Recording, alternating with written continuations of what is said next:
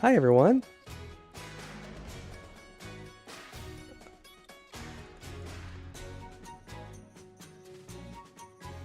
Oh, yeah, you had your sandwich, yeah?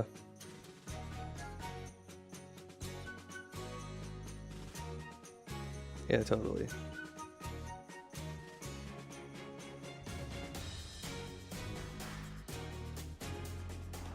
That's not the right image. I just copied the fucking screenshot of my note that just says Twilight is slightly taller instead of the fucking thumbnail. At everyone, That's all you. say, look at Everyone, this. Twilight is slightly taller. Now. Now. All right, let's take it from the top. Hi, everyone. Welcome back to Horsin Around, a Friendship is Magic Retrospective podcast. I'm your host, Pearl. This is my lovely co-host. Hello, it's V. Today, best pony. I guess it's gotta be Twilight, right? It's gotta be Twilight. She didn't fuck up. Well, she fucked up once, but... Well, she did fuck up. Yeah, it starts with a really tall. I was gonna say Fluttershy if it wasn't Twilight. She had that shit locked down today. She had it locked down. It's been about 3 weeks. How you been? I've been fine. I think. Are you touching your microphone? Yeah, my new mic is kind of super sensitive now. I can hear like. You gotta set your fucking. Yeah. Levels or whatever the fuck. I mean, whatever. It's the new mic. I need to learn how to add new stuff to it. Filter. Maybe I should get a new mic at some point. I have noise suppression on. Huh, weird. It's been a minute. We are here with the end of the season already. I know. Believe it or not. Believe it or not, we're at the end of season 3, the culmination of fucking the end of the show. End of the show. It's the end of the show, technically. That's almost true. It's what Lauren Faust intended for the end of the show. I actually have something to talk about that when we get to the last episode. It turns out that they did M.A. Lawson Deadass just confirmed that was true. Yes. Fucking in 2019, 6 years later. It's fucking crazy. He confirmed it like 6 years after the fact. We spent 6 years arguing about that shit amongst ourselves, and he was like, "Oh yeah, that was when the show was supposed to end." But Hasbro kept giving us money. Well, we already talked about this. Like, we already knew. Yeah, we knew. If you were paying attention, we already knew that that My Little Pony was continuing into season 4 because Equestria Daily literally reported on the fact that season 4 was already in production at this time, or like was greenlit for production or some shit like that. So we already knew that, like, ahead of time. Like, if you were paying attention, you knew. Like, if you were looking for it. Do you know what else?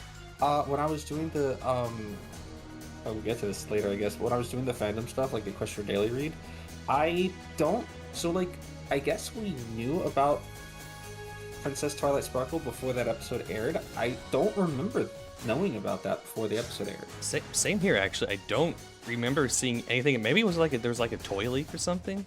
There was like it wasn't even like a leak. I mean, there was like toy fair stuff. There was like a fucking like a fucking Shout Factory DVD set that literally said Princess Twilight Sparkle on it. Like, I feel like this was reported on Equestria Daily multiple times. I feel like this was not a secret, but I don't remember. I remember watching the episode and not knowing what was going to happen. So that's weird that I just seem to have completely missed that, because I felt like I was pretty dialed in. This was also 13 years ago. Yeah, I don't know. Yeah, I guess I wasn't as dialed as I thought I was. Turns out there was... Yeah, reading through Equestria Daily is a lot of shit that I've never heard of before. And it's I guess I was not actually as tuned into everything happening as I thought I was. I thought I remembered I was. Which is whatever. I mean, I had a life, I guess. Not like now. You were dealing with fucking high school at the time. Yeah, I was in high school, so yeah, I was in high school. Anyway, welcome back. We are here today to talk about a record-breaking 4 episodes, which I think is the only time we ever have to do this. We'll be skipping the fandom segment in this episode because we're covering 4 episodes. Yeah, I did do the fandom read. Well, do you want to do the fan? I did do a fandom read for just like the weeks of these episodes. Yep, If you want to totally. do that, We can do that. and then we can. We're not doing what we're not doing is not doing the fandom segment for like the however many months between season 3 and season 4 because we're gonna do those for the bonus I episodes. think there's like a solid like 8 to 10 months between the seasons. Jesus fucking Christ, you're probably fucking right. Let me take a look because I didn't actually look this time. Oh boy, let's see. Episode season 3 ends in February 2013, and season 4 doesn't start till November. Wow. So there's 8 months. Wow. There's a 8 months of a difference. Woof. 8 months. Yeah, Um, yeah. That's, I think, the longest stretch so far because season 2 ended in April of 2012, and season 3 returned in November of the same year. So that was a 7-month gap, and this one's slightly long. How did we get there? Because this season was half as long. That's weird. I don't know. I don't know. That's weird. Anyway, and also, by the way, season 4 it starts airing in November, and that's the last time that it ever does that. Every other season from now on will air in the spring. Will start airing in the spring, either April or March, for the rest of this show. They become like A spring show. a spring show. Yeah. Like a spring anime. I don't know why. Wait a minute. Hold on. So, this is like totally off topic. So, season 4 starts in November 2013 and ends in May of 2014. And then season 5 starts in April of 2015? There was 11 months off? Yeah, I remember What this. the fuck? It was the longest hiatus ever. So that's what killed the fucking fandom. Yeah, like a year-long hiatus. A fucking year-long hiatus into season 5 definitely killed the hell out of the fandom, yeah. I bet a lot more people would have stuck around for a lot longer if the gap between seasons was a lot shorter. Like, I understand why, like I know how, like, fucking TV production works. I understand that you need that shit, but, like, also, they were, like, rebranding the hub to Discovery, so maybe that pushed things out or something like that. They were rebranding the hub. They started production on the movie. Yeah, they were starting movie production. They also had the Equestrial stuff to keep... I mean, like, there was stuff to keep people occupied, but without the main, like, vehicle on the air, like, people are gonna wander off, and then, like, season 4... I mean, by the time season 4 ended, you were already asking for... That was already, like, a 4-year-long, like, triad with, like, the show. And so everyone I think a lot felt of the people show already ended in were... season 3, so... Yeah, so a lot of people were already ready to move on. You know, just because they were like aging out of it or like just moving on to other interests. You know, shit happens. Mm-hmm. We don't all, not everybody is a fucking fan of a franchise for their entire life. Like, not like us. Not like us, unfortunately. Not like us. Anyway. Fucking God, where are we? Season 3, season episode 3, 10. episode 10. This is episode 62 overall. This is Keep Calm and Flutter On. This episode aired on January the 19th, 2013. It was written by Dave Polsky on his 5th out of fucking staggering 15 episodes that he wrote for this show. So we're a third of the way through his shit. We will literally see Dave Polsky later again today because he also wrote Games Ponies Play. Oh, I thought he wrote the worst episode of the season. No, Just for Sidekicks was written by Corey Powell. Okay. And also, I don't know if it's... Well, it probably is the worst episode of the season. It's actually not that bad. Keep calm, Flutter On. This episode... What can you say about this episode? Oh, sorry, I totally fucked the credits. I didn't notice this until just right now. Mm-hmm. This is another one of those episodes that has a story by credit. The story by credit is Teddy Antonio. He was credited for just this episode. Who the hell are you, Teddy? I would love to tell you as soon as I Google his name. Teddy Antonio. Teddy Antonio is, as soon as this IMDb page loads, he has exactly one writing credit on IMDb, and it is this episode of My Little Pony: Friendship is Magic. What the fuck? What? They brought Who this. is this guy? Who is this guy? They brought this guy on for one thing, and that's it. Hold on, I'm looking on Equestriapedia. What is this? What is this? Is it Equestriapedia is the fandom. other? It's the other this fandom is wiki. Okay. According to the wiki, Teddy Antonio is a one-time writer for My Little Pony, the son of prolific television writers Ted and Patsy Anatsi. I don't know who those people are. Antonio was able to get in contact with Hasbro employees and requested to write an episode where, quote, Fluttershy and Discord become roommates. Based. Though he was only 15 at the... Hold on. He was a fan of the show. He was a fan of the show. Though he was only 15 at the time, he was brought on as a story outliner for what would become Keep Calm and Flutter On. Although people did not believe his claims, he was officially credited for his work on the show, confirming his story. Apparently he was from school. Wow, so I guess he nepotismed his way into getting a story credit on this episode.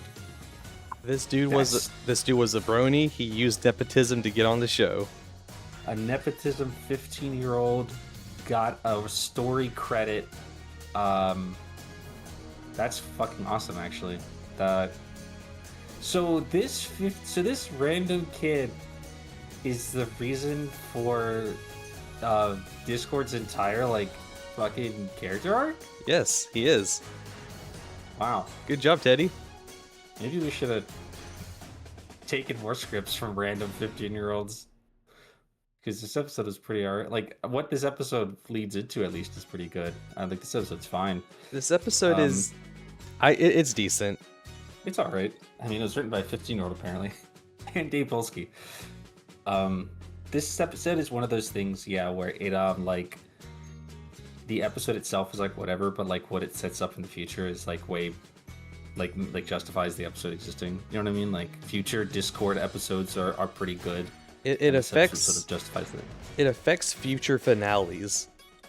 Yeah, it affects future finales. It affects future episodes. I mean, without this episode, we wouldn't have the one where Discord plays D&D. So that's pretty good. This episode changes kind of the status quo of the entire show, actually, like later on. But for now, this episode is confusing and sort of poorly paced. And has a weird sort of way of how it ends. And it's not even funny, kinda, most of the time. It's not. Dude, I took 6 notes for this episode because most of it's just bits. I laughed one time and that was kinda it.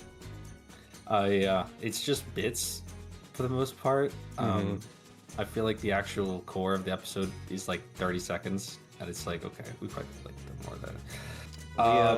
We begin with 4 of the main 6 outside of Ponyville, waiting for God. Waiting for Celestia to show up. Who is actually really funny in this episode because she's just kind of an asshole. She also flirts with Fluttershy at the beginning. Dude, she super does. It's crazy. She literally lifts Fluttershy's chin up to talk to her. It's a lot of these princesses seem to be getting real handsy. These episodes, in games Ponies Play, Cadence was putting her hands all up on Rarity. She was. She was getting all up on her, man. It was crazy. I was like, hey, whoa. Listen, she's the princess of love. She's an open relationship with Shining Armor. Yeah. Well, apparently, yeah. Does he know that? Does he know that? Does everybody know that? Is that why fucking that pony was trying to get up on that? Anyway. So 4 of them and Spike are here, and they're establishing that they're waiting for Celestia to show up, and Fluttershy and Applejack are fucking, and that's why they're not here. Yeah. I think the only bit I laughed at in this episode was when they're and Spike's they're who's her fucking special fucking guest she's bringing, whatever, and Spike is oh, maybe it's fucking Discord. It's the devil from the Bible. It's the devil, and the music gets all scary and sinister and stuff as he's describing like Discord, and then the camera pans over to Twilight and Rarity, and the music turns back to normal.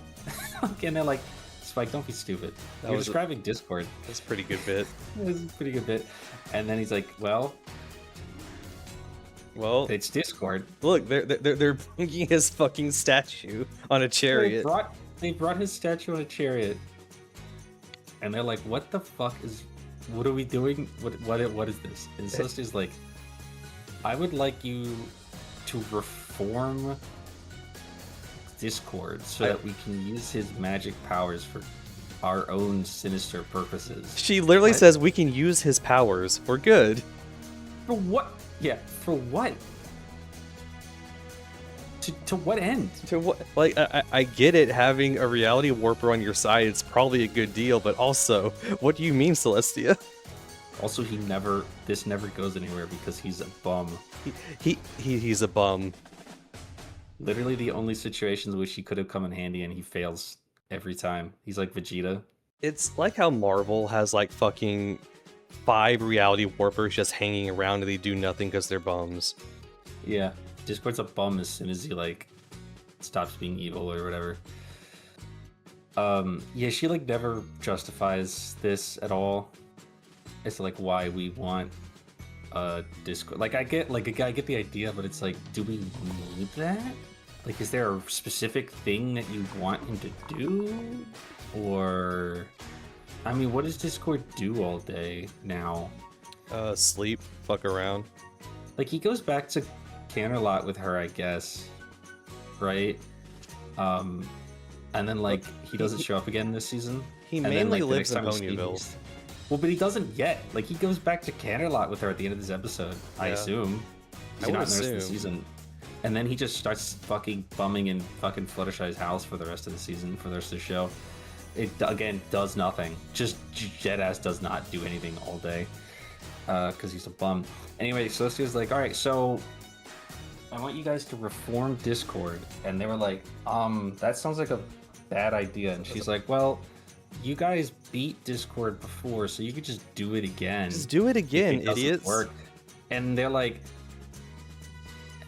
yeah, okay, yeah, I guess that makes sense. I guess if you say so, you're God. And she's like, don't worry, this time I cast a spell on the elements of harmony so Discord can't fucking steal them. And nobody says, why the fuck didn't you do that before? I mean, so like we learned Twilight can do anti-chaos magic in like the season 2 opening. So Yeah. I guess she taught Princess Celestia that. Yeah. Why didn't you do that before? I don't know. Why didn't we... I love it. It's at this point when Celestia is like, and you know, Twilight, I've been thinking about it. Maybe you should just hang on to the elements of harmony. Hey Twilight, I'm not using this to set up the finale. Yeah. But like, oh crap. Hold on. Yeah, okay, no Of worries. course this of course a fucking package I've been waiting for gets delivered as soon as we start streaming. Go ahead, get your package. Yeah, let me grab this real quick. Just it's expensive shit. I don't want to make sure it gets stolen. Mm-hmm. Hey everybody, I got a new mic. If it's picking up a lot of noises and movement, I apologize. I'm trying to learn to adjust with the new levels with it.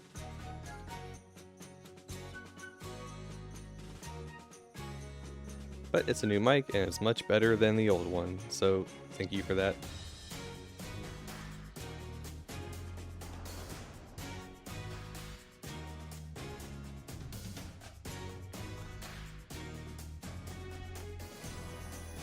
Picked up a couple bumps earlier, so far sounds good.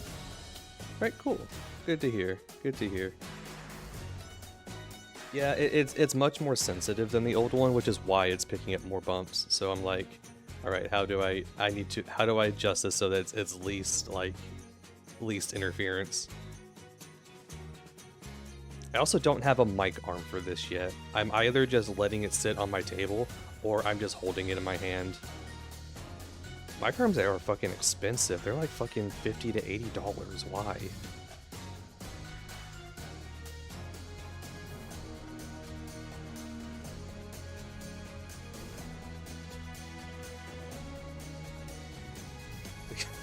It costs an arm and a leg. I wish my OBS still had my soundboard add-on so I could hit the rim shot button.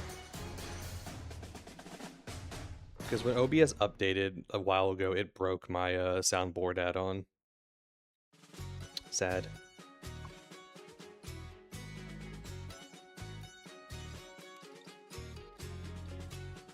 I on the soundboard add-on, I had the rim shot button. I had like the Ed and Eddie sumo sound. I had the Metal Slug machine gun. Machine gun. All right, I got it. Dude, I have fucking, I have a ring cam because I was having such a problem with people stealing packages off of my porch. And you have no idea how many like mail providers, like mail carriers, will see that thing and then try as hard as humanly possible to deliver a package without being caught on camera. Like, they don't want... Like, I got the delivery notification from, like, FedEx, which I hate. I hate FedEx so much, by the way. Yeah. They are the worst. I got the delivery notification from FedEx, but I didn't get a notification that the camera had been tripped. And I go and I look at where the package is, and it's like on the back, fucking like side corner of the porch. Like, they must have like gotten down on their hands and knees and like fucking, like they must have gotten down their fucking hands and knees or something, and like, God, I don't know how they fucking did it, but it's like they like made sure that they were not fucking caught on camera, so that they can't be held responsible if something's wrong. I guess that's it. Like, It if is. your package Like, was they don't destroyed want- or damaged, they don't want to get Yeah, like- seen. I mean, it wasn't like nothing's wrong, but it's like fucking anyway. Anyway, so Celestia tells Twilight, you guys keep the elements of harmony, keep that thing on you. Keep that thing in case on you. Discord acts up. Anyway, I'm out. She leaves. She like, literally tells them this, waits for Applejack and Fluttershy to show up, flirts with Fluttershy, and leaves. Yep. She says, yeah, she's like, I believe Fluttershy is the key to this whole thing. And they're like, and for some reason Rainbow Dash is like, huh? Fluttershy? But She's what do you literally, think? She's literally the nicest one among us. She's the only fucking one of you with a soul. What are you talking about?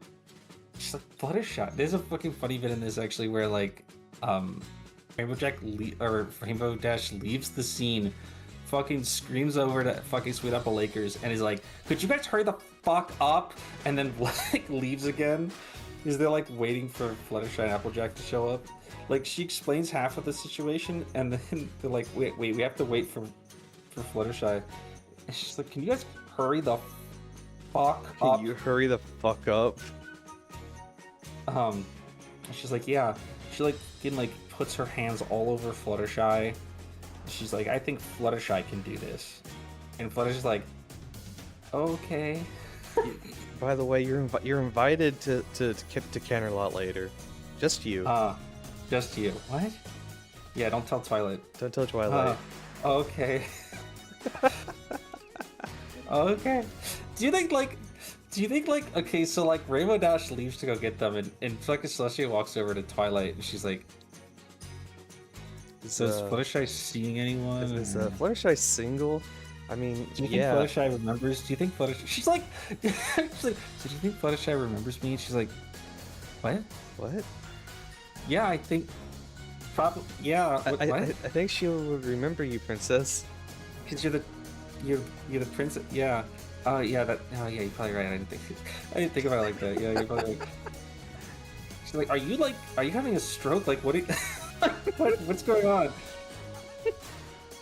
It's like Twilight's like not getting it. Like, she's like, can you tell Fluttershy? You know what? Never mind. You know what? Forget it. Forget it. Okay, forget it. She's like, what is happening? What are you talking about? So they put on the elements, and I guess you can just reverse the stoning. Yeah, they just unstone Discord. And then he welcome back John Delancey, by the way. I genuinely can't believe we got him back. You can tell in this episode he's allowed to chew the scene more, and he's leaning way more into Q. Oh yeah, he definitely is playing Discord a lot. less like malicious this time around. and Like he and definitely more has those moments, but he's definitely less like evil and more into the sort of the chaos thing. Yeah, this time. more of a trickster side of things. Yeah, they definitely let him stretch his legs a bit more in the booth this time around. Not like it was a bad job the first time or anything like that, but he definitely like you could tell he's definitely having fun. I mean, you could tell he was having fun the first time because that's why he fucking agreed to come back so much because he loves being in the show. He loves playing this character. He loves being in the show. I think he really liked. I think he liked enjoying. Like, I think he enjoyed the role, and I think like when he saw how much of like you know, like how much of reception he got from like the fandom and stuff, like cons and stuff. He was like, oh yeah, I want to keep doing this, man. This is awesome. This is way Hell yeah. better than Star Trek. Yeah, I don't want to go to Star Trek cons, dude. I want to go to BronyCon. Holy shit. Is John Delancey will be in, I believe, every season, right, from here on out. He is in every season here on out, yes. Yeah, at least once. Sometimes, I believe, multiple times in most seasons. John Delancey will basically show up to BronyCon like every single fucking year until it stops happening. He's very active he was very active like with like the con scene and stuff. He'd show up a lot. He's by all accounts, he's a very nice guy, a very cool guy, from everything that everyone's heard.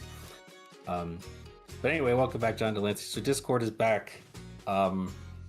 He tells them that he is conscious in the stone and has been the whole time, which is terrible. He can see and hear and think the whole time, which is actually horrifying.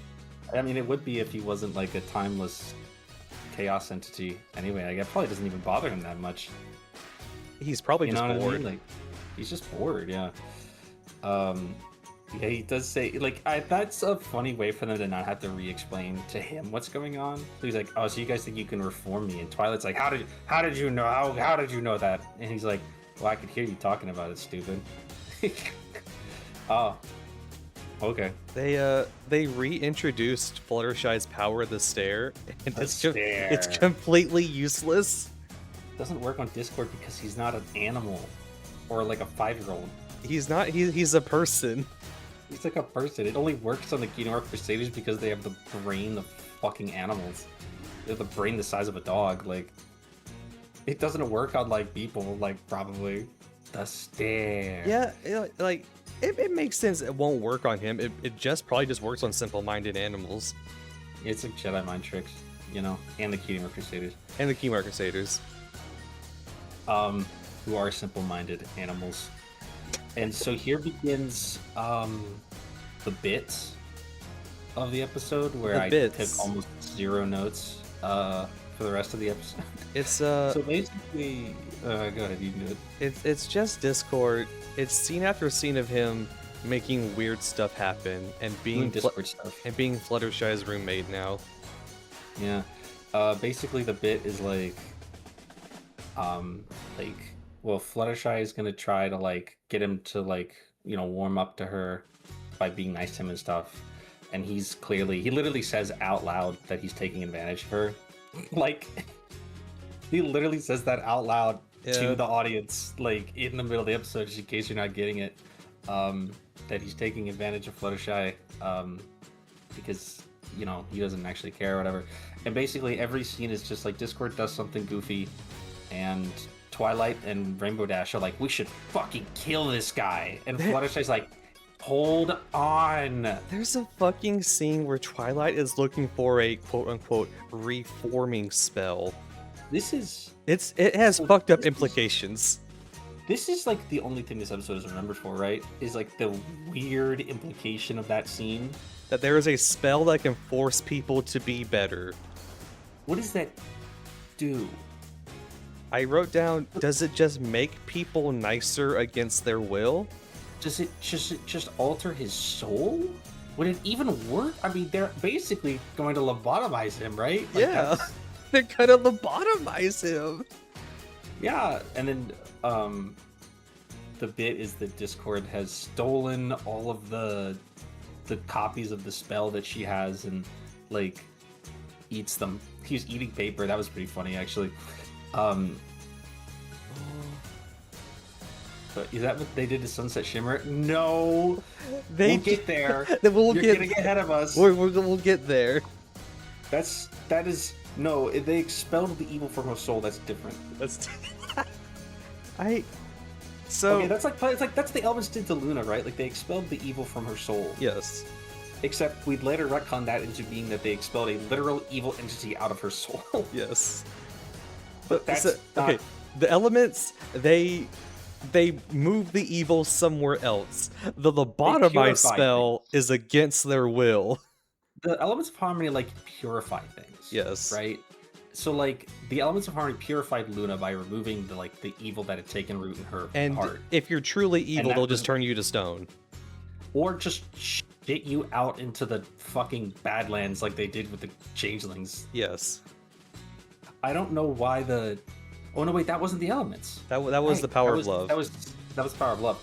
If they had... Did we talk about this in that episode? If they had used the Elements on the Changelings, would they have just turned back into like normal Changelings? They like, would have turned back to normal color... Changelings, or they would have been turned to stone. I think they probably would have just fucking atomized Chrysalis. Like there is nothing but evil in her soul. Like, it would have just fucking turned her to dust. She would have just fucking exploded. Like that picture of like the fucking like baby covered in ash, like screaming. Like... The baby turning to ash?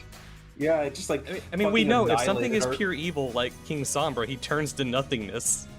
Yeah, so it would have just annihilated her, and then all the changelings would have just turned back into normal, like regular, non-corrupted changelings, and then they would have had to, I guess, explain to everyone that what the fuck, like, what that actually... They'd be like, what the fuck happened? Yeah. Yeah. I don't know, man. That's why we couldn't use the elements in that episode. Yeah, so they use the element on Discord, and it turns them to stone. Why does it do that? I don't know. Because there's nothing... I think maybe because there's like a hint of good in him, and that's why it decided to turn to stone. Yeah, well, I suppose the elements know the future somehow. If the elements know who they're like supposed to be assigned to, they somehow like know the future, and they know like that Discord is eventually going to be redeemed in the future, which is why he's not allowed to be like destroyed. I would also accept the argument that Discord isn't really evil necessarily. He's just like, I mean, he's literally like the avatar of chaos or whatever, which like, isn't necessarily evil. He's not inherently evil. He's like, the only reason that he's antagonistic is because his like chaos is against the order of things like that inherently, right? So like it's he's fucking with society, like he's fucking with the order of society. Like we live in a society. We live in a society, Discord, and he's fucking with that, yeah. And so that's why like we have to like put him in the fucking rock or whatever. But like, yeah, it just turned him to stone because like he's not really evil. He's just like chaos. Like, he's just like a chaotic guy. Like he's chaotic neutral. I get if you want to use like a D&D term. That's probably not actually. I guess that is kind of true. That's actually accurate. That's how it works. Yeah, he's chaotic neutral. Like he's not evil or anything like that. Like not necessarily. And he does act because he does like even though he's been reformed. Like obviously, like the next time we see him, like in the season 4 stuff, he's still an He's asshole. been reformed. He's still an asshole. Like he's been reformed, but when fucking what's his name, Tirak or whatever, shows up, he does kind of like balk at what that guy is doing. He's like in a way that kind of makes you think like Discord isn't really here to like hurt people. Like he's not really trying to hurt anybody or like kill people. Yeah. Like he targeted the main like in like the Return of Discord or Return of Harmony or whatever those episodes were called, the season 2 opener. Like he targeted the main 6 specifically because they were a threat to him, like intrinsically a threat to him. Because if they could use the element of harmony, they would, you know, turn him back into stone, which would be bad. And that's why he was antagonistic towards them. But he doesn't actually he's antagonized people because again, like his idea of what like chaos and stuff is inherently antagonistic to people who live in reality. But like he's not hurting anyone. At least probably from his perspective, he's not really hurting. But he's not torturing people. He's not trying to kill anyone. It's just it's weird for us, for people who don't do this shit. Like the worst that Discord really did was like make things like weird. Like, you know, make roads weird and like it rained chocolate milk and shit like that. Like he wasn't doing anything like evil. Inherently like, evil like Tirak. Sombra was literally using slave labor. Yes. That's evil. Like Chrysalis was trying to like eat people, I guess. And that's the thing. guess Crystal is changelings Technically- need to feed off the people. Okay, but the way she was doing it was evil. Yes. Because we literally established later in the show that changelings don't need to like prey on people to do that. Like, so like what she was doing is evil. Like what Tyrek does is evil. Like what Nightmare Moon was doing, I guess technically would be evil. Was technically evil. It was, I suppose, maybe it was. Well, it was evil because if the sun doesn't rise, then again crops won't grow, And people won't everybody get will food. starve to death. Everybody Yes. will starve to death. Right. She didn't think that through. Do you think she didn't think that through? This is a situation where Nightmare Moo wins, and then like 6 weeks later, like there's like a famine. She's like, Oh fuck. "Oh, that's what Celestia was talking about." She was Fuck. gonna make people start living off of mushrooms and mold. Yeah, like Luna does. Like Luna does. Yeah, that's what she was eating on the moon. Moon mushrooms. They should have made an episode where Celestia, just for like the I don't know, like 4.5 hours that Celestia was on the moon or whatever. Like when she got reverse banished, like by Nightmare Moon. She's I like, assume oh, she- this is what I did to my sister. I assume she just stuck her on the moon. She's like, wow, this sucks. Oh, this sucks. Oh man, I thought there was like shit up here. Like what the fuck? There's nothing up here but rocks. What the hell? There's nothing up here. They should have done that, yeah. Yeah, like Discord. Anyway, the point is, Discord's not evil. He's just a weird guy. Literally, it's just his nature. It's not his fault. Like he's literally the spirit of chaos or whatever. Like he can't help it. Like that's just his nature. It's what he is. You can't ask the spirit of chaos to like act like a fucking normal person. That What they is do, his actually. actual title. He is a quote unquote spirit of chaos. Like he's just an entity of chaos. Like he's just some immortal god being that exists as the concept of chaos. Really missed opportunity in this episode, and really for like the rest of the show that him and Pinky like don't really ever interact. Which they, You feel like you would think they would get along. because Pinky liked some of what he was doing Did you? in Return of Harmony. Would you believe there's 2 whole arcs in the comics about Pinky getting Discord's powers? Like 2 separate, disparate arcs about 2 those. separate, disparate arcs. Oh boy. No, I had no idea, to be honest with It's you. like That's it's funny like as hell. later in the series. It's like in the issues of like 60s or 70s issues. Oh, okay. I mean, I do think that Fluttershy and Discord is like a cute, not as a couple, but I just want to say that to be clear, not as a couple. I think they're cute like friends. We do not ship I think- Fluttercord here. We don't fuck with that shit here. If you fuck with that shit, that's good for you, brother. But that's not. We don't play that game here, brother. Like I like the concept of them as friends. I think it works better in like later episodes, especially once they have some time to think how that actually is supposed to work. Absolutely. I think it's cute, but I do think that it's kind of a missed opportunity. That would have been so annoying, actually.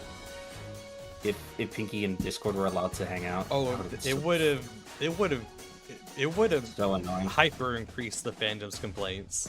Yeah, right, for sure. I do like that. This is jumping ahead again, but I do like that in future episodes when Discord is there, like they don't like him. That's Still, the like- thing. Nobody likes him but Fluttershy. Like Fluttershy legitimately likes him. Like she doesn't really like him that much in this episode because she admits later in the episode that she's basically just trying to placate him to like get him to like be agreeable. Like she doesn't really actually feel anything for him or whatever.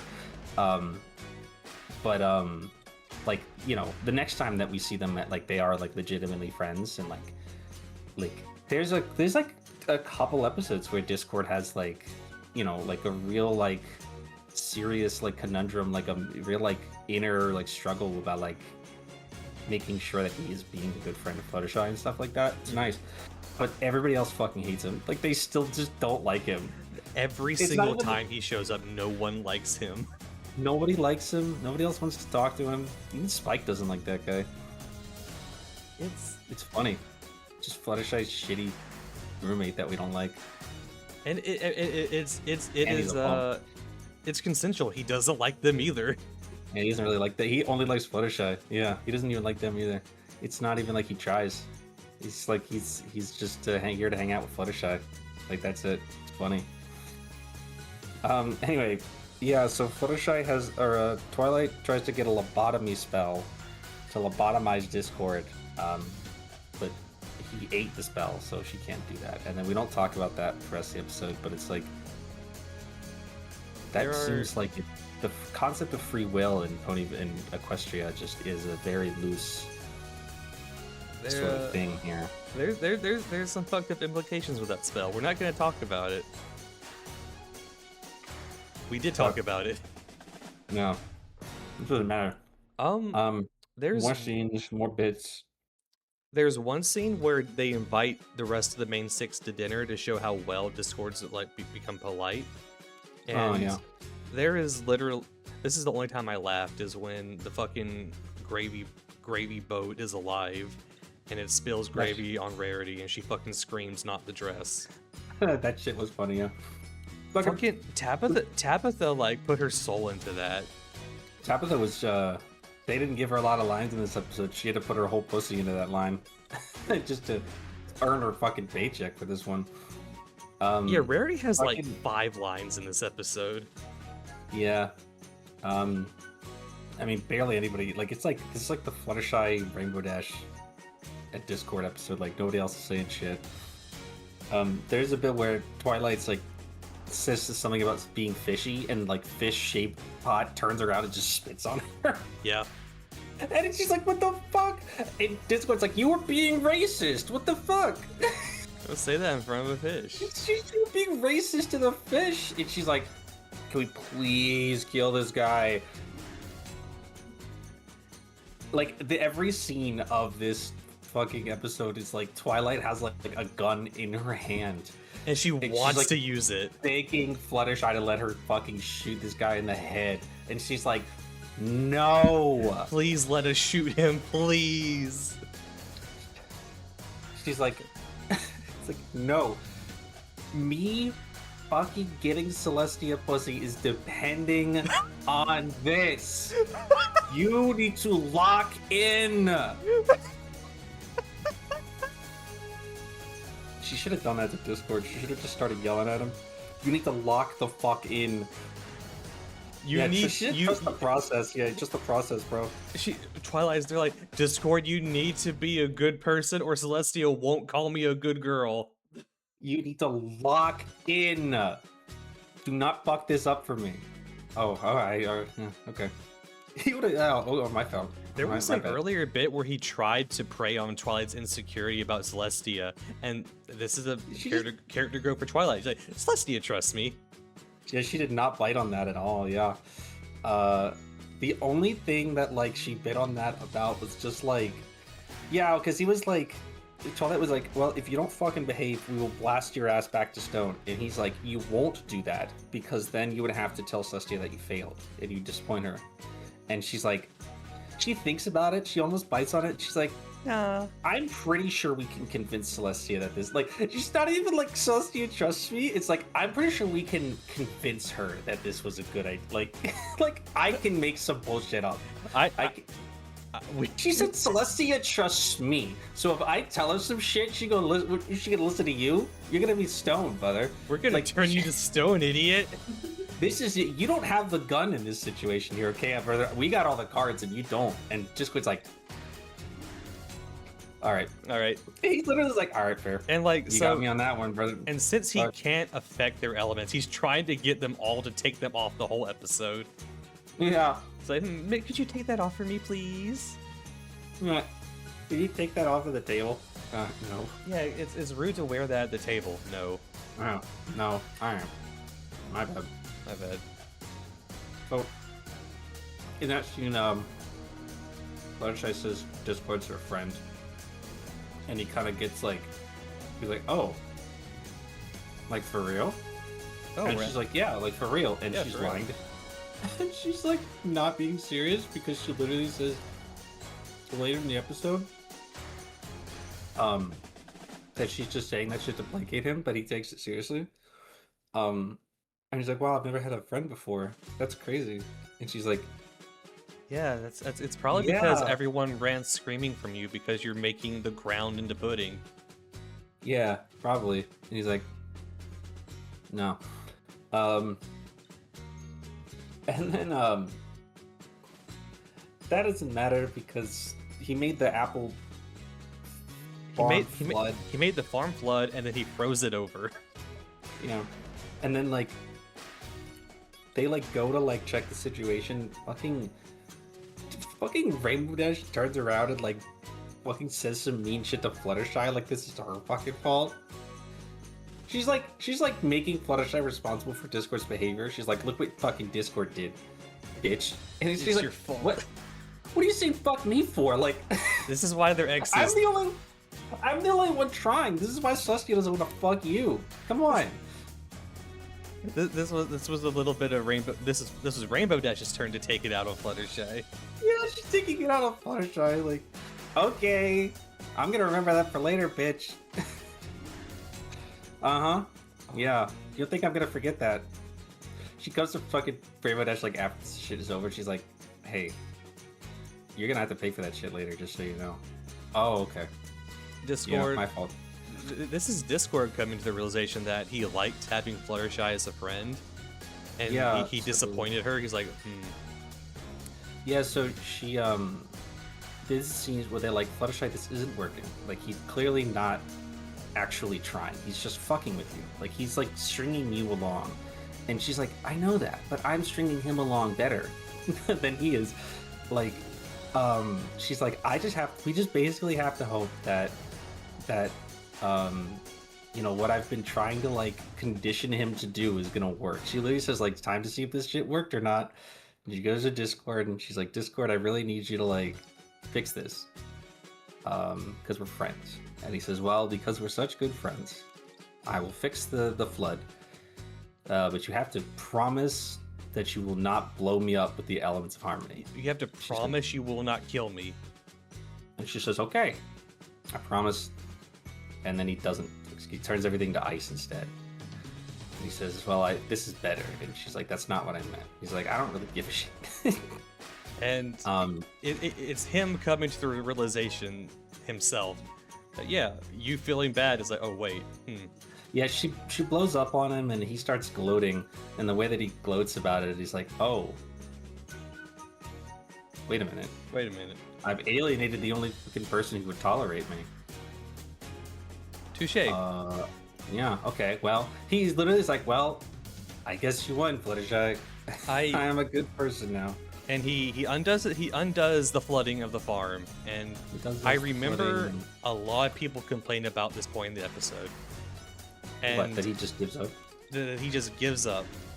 Well, the episode's out of runtime, guys. It's one, it's out of runtime. Two, I wrote down, if you see the resolution from the point that Discord's like a being of impulse. Yeah. That like whatever feels best for him at the moment, he will follow. Yeah, I think like I don't think that like to criticize the way this episode ends is wrong because it does just stop happening. Yes, it does. And that's because we spent way too much of the episode's runtime doing bits that like we could have condensed a little bit.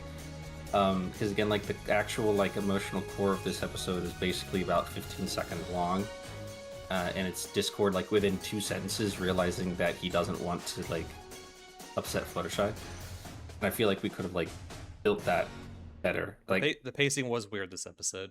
Pacing sucked in this episode, yeah. But Discord's like, okay, well, I guess I'm a good person now. And Celestia comes back. Where was she?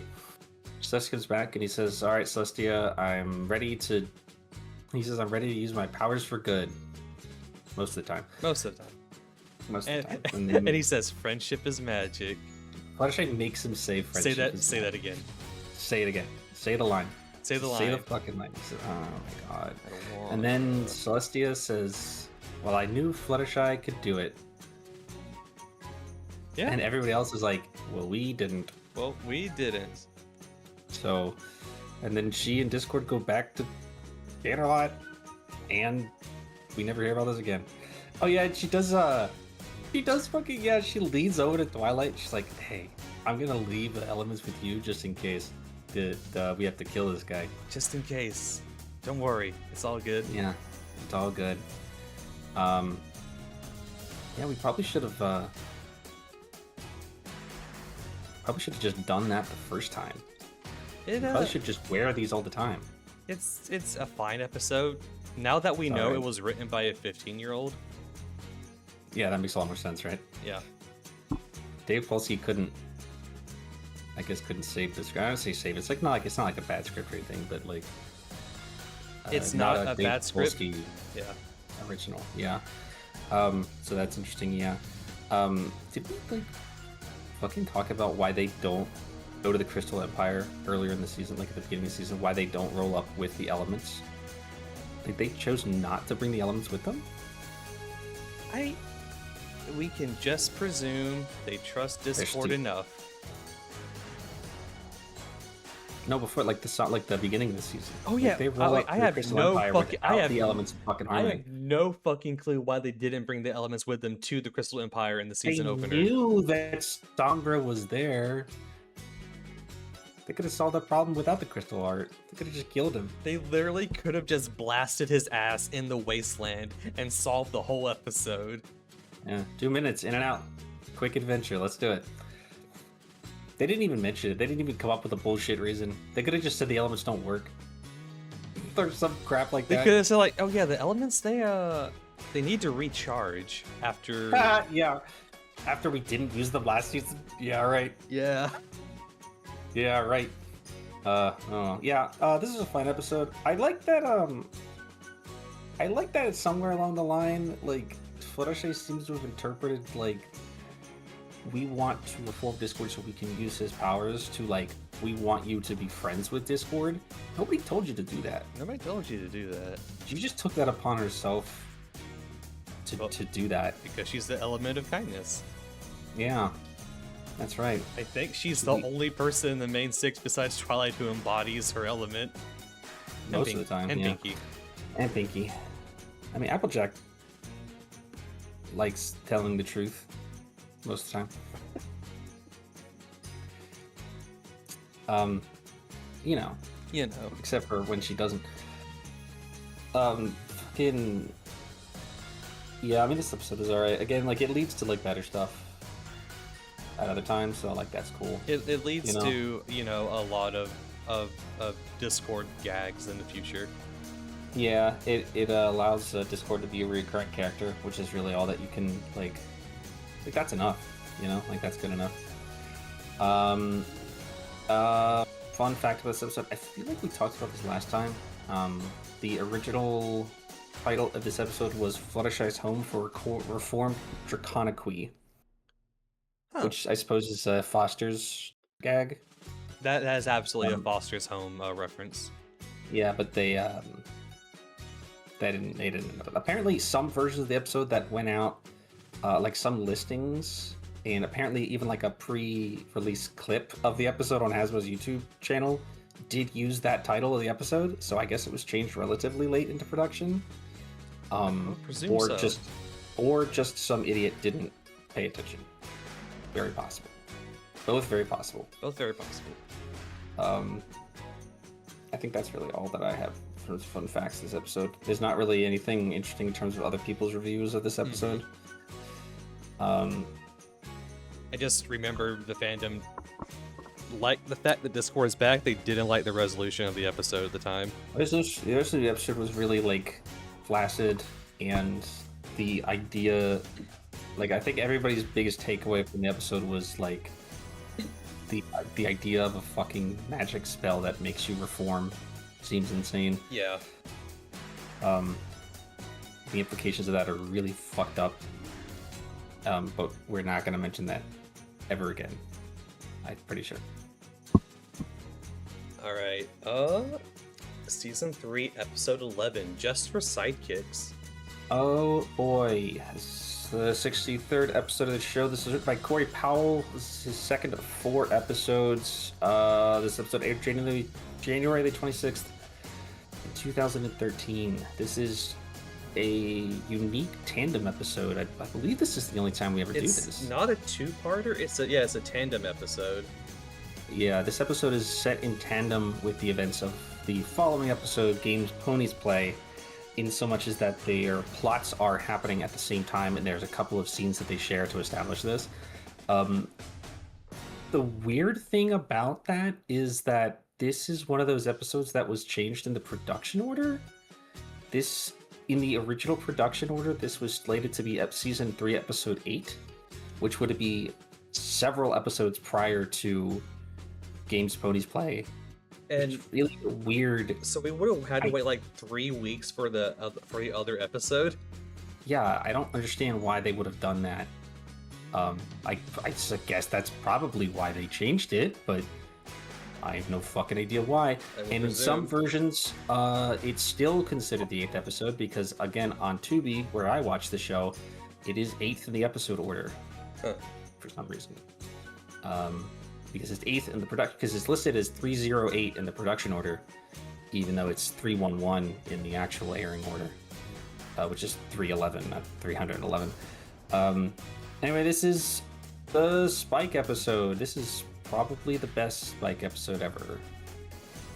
That's saying a lot there, sister.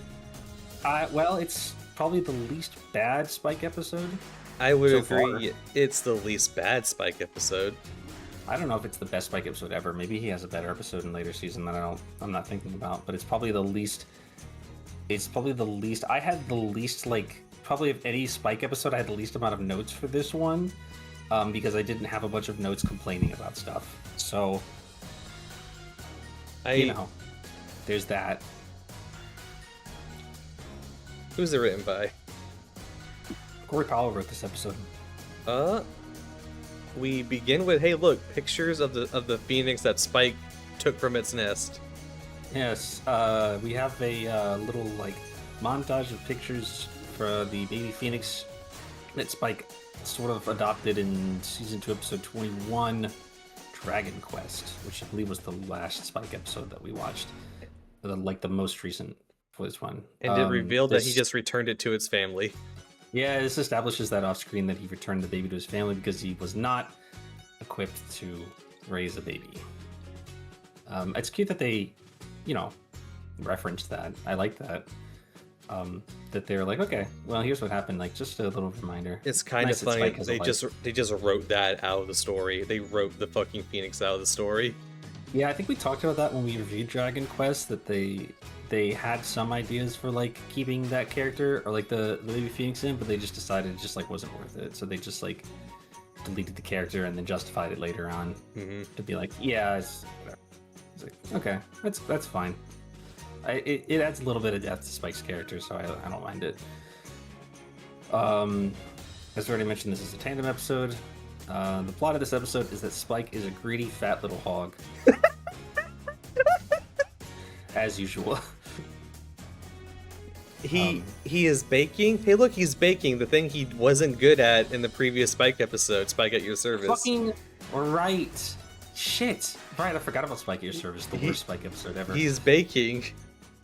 He's baking, the thing that he's supposed to be really bad at, yeah. I mean, that he's not supposed to be bad at, because we've established several times that he's good at it, and then decided one time that he wasn't. He's baking a cake for himself.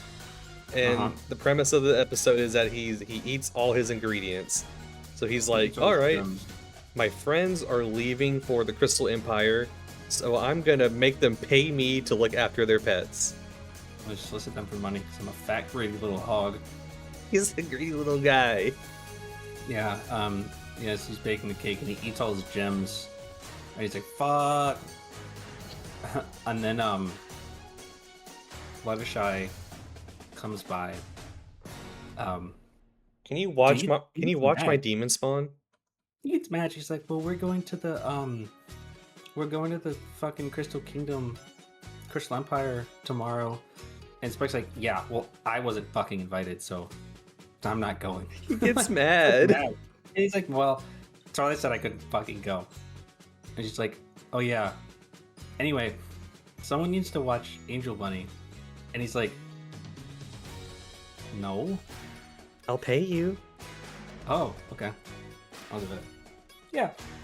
Actually, the way the conversation goes, she's like, I need you to help something, and I have this gemstone to pay with. And he's like, yes. And then she's like, well, it's watching Angel Bunny. And he's like, no.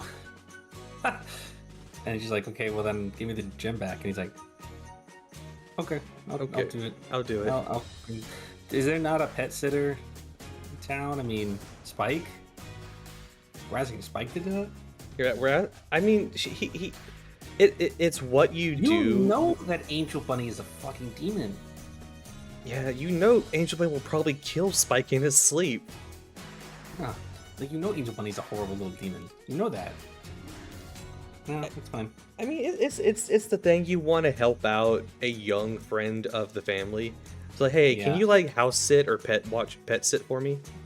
Yeah, toss him $20, whatever the fuck. Yeah, so so then he gets this idea in his head. He's like, hey, I could solicit everybody else for money. All of my sister's friends have pets. Yeah, so he does just that. He goes around for the first like quarter of the episode, like the first 8 minutes of the episode. Yeah, soliciting his services to the rest of the main six to watch their pets while they're gone at the Crystal Kingdom for like a day.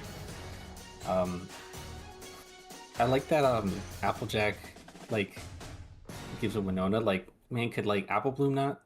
Big Mac couldn't like walk your dog? Applejack has three different family members that could watch Winona.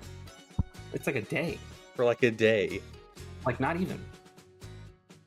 In fact, I even imagine it's Apple Bloom's job to feed and take care of the dog.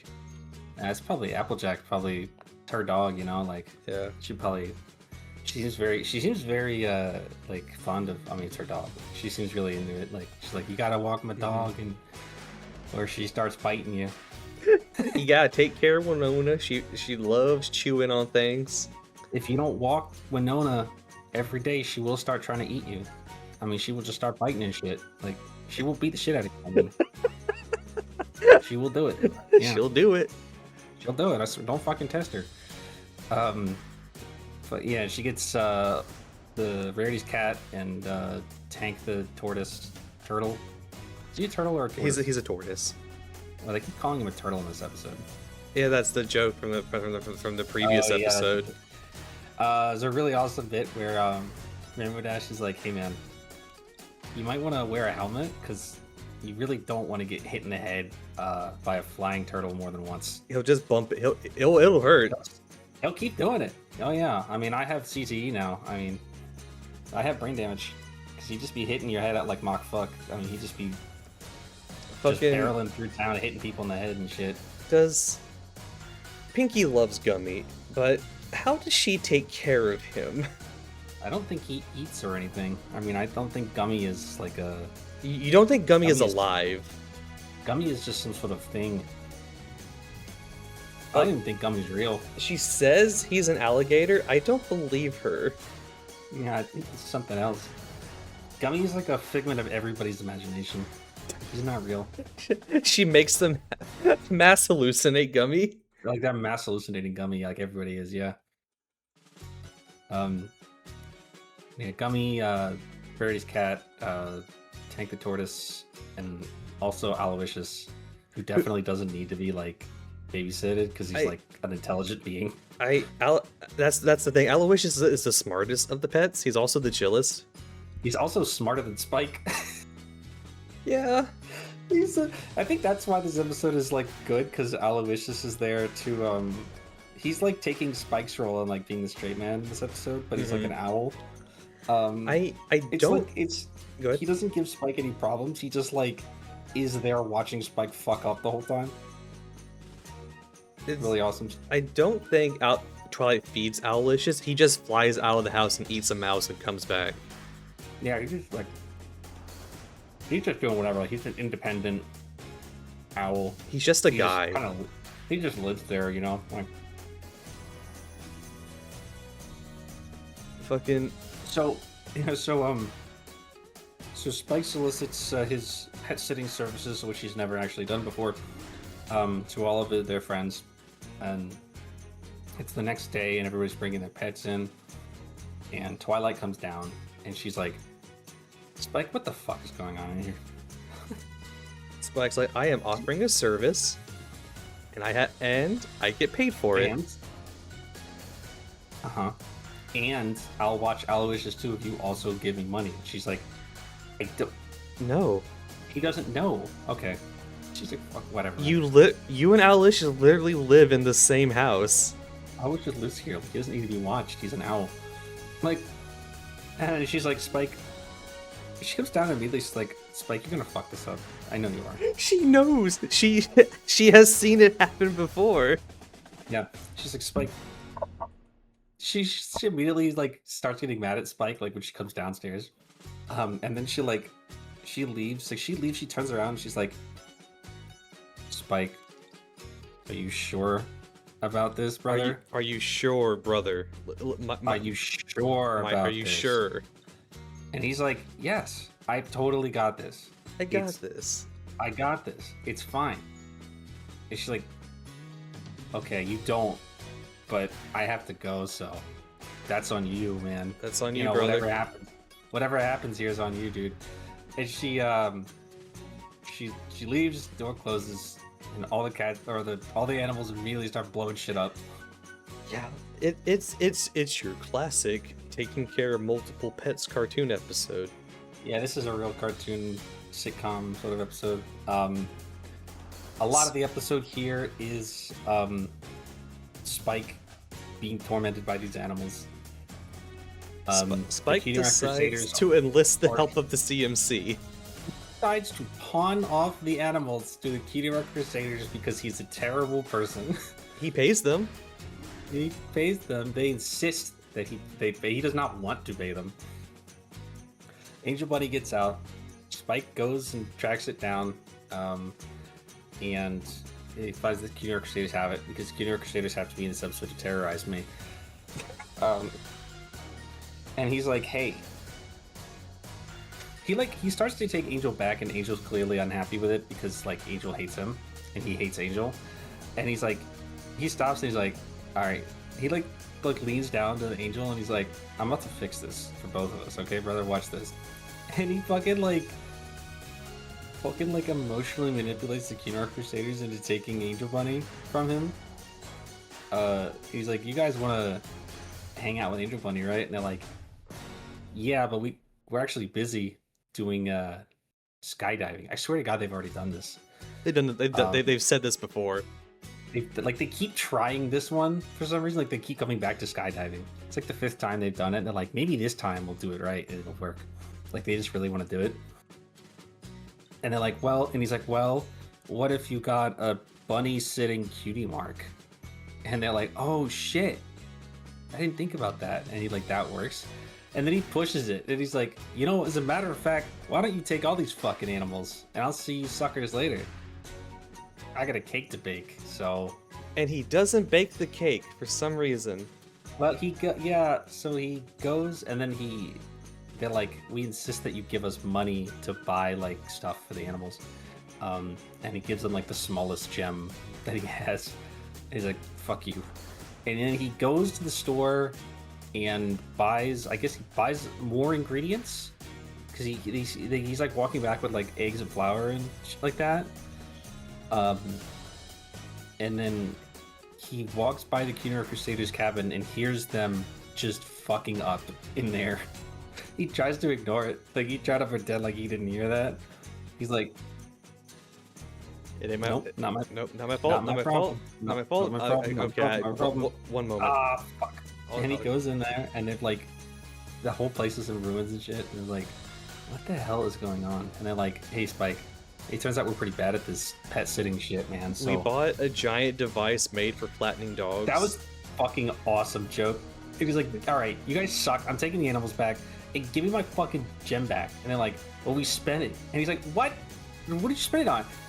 This like Scootaloo. He's like, well, we spent it on that industrial-sized pet hair dryer, and it fucking cuts to outside, and it's Winona like being pushed down into the ground by like a huge fucking fan, just like blasting her to the ground. She's completely flat. Yeah, it's so funny. That shit was funny as hell. she's like, she likes it too. She's like having a great time, like just Yeah. being like air blasted, like, and he's like, oh my god. So Angel they, Bunny breaks away. They all go chasing after him now. yeah, they all like lock in at this point. They're like, they all hate Angel so much that he's like, fuck Angel Bunny, and all the other animals like lock in also. Big Mac and Shirley are in this background of this scene. They're like hanging out together. We That's see fun. we see the hospital patient briefly in the background too. Oh yeah, and one of the nurses, yeah. It's this, yeah, that's in the same scene. Spike gets fucked on by the animals some more. He gets tied to a tree by their leashes. Zakora comes up to him and she says, "Give me that booty." Zakora like, all right, pay me and I'll give you advice. And Spike is like, okay, please. She fleeces the shit out of him. She says, "Yeah, fix your problem." With one of your gems. She takes his money and donates it directly in front of him. Donates it to the fucking Philly Scouts, and he's like, "What the fuck is wrong with you?" And she's like, "You're a fat hog. She's like, her literal advice is just stop being greedy. You're a fat greedy hog." And he's like, "Fuck you, Zakora." Angel Bunny gets on a train heading for the Crystal Empire. Yeah, oh, you skip scene where he fucking runs into Granny Smith and has to pay her off, Yeah, so she doesn't tell people about this. That was funny. I'm gonna tell Applejack and she's gonna beat your ass. Oh well, whoa, hold on. Hey, why don't we just forget this ever happened, Granny? And she's like, okay. You're not too young for Applejack to beat your ass. She'll do it. Yeah, she's still gonna probably beat your ass though, like, okay. Okay, thanks, Granny. Yeah, Angel Bunny gets on a train headed to the Crystal Empire because he needs fucking Fluttershy or he's gonna die. Fucking Spike runs up in that bitch and he's like, "Let me on that train." And the conductor is like, "No, No, you not are what. not bringing those fucking animals on my train, dude." No, And he's like, "Well, I'll pay you. I'll pay you, and I'll bring the Kino Crusaders also." And he's like, "All right." Why the CMC the bus driver? Why does CMC still in this episode, man? So they're on the train to the Crystal Empire. Sweetie Belle hits like the highest fucking pitch note I've ever heard her do so far. Yeah. When she finds out they're going to the Crystal Empire, she's like, I am surprised 3 years in her voice actors can still hit that pitch. that's what I said too. I was like, I wonder how much longer she's gonna be able to do that, like, before like she just can't hit those notes anymore. Like, we can obviously hear later on she can't hit those squeaks anymore. Yeah, that's just what happens, you know. So they end up like getting on, like they end up being on the train as it starts. This is such a moving, so now nothing. they're- This is such a nothing third act to the episode. I know, right? So they're on the train, and then they get off the train. I mean, Then they get back on another train because the main six are now leaving. so they get on. Yeah, so they get off the train. Spike has to sacrifice his last gem to almost crush Angel Bunny to death with falling luggage to stop him from alerting Fluttershy to his presence. And then they get back on the train to go back home. They hide beneath the seats, and Applejack's fat ass almost crushes them. Yep. So my dogs are barking. My dogs are barking. She puts her foot out, and Rarity doesn't like that. She's not into that, apparently. Rarity isn't into hooves. She isn't into that, apparently.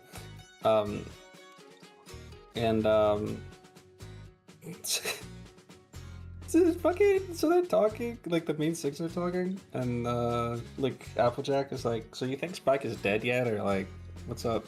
And Twilight, in a complete 180 of the way that she felt about it earlier, is like, well, if Spike kept his fucking head on straight and remained calm, I'm sure he's just fine. He didn't. I don't know why she would say that, because she didn't. And he's like, yeah. And then Spike just kind of gives up, and he's like, Do whatever you want. And Angel Bunny he's has a turn of heart. Angel Bunny like takes fucking pity on him, I guess. Because he's so sad and pathetic that it reminds me of Fluttershy, I guess. He gives up and he's like, we're fucked, man, just whatever. Agent Bunny has a change of heart, and then he runs off the train really fast and gets the gem that Spike almost killed him with earlier, and then gives it to him so he can eat it because he's hungry. And I guess they reconcile their Tom and Jerry ass differences. There's no lesson learned this episode. There's lesson. There's no real rhyme or reason for why Angel Bunny did this. The episode just ran out of time. The lesson they could have taught Spike is don't take more responsibility than you can manage. Nope. Stop being a fat greedy fuck. Is the world? That's what Sakura told him. That's what Sakura told him. Stop being greedy, you fat fuck. And Spike got away with it. He's like, the main six are none the wiser. Yeah, he did. He got away with it. I mean, the thing is, he got away with it in that they didn't beat his ass, but like, he didn't get away with it in the sense that for all that effort, he still doesn't have any gems for his gem cake. I guess. So, he failed his mission, I guess, which just, this whole thing was just such a fucking waste of time for everybody. It's just net zero. Nobody learned anything. Nobody gained anything. It's a stupid episode. I mean, it was funny. Like, it wasn't like it was basically just them fucking the Spike the whole time, which is probably why it was a funny Spike episode. It's better than like normal Spike episodes, you know? Yeah. But it was like, whatever. It's not even the worst Spike episode of this season. I would rank this maybe, like you said earlier, the best Spike episode so far. It's the least bad Spike episode. Because the worst Spike episode is Spike at Your Service. Yes. Or like, no, probably that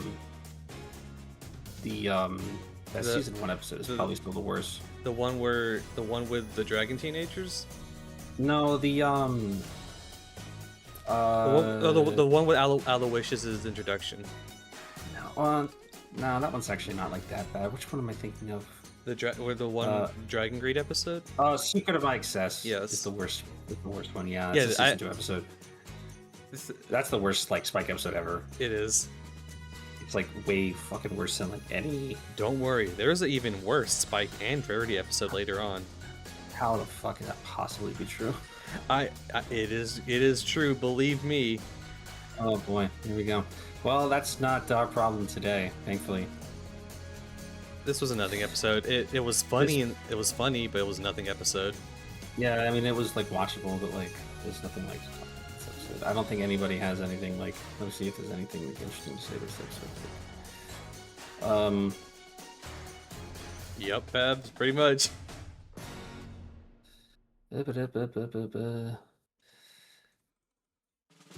I mean, Jen Blue wrote a bunch of crap about this episode. I don't care to even fucking read it. One of the other reviewers called it the weakest episode of the season. Again, I can't agree with that because Spike at Your Service was in this season. Mm-hmm. Well, Applejack was in that episode, so I guess it's fine. Sleepless in Ponyville was also in this season, so like it's definitely like I guess I don't necessarily like disagree entirely if you are saying that this is like the worst episode of season 3. Like I could see why you'd say that. You know? Mm-hmm. Like I wouldn't necessarily disagree with it. Why not? I mean, why not? It's a shame that we never tried this like dual like tandem episode thing again because I think it's an interesting idea. Yeah, I actually kind of like the tandem episodes. But like one of the episodes like isn't very good.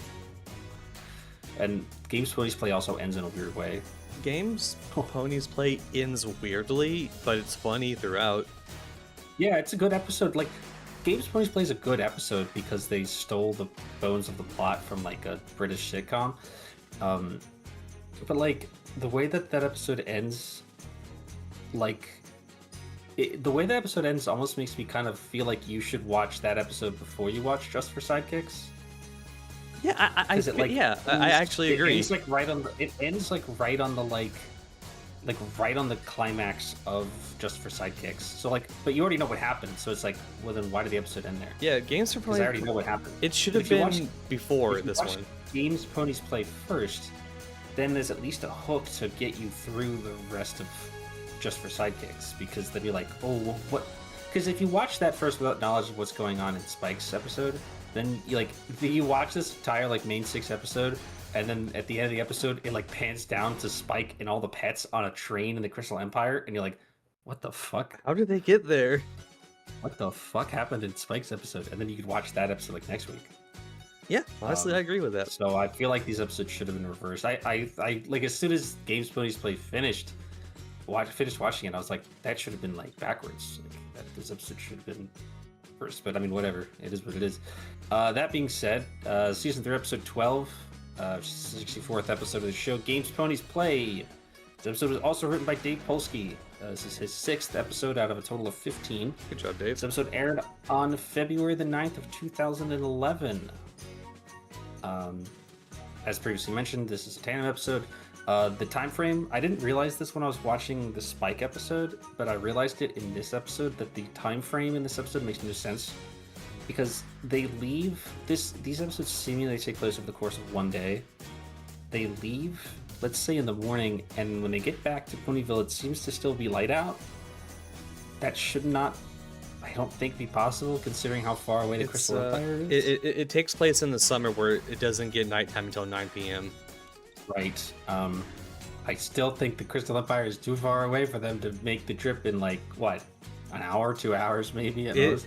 We know it takes at least several days to get to the Crystal Empire by train. Maybe we invented a better train route after Sombra died. Yeah, maybe. Yeah, sure. It doesn't really matter. It's just there's no consistency. It doesn't, like, it's not like it breaks the episode or anything. I just realized it when I was watching it. I was like, there's no way you could go back and forth twice to the Crystal Empire in one day. Nope. From Ponyville, like, it doesn't. That just doesn't make any sense at all. This episode starts about 8 or 10 minutes into Just for Sidekicks, because it starts with the scene where Twilight is standing outside as they're about to leave, and she's like, "Spike, are you sure that you've got a handle on this pet thing?" And he's like, "Definitely." Absolutely. We call this reusing scenes to save money. Yeah, we did reuse this animation. Like, they just reused these shots completely, and then it transitions into new footage from Twilight's perspective as she walks away and literally watches the entire house explode from the outside, which is the scene in the last episode where like Spike like closes the door and turns around and all the animals are like blowing shit up. So that was pretty funny, actually. And then she's like, I'm not gonna worry about it. This is the new Twilight. She just already didn't have a chance to worry about it. She starts to say something and fucking Rainbow Dash is like, "We gotta go, dude. Like, we're gonna miss the fucking train." Ah, shit. We're gonna miss the train. This is a fine episode, I think. It's nice. I like this episode. I think it's pretty good, like, all things considered. This and the finale, I took the most notes. Yeah, I think I did too. The only thing that I have to complain about this episode, and I felt like I complained about this when it came out too, is that this episode is like a lead-in for something that doesn't happen, which is the Equestrian Games. Which does happen until season 4. Yeah. You'd think that, I guess it does happen. Yeah, it happens like way later from now. Yeah, but at the time I was like, well, why did we do that if we're not gonna like lead into like I feel like that should have been like the next episode or whatever. They ran out of time for the season. Well, yeah, the season's only half length, so. Yeah, so the gimmick here is the Equestrian Games. This is basically the Olympics, right? Like, it's the Olympics.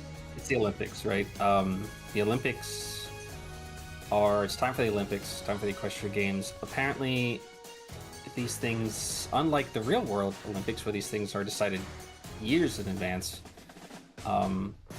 I don't think they mentioned how many like times, like how, like what the time span is of like the Equestrian Games, like if it's like an annual thing, like once every couple of years, like the Olympics or like whatever the hell.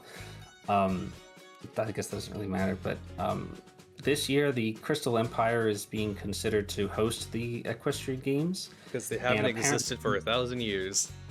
Yeah, so it's like dude, if fucking like nation state just appeared if Atlantis rose from the depths today and the Olympics were held there, definitely want the next Summer Olympics to be held at Atlantis. Yeah, I mean, it would be awesome. So They are up for the bid for the Equestrian Games. However, they need to impress the what's her like title? The committee manager, head of the committee. The committee, yeah, whatever. They need to impress the committee. The committee, who's apparently infamously a bitch. Yes. Her name is Miss Harshwinny. Her name is Miss Harshwinny, and it's very important that none of us bothered to figure out what she looks like. Yep. Because why would we? We get to the Crystal Empire, and they had to go speak to Cadence first, but I wrote this down this note. Is every Crystal Pony an Earth Pony? I looked in the background. Yes, every single one is an Earth Pony. There are no models for Crystal Unicorns or Crystal Pegasi. They do not exist. They've never existed. They never made them. I don't know if there's any lore reason for why they're all Earth Ponies. But... We had that which is bit. Weird. We had that bit like way back at the beginning of season 3, where it's like, yeah, this is the Crystal Empire broke off from the Earth Pony tribe when they left for Equestria. Yeah, that's how we decided to explain it, and then that doesn't. It just, that really also just begs the question, like, who the fuck is Sombra? Where did this guy come from? Who is this guy? I mean, He's not a Crystal Pony. I could tell you about in the comics. Yeah, well. They made that up afterwards. They made that up positively to justify it. They made that up to justify it, yes. Yeah. It doesn't really matter, right? But like, who is this fucking guy? Yeah. So I do like that the Crystal Ponies just totally accept Cadence as their ruler. Like they're cool with it. They love her. They're super chill. They need a royalty figure to guide them. Yeah, they can't make decisions for themselves. Crystal Empire is, I mean, they're just living life. I mean, everything seems pretty normal. After the whole Sombra thing, everything seems like fine and chill over here. They probably got to catch up with technology-wise, but apart from that, they seem happy. Yeah, well, they know what trains are and stuff, so yeah, they're getting there. So they explain this shit about the Crystal Games and the Equestrian Games, and Rainbow Dash says that the selection process is like really fickle, and Miss Harshwinny is like infamously a bitch. A bitch. She shows a flashback when she was a kid to Cloudsdale not being chosen as the host for the Equestria Games, and she's a young child here. I think it's pre-cutie mark even, and she is with another pony who kind of looks like her and has a rainbow mane. Who is this guy? Well, I don't know. It's her dad. We meet later. No, it's not. It's not. According to the wiki, that's not who that is. Yep, it's not. Because I wrote that too. I'm like, this must be our first look at Rainbow Dash's dad. And I went to go look at his wiki page because I sure as hell don't know his name. And at least according to the wiki, and I know the wiki is usually pretty adamant about like canon sources and stuff. According to official sources, that is not who that character is in this flashback. Who is that guy? Who the fuck knows? I'm gonna assume a cousin, maybe. That doesn't make it. It's definitely her dad. Yeah. Like it definitely is, but apparently it's not. Like her father also has a rainbow mane. Like his actual design has a rainbow mane, doesn't he? I'm gonna look this up. Give me. I looked at it. I'm pretty sure. Like Rainbow Dash's dad. Sorry for getting my keyboard. Yeah, he does have a rainbow mane. He does have a rainbow mane. Her mother doesn't. So that's like that's funny. It's like if you look at his name is Bo Hothoof, by the way, which is just a terrible name. It's a terrible name. If you look at Rainbow Dash's dad as he appears starting in season like 7 or like some shit like that, he has like the same color scheme as the male character who shows up in Rainbow Dash's flashback. He has the same colored eyes, he has the same colored coat, he has the same colored hair, except his build is different, and that's it. And I feel like it's not really that big of a fucking I feel like it's really not that big of a fucking leap to be like, well, her dad probably looks older now because that flashback was probably like 20 years ago. It's Right? it's not too weird. It's like He's put on some weight. Like, he yeah, you know what? I'm looking at him. he looks the same. He looks like the same fucking person. He looks almost like the same fucking person he does. The only difference is that like Rainbow Dash's dad in like the actual show, like in actual episodes when he like has speaking lines and stuff, has like a unique design, and the like character that they put in this like 5-second flashback is just like a create a pony. It's the okay, yeah, that's absolutely his dad when he was absolutely her dad when he was younger, because he has Yeah, the same like- fur color. He's just gained weight. He's the same fur color, he's the same colored eyes. Like, it's clearly this supposed to be the same guy. I don't know why. Like, I don't know like why that's not like a thing. It's so crazy. But like, I like if that was like if you look in the flashback, Rainbow Dash doesn't have her cutie mark yet, which means she's pretty young here. And also like by the time her dad shows up in the show, it's like several years from now.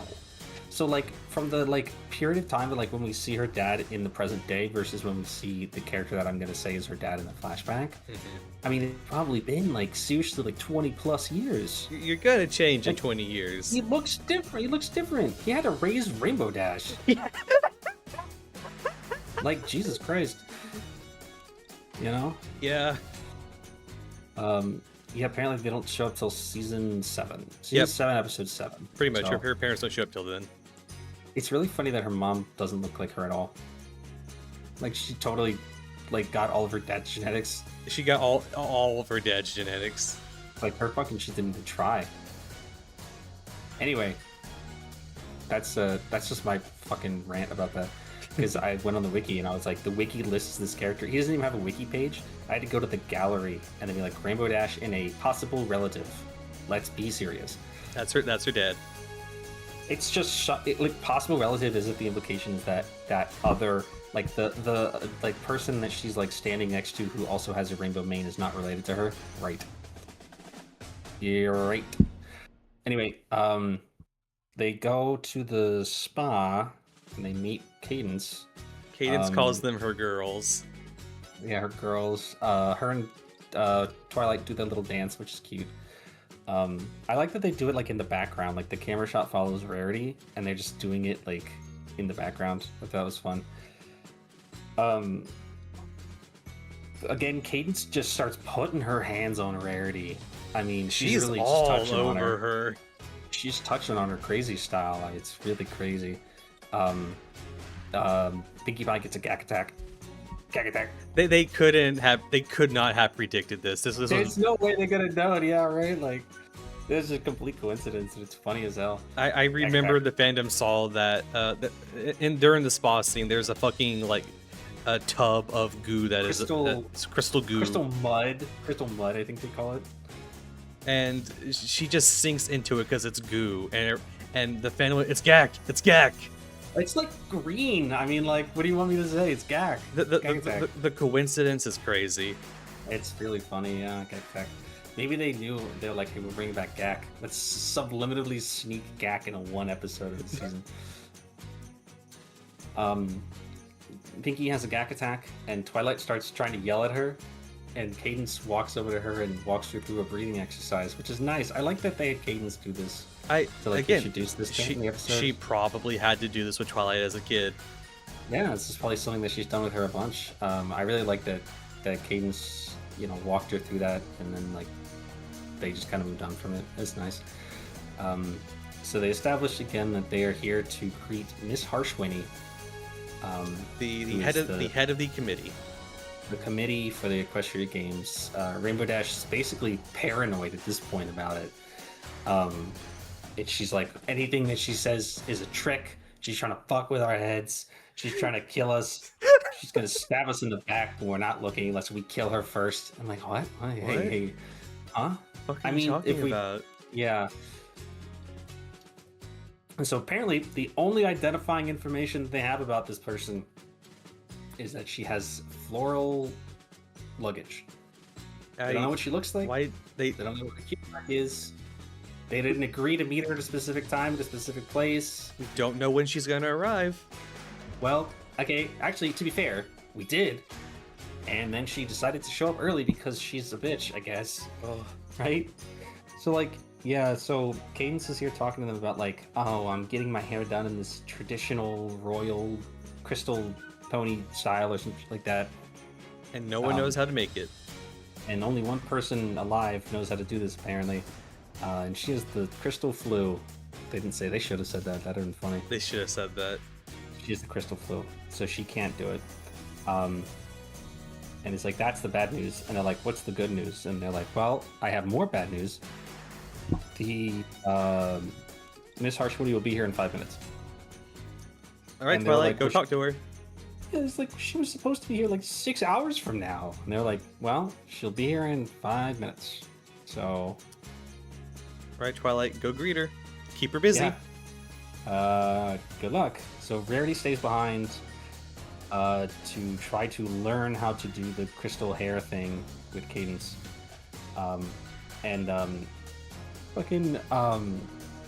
Twilight's like, how long do you think this is going to take you to do? And she's like, well, several hours. And she's like, you have 30 minutes.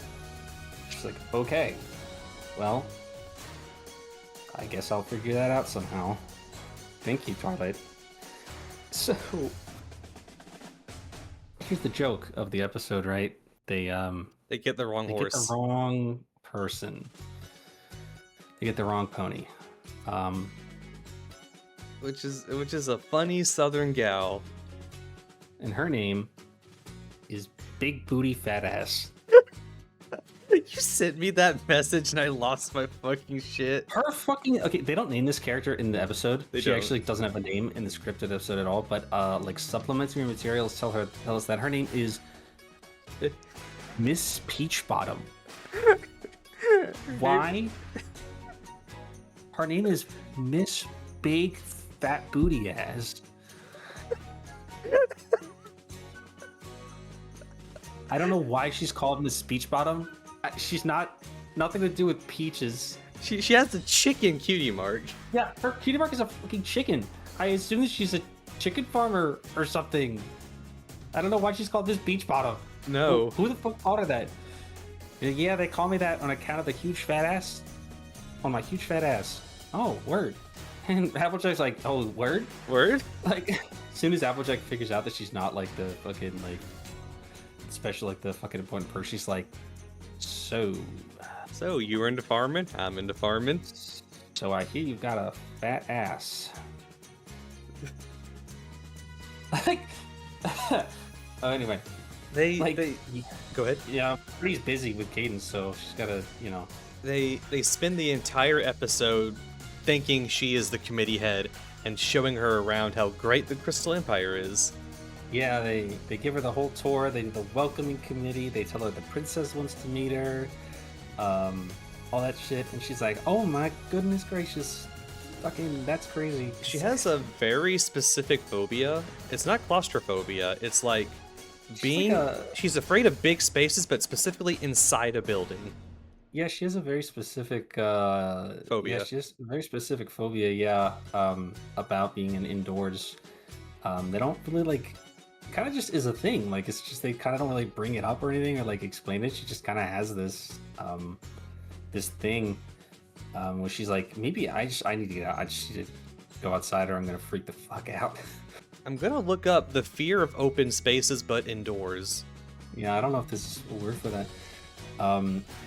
So they go through a bunch of stuff in this episode where they're just like they're showing her around and they're trying to make a good impression with her and stuff like that. It seems to be working because she's pretty impressed and stuff like that. And this is interspiced with her, like scenes of her getting anxious because she's been inside too long and stuff like that.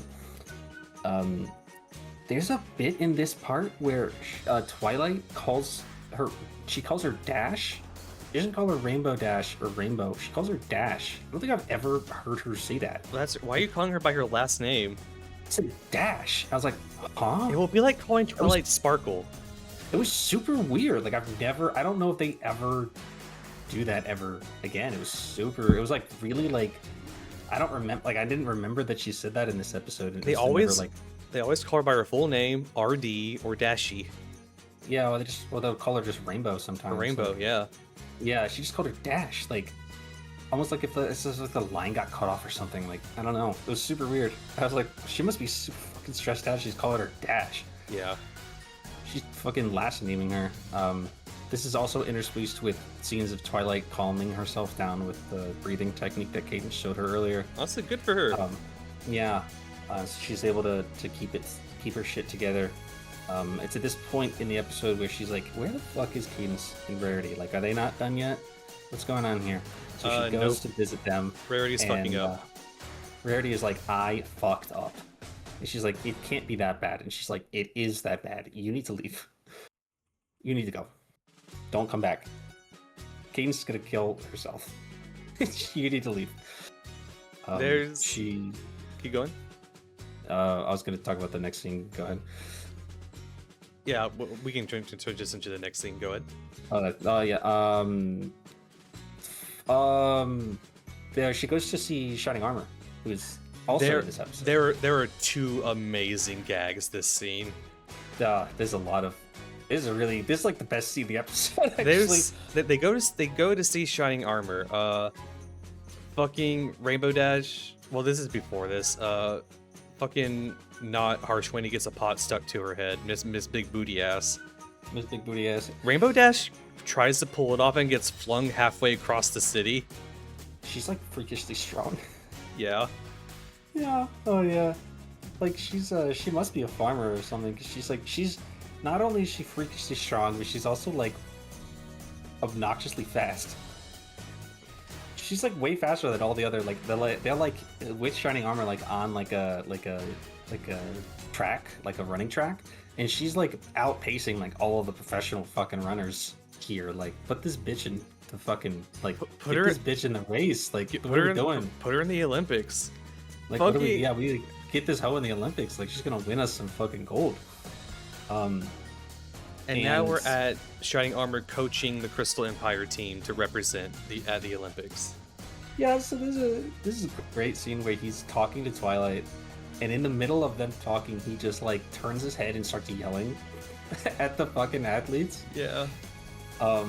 He's not even like not paying, like he's paying attention to her. Like he's there having conversation. Just every so often he'll just turn his head and be like, "Hey, you run like a fucking girl. Come on, man." He shouldn't have said that. Yeah. You live in a matriarchal society, man.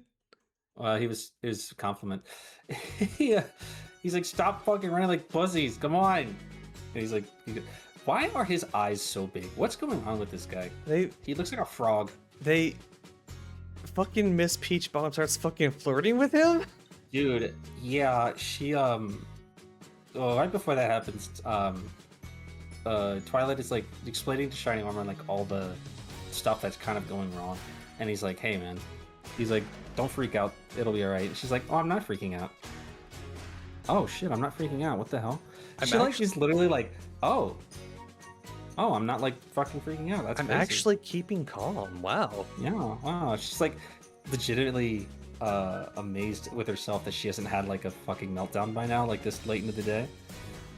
She's like, wow, that's crazy. Okay. Yeah.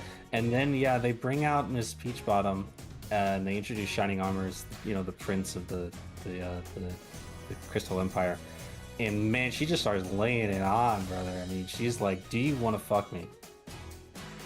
Well, we know this is an open relationship now. Yeah, it must be. I mean, that shit was on the news. Like, you know, he's married. That was on the news. It was the biggest wedding like ever. Biggest wedding ever. It was a terrorist invasion. I mean, like there was like a foreign power invaded the you know, it was the whole thing. She doesn't care. She's on vacation trying to get some prince dick. And we literally learned that I'm on vacation. I'm not the head of the committee. It's at this point where they're like, "You are Miss Harswini, right?" And she's like, "Oh no, I don't know who that is. I'm from Mustangia." What? We just name drop a new country or city or whatever. We made that shit up. She said she's a wild Mustang from Mustangia. What the hell does that mean? she's a crazy motherfucker. I gotta meet these other Mustangs. Yeah, like, is everybody there crazy? Like, the hell? Um, yeah, she's like, so she's on vacation, and she's sitting here on vacation, just rolling with all this stuff. There's like national heroes, like, giving her the whole fucking welcome package. She's like, I might as well try to fuck the prince while I'm here, like, you know, Yeah. whatever, right? Like, and then they're like, oh, we fucked up, We fucked up. really bad. Now we gotta go find the real Miss Harshwinny. They go back to the train station, like she'll still be there. It's been like 6 hours, like, you know. She's not there, obviously. They They go go back. to the Well, spa. Pinky's like, they're like, where the hell could she possibly be? How could we find her in this entire, you know, in the entire Crystal Empire? And Pinky's like, well, there's definitely one place where it'd be the worst possible thing if she was there, which would be the spa that Cadence is in right now. And they're like, oh fuck. Oh fuck. Thank you, Pinky, for speaking that into existence. They go to the spa, and Miss Harshwinny is there, and so is Miss Applebottom. I mean Peach Bottom. Whatever. Applebottom is that's Applejack. What they call Applejack. Miss Assbottom. Miss Booty Ass, and Miss Harshwinny is like, I hate my job, and this place sucks, This place sucks. I hate it. and I hate my job. And the other one is like, well, I love it here. I'm gonna extend my vacation. And she's like, that ass? Like, and she's like describes all these How great her wonderful things. visit was so far. Yeah, all these wonderful things and stuff. And the main six break the fucking door in, and the whole shebang gets unraveled, right? And Miss Harshmany is like, well, I had the worst welcoming ever because nobody showed up, and like I was just completely abandoned with this whole fucking time. And they're like, oh fuck. Oh, and she's like, fuck. but this hoe over here that I'm talking to, she says this place is fucking great, so I'm just gonna take her word for it. I Like, because we have to give a resolution to the plot, I guess. I think okay, I know a lot of people complained about this because it doesn't really make a lot of sense, and I get that. I think they knew that too, because they kind of try to preempt this with the line that she has a little bit earlier in the scene where she complains about, like, because she's like the official games inspector or whatever, she isn't getting like a real experience of these places. She's getting like they're trying to cater to her, you know what I mean? Like, she's not getting like an authentic, she doesn't have like an authentic understanding of what like the Crystal Empire is actually like, or like any of these cities, because they're like putting on a whole thing to try to impress her. And she's like, and I don't like that because it feels like I don't actually like. So I think she was kind of trying to preempt that for then her to be like, well, I'm going to accept the like testimony of this random tourist as like enough to justify like letting the games be here. I feel like that doesn't even like what does that even fucking have to do with this? First of all, but that kind of also is weird because it's like, well, she got the experience that you were supposed to get. So, but if you got that experience, you would have said that it was like not authentic. Yeah, too performative. So, yeah, which it was, because it was performative, right? Like, Yeah. it was all bullshit. So like, you're just because she doesn't have enough context to know that this person was accidentally mistaken for her, she's like, it thinks that that's how the Crystal Empire treats all of its guests. Not her though, I guess. And she's like, okay, well, like, we can host the equestrian games here, and then that's it. Weird resolution to this episode. That's and then it. the episode doesn't end. The episode doesn't end there though. It doesn't. The episode, then they get back on the train to go home, and then they basically just play like We see Spike under the seat. they just play like 30 seconds of Just for Sidekicks, and they repeat the stuff that like they get their reason. This fucking footage here. They repeat the shit with Twilight saying about how like you know, Spike is, you know, capable of handling the situation if he's calm and collected, and then it pans down to Spike under the seats, which was sort of a humorous sting and Just for Sidekicks. But in this episode, it's literally the end of the episode, which again is weird. What a I've already watched that episode, so I already know what happens. again, what a truly weird nothing episode, but has some funny bits, and that's about it. Yeah, I thought this episode was fun. Like, it was an enjoyable like watching experience. But I feel like this episode and the last episode is like if you try to like pull these apart a little bit, they just kind of like don't make any fucking sense at all. You know, it's like what do we? We call this we call this filler. Yeah, but these are just very strange. I feel like these episodes are just very strange for being like so close to the end of the season. I feel like maybe we could have changed the airing order of these episodes somehow. I don't know. Oh, it's like half the budget of this season was put towards a movie instead. Yeah, I mean, yeah, it's like not even that. I mean, it is that, yeah, but oops, Do you have not even delivery? just that. Oh no, that was my phone. It's not a delivery thing. Okay. Yeah, it's just like I don't know. These episodes were just weird. I mean, they were fine. Like they weren't bad. They were good quality episodes. It's just like weird, weird scripts, and it feels like both of them, like the ending just got away from them. Like they just ran out of time Oh, of the yeah, episode. absolutely. They just ran out of time for both these episodes. Which is weird. Yeah, like both of these episodes could have gotten like cut better or like had more. I don't like better edit, like just better script editing. Like these episodes needed like another pass. Both of them, like they're fine, like episodes, but like they could have been good or like better episodes if they got like another round on like the editing floor or something like that. I don't know. Like you know what I mean? Like they had better. These episodes had a better potential to be like better episodes. Brr, brr, brr. I we're at the end of my notes for this episode. I got nothing else left to say for it. Yeah, I mean, yeah. There's no takeaway. Nobody learns anything in this episode either. They don't. Not like like we're past the point where you have to learn anything in these episodes, but nobody learned anything. We learned that we should probably know what people look like. We should better coordinate things for important events. I think it's actually funny that both this episode and the last episode are episodes where like the main characters of the episodes just totally fuck up and are just inexplicably rewarded for it anyway. Because because their destiny's favorite is children. Yeah. I mean, I guess, again, Spike isn't necessarily rewarded for his actions. He's more just avoids getting his ass beat. Because, again, he does end the episode without his cake. So he doesn't actually accomplish his goal at the end of that episode. But, like, we do in this episode. Like, we get what we wanted scot-free. I mean, nothing bad happens. We don't have to learn... Dear Princess Lestia, we don't have to learn a lesson. Yeah, this ambassador shit is easy, bro. This is easy. This shit's easy, brother. I didn't learn nothing. Rainbow Dash is justified. Rainbow Dash has been vindicated for her childhood trauma of not getting the Olympics in her hometown. You got any review notes, or...? No, nobody really said anything interesting about these. Yeah. Sherilyn Connolly was way more positive about these episodes than we were for some reason. You want to take a little water break before we move on to the finale? Yes, let's take a short break because there's 3 episodes in. It's usually where we take our break anyway.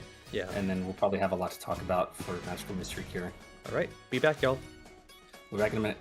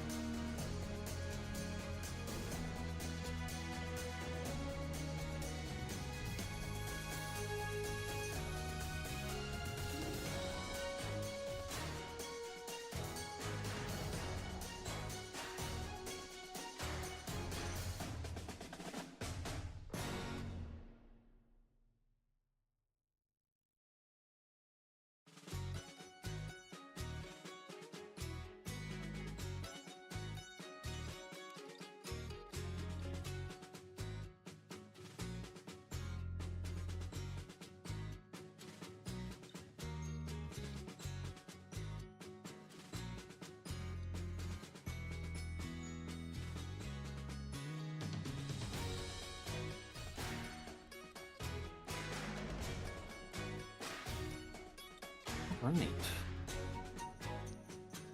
How we doing, folks? Here in the intermission.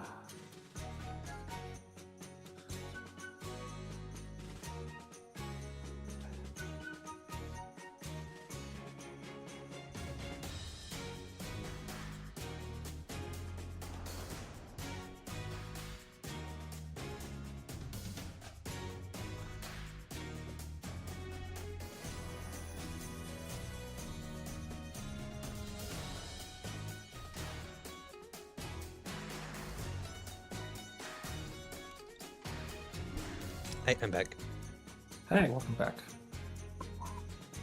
How's my Sundays? You know, hanging in there. Good. Oh. You ready to go? I am ready to go. Let's do it. All right, this is the Season 3, Episode 13, Magical Mystery Cure. This is the culmination of Twilight's entire character arc. This is... Where are my notes? This is the 65th episode of the show. And it is the culmination of the prior 64 episodes, more or less. This is 3 episode 13. This episode was written by M.A. Larson. This is his 12th of 18 episodes of the show. This is also... So, this episode, I didn't look too deeply into this because I didn't have a lot of time to. Apparently, this episode was screened early for some audiences. I think, I'm not sure exactly where, but it was screened early on February the 9th, 2013, which was the day that Games Ponies Play aired on TV. This episode actually aired on television on February the 16th of 2013. Okay. I have... Let me look at a couple of the production notes of this to see if I want to talk about this at the beginning or the end of the episode.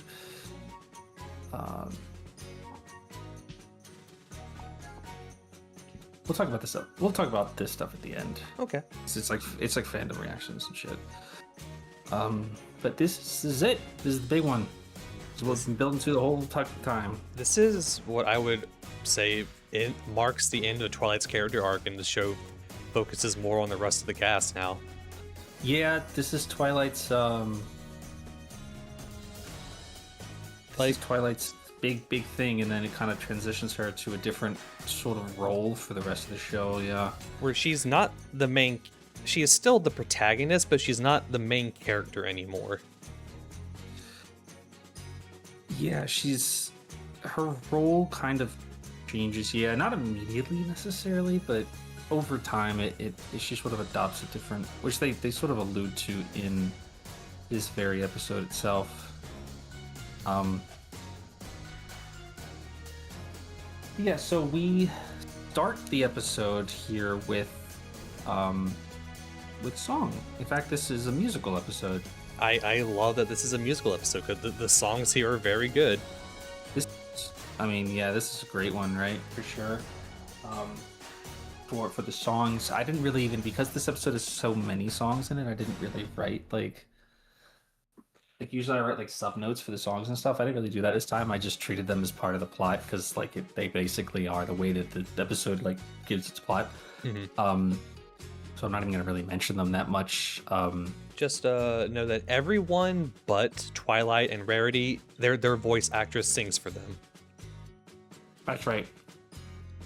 Twilight's voice actress, her singing actress gets a lot of work in this episode. Probably, maybe more lines than Tara Strong gets. Actually, yeah.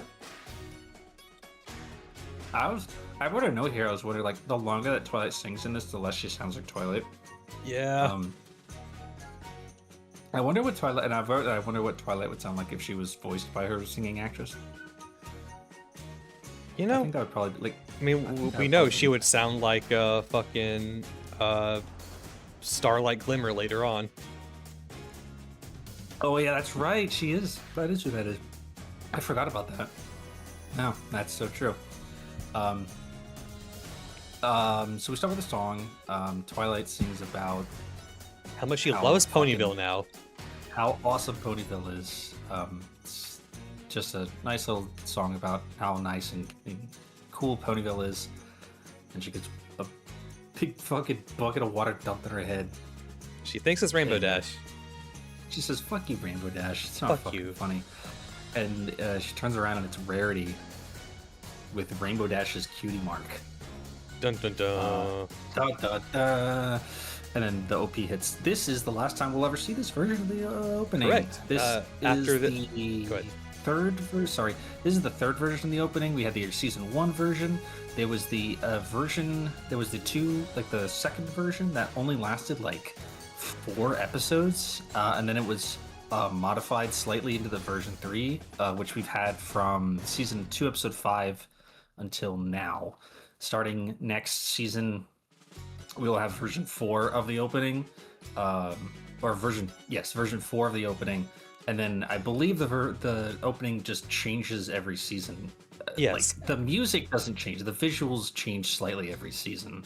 From here on out, the opening will change every season. Yeah, it'll change every season. Yeah, with the minor changes to the status quo that'll happen in these seasons. The song itself won't change. The only time the song changed was that there was the season 1 version, and then there was the remastered audio that they used for season 2 onwards. That vocally, the track, the vocals and the song, the music will stay the same. Have been and will stay the same from season 2, episode 1 until the end of the show. But the visuals change. But so this is the last time we'll see this version of the opening. Next season's opening will have like actually I think the most differences between the season 3 version and the season 4 version. Maybe the season 5 version has the most changes. I don't know. This is also the last we'll see of the old rigs. We'll get new rigs season 4. That's right. I totally forgot that. Yes, all of the models, or more like the rigging for all of their Flash models will be retired after this episode, and we will see new, more dynamic rigging starting in season 4, which is good. Which also means that this will be the last time that we'll ever see Twilight in this model, period. They took it out back and shot it as soon as they stopped this episode, as soon as they fucking wrapped this episode. Goodbye, Unicorn Twilight. Yeah. This technically isn't true because there are episodes later in the show that have reused footage from older episodes, like clip shows and shit. But they didn't reanimate that stuff, so they used the old. They just literally use archived footage for those, but that doesn't count. We get to the second song of the episode. What my cutie mark is telling me. Yeah, we immediately transition to the next song, in which we find out that everybody, the main 6 except for Twilight, have had their cutie marks switched around, and they all suck.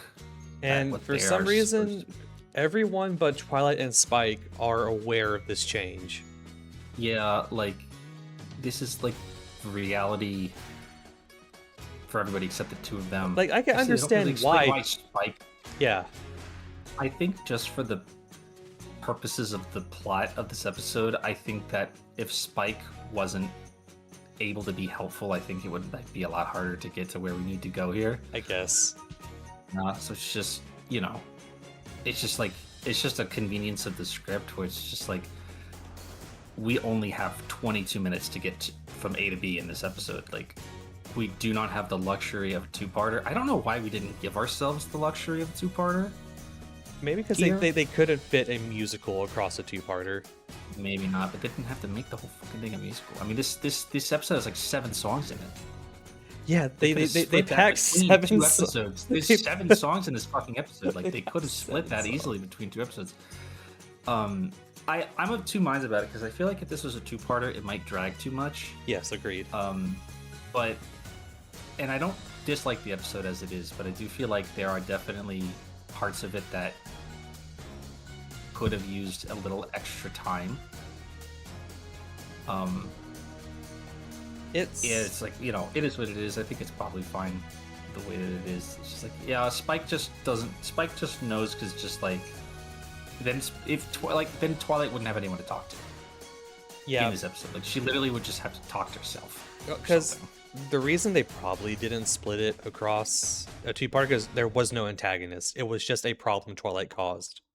Yeah, they would have had to fill they would have had to fill like a lot of extra time, like double the amount of time. Like, they would have had to fill a lot of extra time with this episode, and Mhm. like there was clearly a bunch of stuff that they didn't want to get into yet. And it's also why, I mean, pretty much all the answers to your questions are answered in the next two-parter. So, Pretty much. like in the season 4 opener, like pretty much covers everything that this episode doesn't cover, kind of. So, you know, whatever. So everybody's cutie marks are fucking backwards. For everybody, this is just how things are. You know, like if you poke at that even a little bit, it doesn't make any sense. Nope.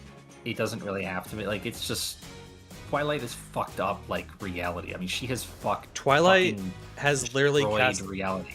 Twilight by the way, accidentally casted a spell that altered reality.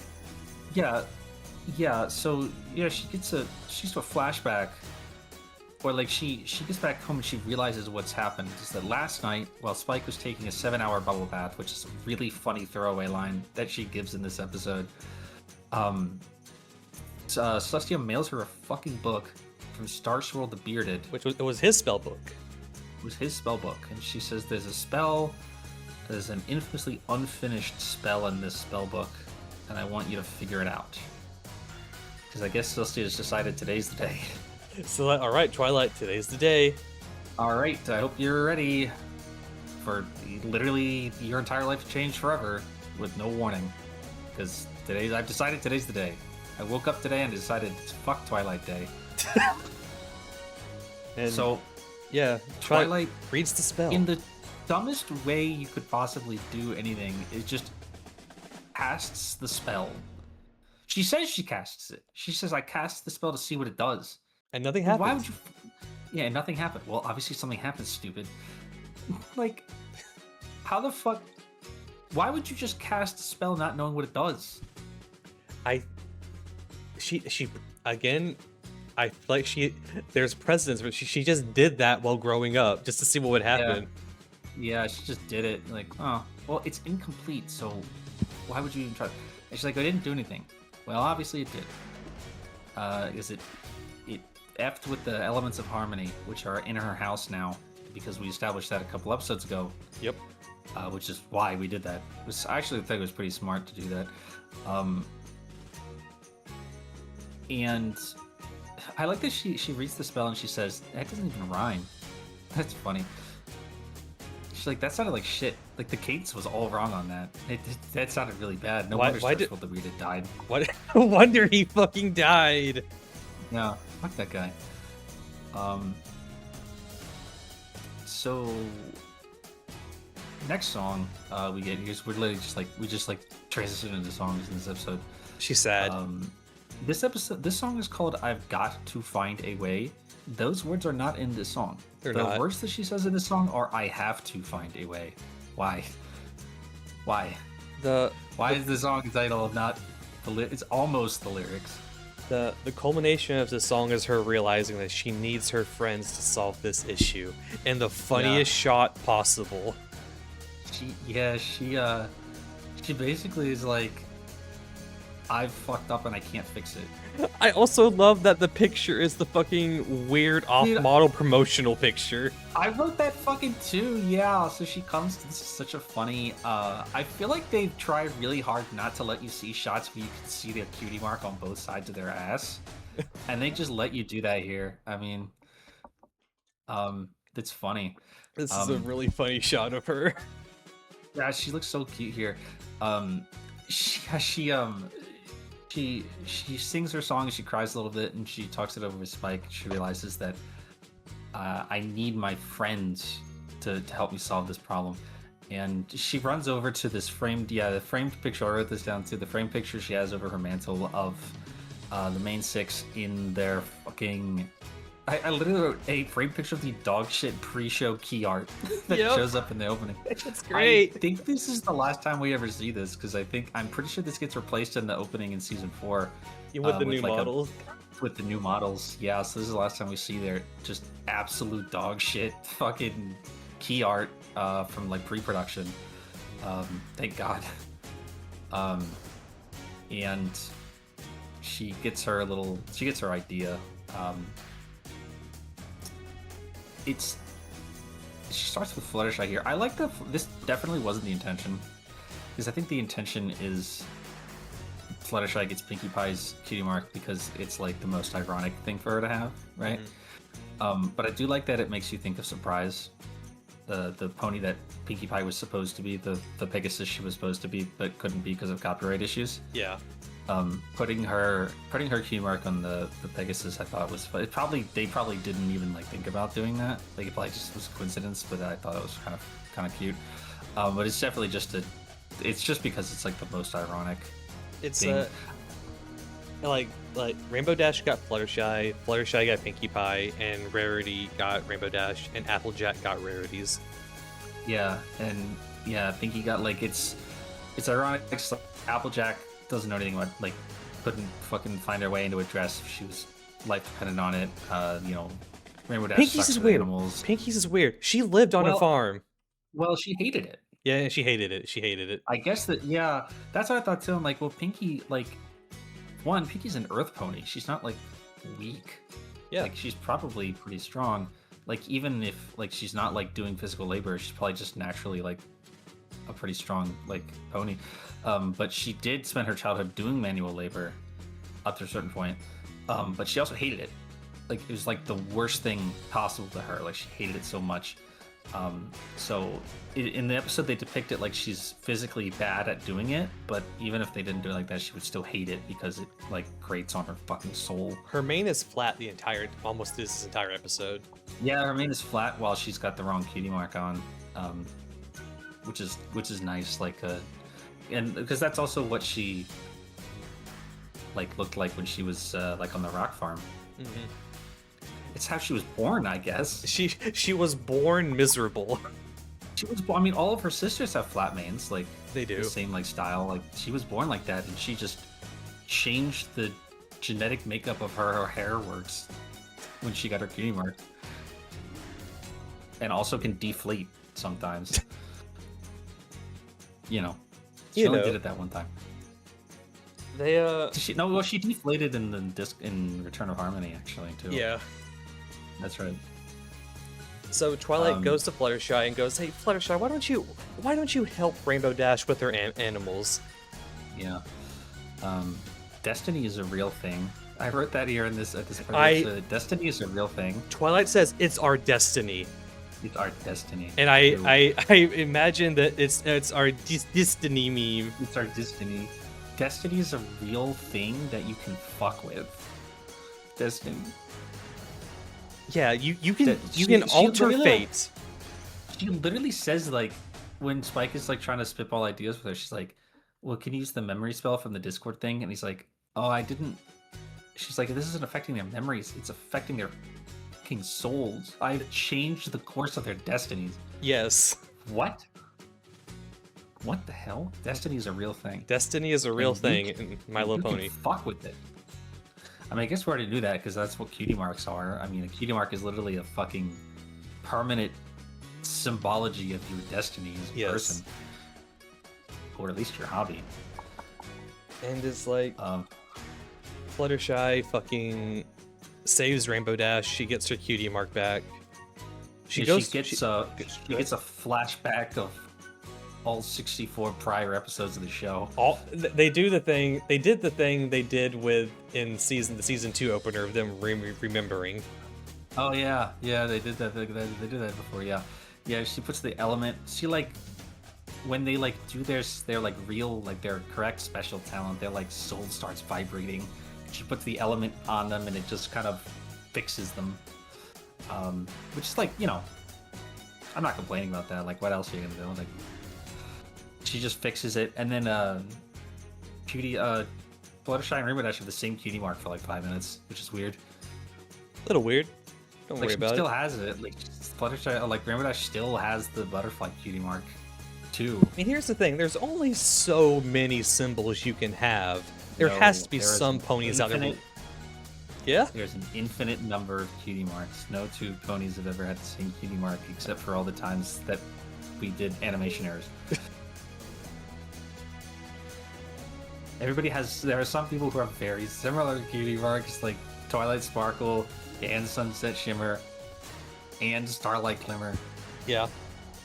And Stars World the Bearded, probably. Don't worry about it. I don't know. I think Rainbow Dash's dad also has a lightning, like a rainbow lightning bolt cutie mark, but I think he does too. Like it's a different, like, you know, it's a different thing. Do you think there's like, do you think there's like the original Wonderbolt? Like, do you think the Wonderbolt symbol is like the founding member's cutie mark or something? Like, I would believe that. it's like somebody's actual cutie mark. Like, I don't think that's not like that's not Soren or Spitfire's cutie mark. I don't think it is. I would believe that. Yeah, like that was some guy's cutie mark at some point, you know. Yeah, but so they go through the song. It's like the best song in the season, by the way. We're like downplaying it, but like this is like the best song. Like if you've heard it, it's the best song in the fucking season. Through the song, everybody gets their cutie marks back. They imply in this part that Pinkie Pie's existence is extremely critical to the morale of Ponyville, and everybody will descend into madness if they don't have Pinkie Pie. And everyone remembers her as soon as she gets her cutie mark back. Yeah, that's true. Like it fixes everybody else too. Yeah, she's just unfucking reality. I mean, there's like a 5-mile radius around Ponyville that has just become just completely fucked, right? Like it's like a fucking like cognito hazard around Ponyville. Meanwhile, Celestia is sitting on her ass doing nothing. She's like, she's just watching through a telescope. All right, Twilight's she's got it. She's got it.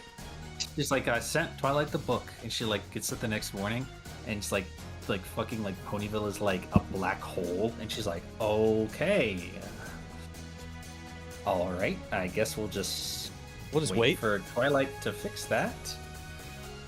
You know, like after they fixed all that shit, like Ponyville just like spawns back into existence like normally, and it's like, oh, all right, she did it. All right, cool. Well, awesome. So everybody has their destinies reacquired, and everything's back to normal. And Twilight realizes she needs the elements of harmony to finish the spell. Twilight has an epiphany, and she writes some bullshit in the book to finish the spell that she still doesn't know what it does. She never actually casts the spell, I think, or does that count as her casting it? I'm not really sure. We get the funniest scene in the whole series. Like, did she do that, or like, did the spell do that? Is that what the spell was for? Like, okay, she realized what she needed for the spell, and the elements just automatically casted the spell. Yeah, right. Okay, so the elements casted the spell, and they start shooting laser beams at Twilight Sparkle. Who just accepts her death. It's the funniest fucking. Let me get this shit on screen. Yeah, that shit's so funny. She just accepts it. She's like, well, all right. I guess that's it for me. Twilight just accepts. They think they killed her, by the way. They do. They're like, oh fuck. Oh fuck, we killed Twilight because there's just a smoldering crater of ash left. Fuck. That's so funny. Let me get the first screenshots on screen first. Like, this is Twilight's face. This is her face as they blast her with the laser. Yeah. Yeah, she's like, all right, well. And it's like the accepting her death gift. Yeah, she's like, well, that's it for me, brother. And then just seconds later, they're all screaming and crying and shouting because there's just nothing but a crater of Twilight left. Let's see. Going through my fucking screenshots. I have too many screenshots. Yep. That's all that remains of her. Yep. We're like, oh shit, we killed Twilight. Oh fuck, we killed Twilight Sparkle, our best friend. Yeah. It's like, well, fuck. And they just think she's dead for like 10 minutes. Yeah. Oh, she's like doing that shit with Celestia. Yeah. Or whatever. We find out Twilight gets teleported to like a parallel universe or some shit. She gets it's Celestia's secret fucking reality. So she gets teleported to like, you know, the ether, and Celestia is there. A pocket dimension. She says, "Congratulations, Twilight, you did it. You completed the spell that Starsword the Bearded couldn't complete because he had no friends and he was a loser." And we She reveal says that Celestia was literally watching Twilight during her entire adventure. the whole fucking time. Yeah. Celestia was watching every single moment like she was watching the show. Yeah. So Twilight's like all of it? Like, she's like, no, just the stuff that was on TV. Oh. Okay. I would like to point out there is the Twi-Pi Yuri moment, which The was Twi-Pi Yuri moment. There's a fucking Rare Jack moment up there too. Yeah. That's Celestia's important. like, this was important to your adventure, the Yuri. The Yuri was super important. Yeah, you have no idea. This is great. I love this scene. Celestia sings here. Very rare for her to do that. It's really nice. We get this. They're like walking through these screens of prior episodes, and they start showing like some key Twilight moments, like episode 1 and like the Ghostbusters stuff, and like the Elements of Harmony shit, and like Nightmare Moon fight, and like the Discord fight, stuff like that. All these like big growth moments for Twilight. They even show her the fucking Grand Galloping Gala as if that was like a good moment for her. I don't know how that was important, Celestia, but okay, you're God. Yeah, it was important for you to learn how not to embarrass yourself in public, I think. Yeah, I don't know. I mean, I don't make the rules. I mean, I just enforce them. Celestia tells Twilight that all of this has been preparing her for her destiny, which implies She was fated.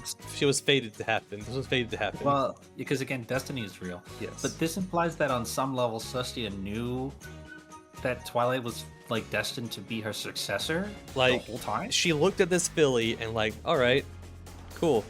I don't know when she like it just maybe she only realized it around the time where she sent her to Ponyville, and that's why she sent her to Ponyville. Or if she knew the whole time, like she saw like her like magic flare when she was a kid, and she was like, ooh, like she felt it. Like she's not like Celestia's not like precognizant or shit like that, but somehow she knew Twilight's destiny. Maybe she's just saying shit. Celestia also said, "Congratulations, no one's ever done this before," which implies two things. One, Celestia and Luna were born alicorns. The second thing, it gets retconned immediately by the Cadence comic. Yeah, this get immediately retconned by Cadence's origin, because Cadence also did this, but I guess the implication is solving Starscroll spell. Well, I think the implication is that Cadence was also born as an alicorn, which isn't true. Which gets retconned. I don't think that's ever directly like. I don't think that sentiment is ever like challenged by the cartoon, like by the television show. Like in the comics, that's not true. Like in the comic, that's like B canon shit. So like nothing in the primary source ever like states otherwise. But the implication that in the cartoon, just born like that. Yes, in the cartoon canon, that means Celestia, Luna, and Cadence were all born alicorns. Twilight is the first pony to ever become an alicorn. Yeah, she's the first person to ever like ascend to princesshood. And what does that mean? Celestia decides to give Twilight Sparkle godhood, and she is so scared the entire time she's transforming. Does Celestia do that, or does the spell do that? I'm gonna assume it's the spell. Like Celestia can't just do that. She can't just do that to anyone. No. Like I don't think she did. Like the spell just did it, I guess. Yeah. Yeah. So at the very least, she knew that that's what the spell would do. Yes. Yes, I guess. And so. Twilight. To Destiny. Twilight descends upon Ponyville in her own giant cutie mark. Yes. And from heaven. She is now slightly taller and has wings. She is, more importantly, she's slightly taller than she was before. That's the important part. I guess technically this is the only time we ever see this model because this immediately gets retired. Yes, this gets retired for the new rig. You can see that her like torso clips a couple times in the episode because they just sort of put wings on it. Yeah, you can see it clips a little. It clips a little bit. It's not like terrible or anything. You probably don't even notice it like the first time you watch it or anything like that. But it is funny to note that this model exists only in this one episode and then immediately is retired for like her new like built from the ground up permanent alicorn model. They call her an alicorn in this episode. Like Rarity says that out loud, which is good that we know that that's what that means for sure this time. And rest in peace, Unicorn Twilight, who was born on October the 10th, 2010, and died today, February the 16th, 2013. And now she's slightly taller. And Celestia comes down too, and she says it's some bullshit. Celestia says, "All right, Twilight, you're God now." Oh, and Twilight's like, says, I don't. Am I ready for this? She says, "I don't know." So Celestia's like, Twilight's like, "Does this mean I'm not your student anymore?" And she's like, "No, you still are, but it's different. It's not in the same ways before," she says. And she says, "What does that mean?" She says, "I don't know."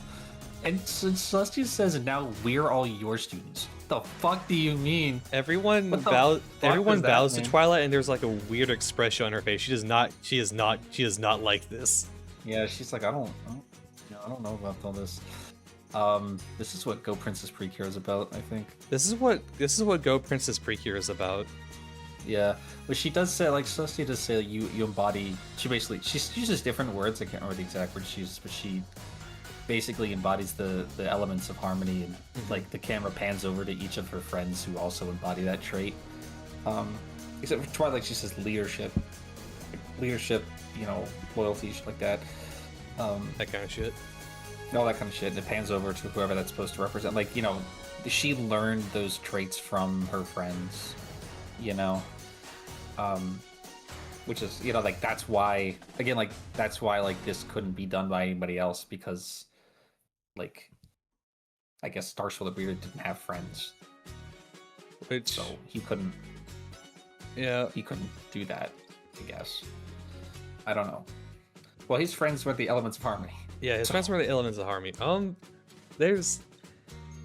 So how do you think the entirety of Equestria accepts the news that there is a new deity in their pantheon? They seem pretty fucking jazzed about it, actually. They do. Everybody seems pretty happy about it. They don't know who this person is. Well, I guess they probably do. It's Twilight Sparkle, the fucking paragon of magic.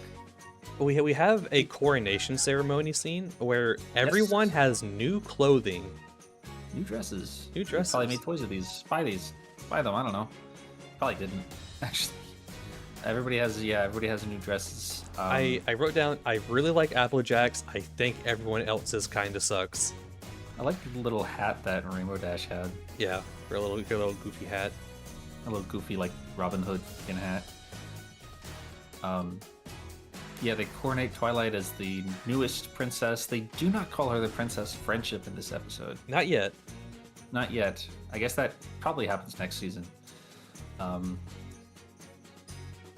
everybody seems pretty fucking jazzed about it. She gives a speech about friendship and shit. I wrote down, hey, Twilight asking Celestia, hey, were the sexy quadruplets important for my coronation? Yes. Why did you hire quadruplets for my coronation? Yeah. Why did you hire, like, 4, like, Fluttershy lookalikes? Why do they all look like Fluttershy? And she's like, I don't know. Since this was the first time Alicorn was used in the series in the Polish broadcast, the dialogue for the episode made a goof by writing Rarity somehow she didn't know Alicorns existed. Awesome. That's not true though. There was the Alicorn amulet was in this season. Huh. That was the thing that Trixie had in her return episode. She had the Alicorn amulet, remember? Because I wrote that too. I was like, this is the first time they say alicorn, but that's not true. That's they not say true. alicorn amulet in like episode 5. It's the first time they describe something as an alicorn. Like, it's the first time they point at a living being and say that's what an alicorn is. But like, yeah. Twilight's like, yeah. So why do all these like beautiful women look like Fluttershy? And Celestia's like, well, I made them. I get lonely. What? What? What? Fluttershy's been busy lately. No, I don't know. What are you fucking talking about? Are you fucking Fluttershy? Twilight, you can do whatever you want now. You're God.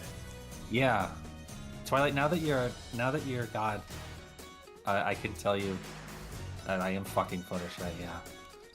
Now that we're on like the same, now that like we're equals, kind of like I can be honest with you. I am just fucking the shit out of Fluttershy. like I'm not your mentor anymore. We're equals. Actually, yeah, I'm fucking your friend.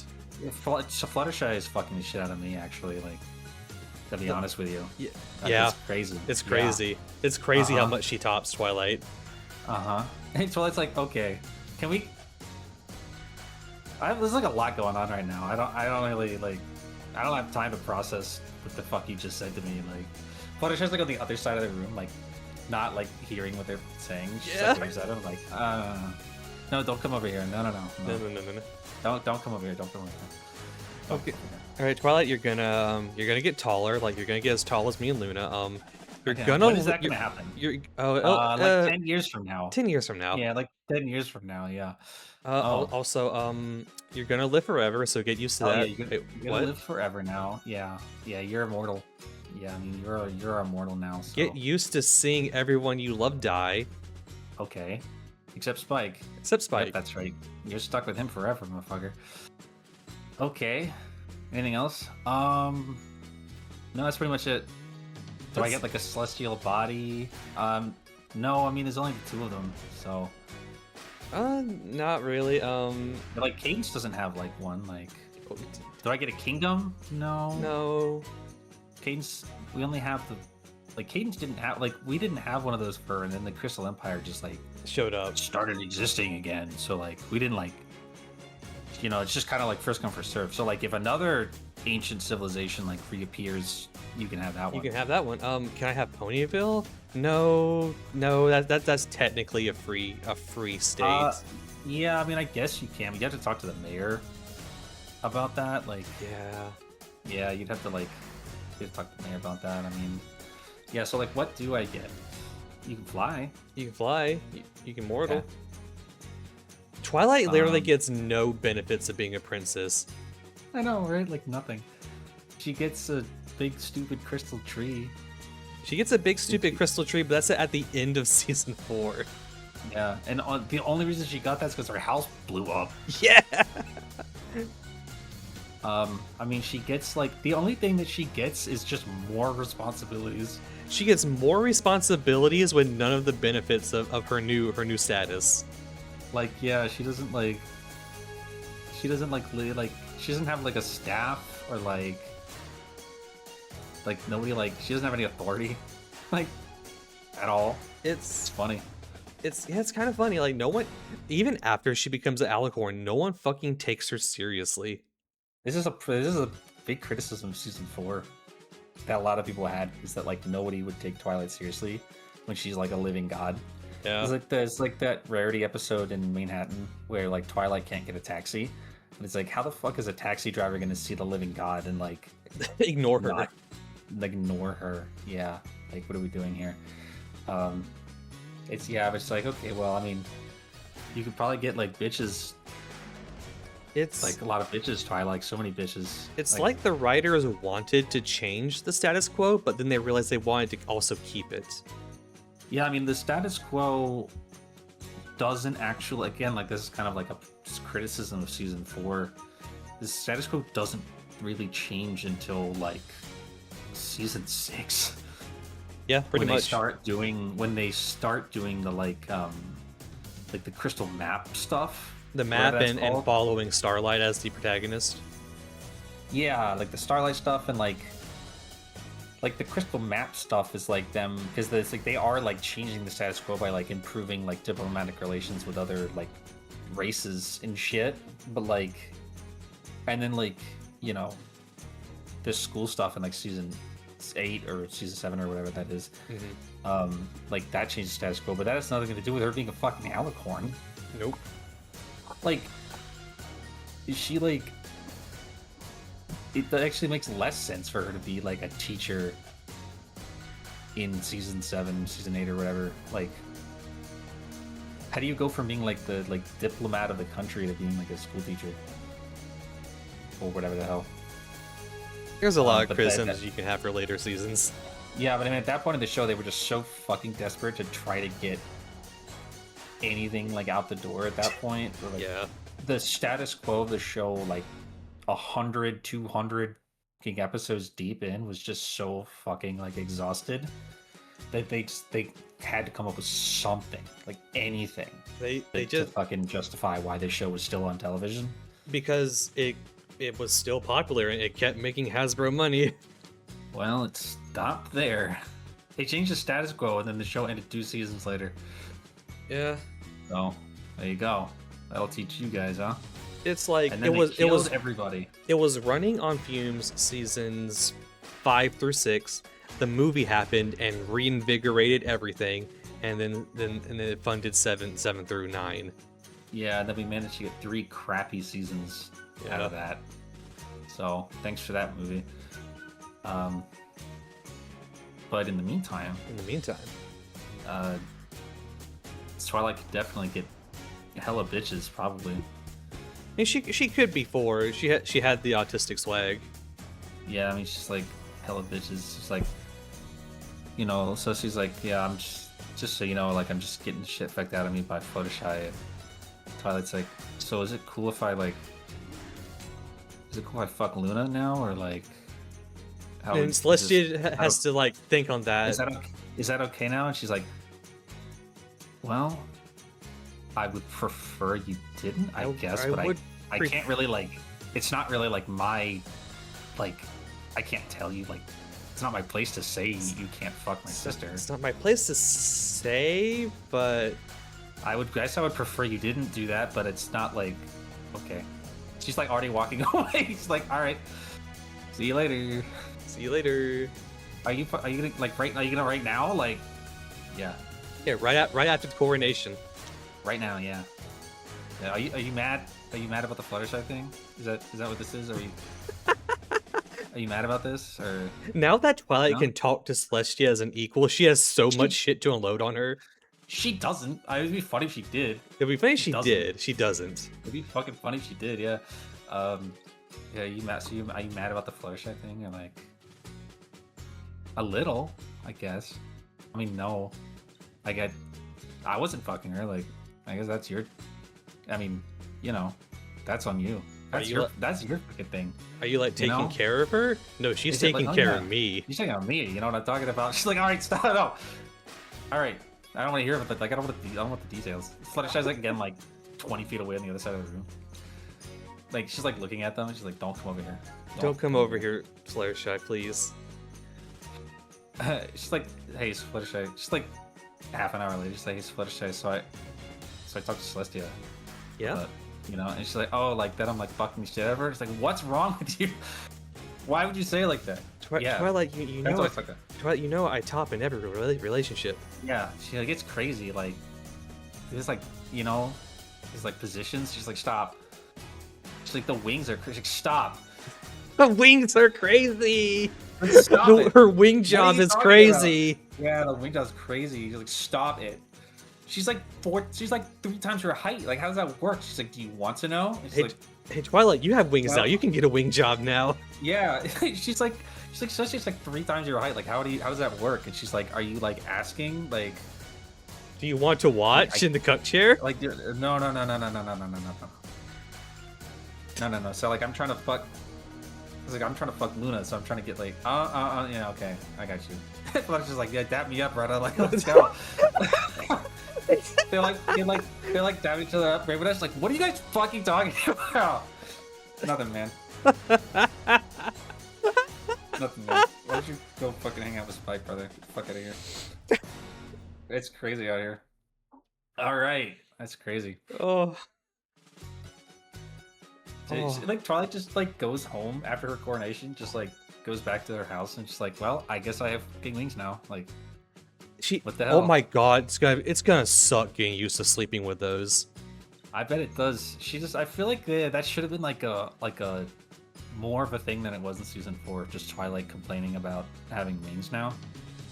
I mean, the whole thing with her was that she wings for your entire life. You just suddenly grow wings at like 26. You suddenly have 2 new appendages attached to your body. I do like that they in this episode she just flies a bunch. And then we find out, and then in Equestria Girl, she does not know how to fly. Yeah, in Equestria Girls in season 4, she has trouble flying. She doesn't. Guys, I mean, why would she know how to fly? She's never done it before. It was just like kind of adrenaline, like, you know, it was just like it was just kind of like she just kind of did it by accident, like living off the high. As soon as she started thinking about it, she's like, oh, wait a minute, I don't know how to fly. Like she's overthinking it or whatever.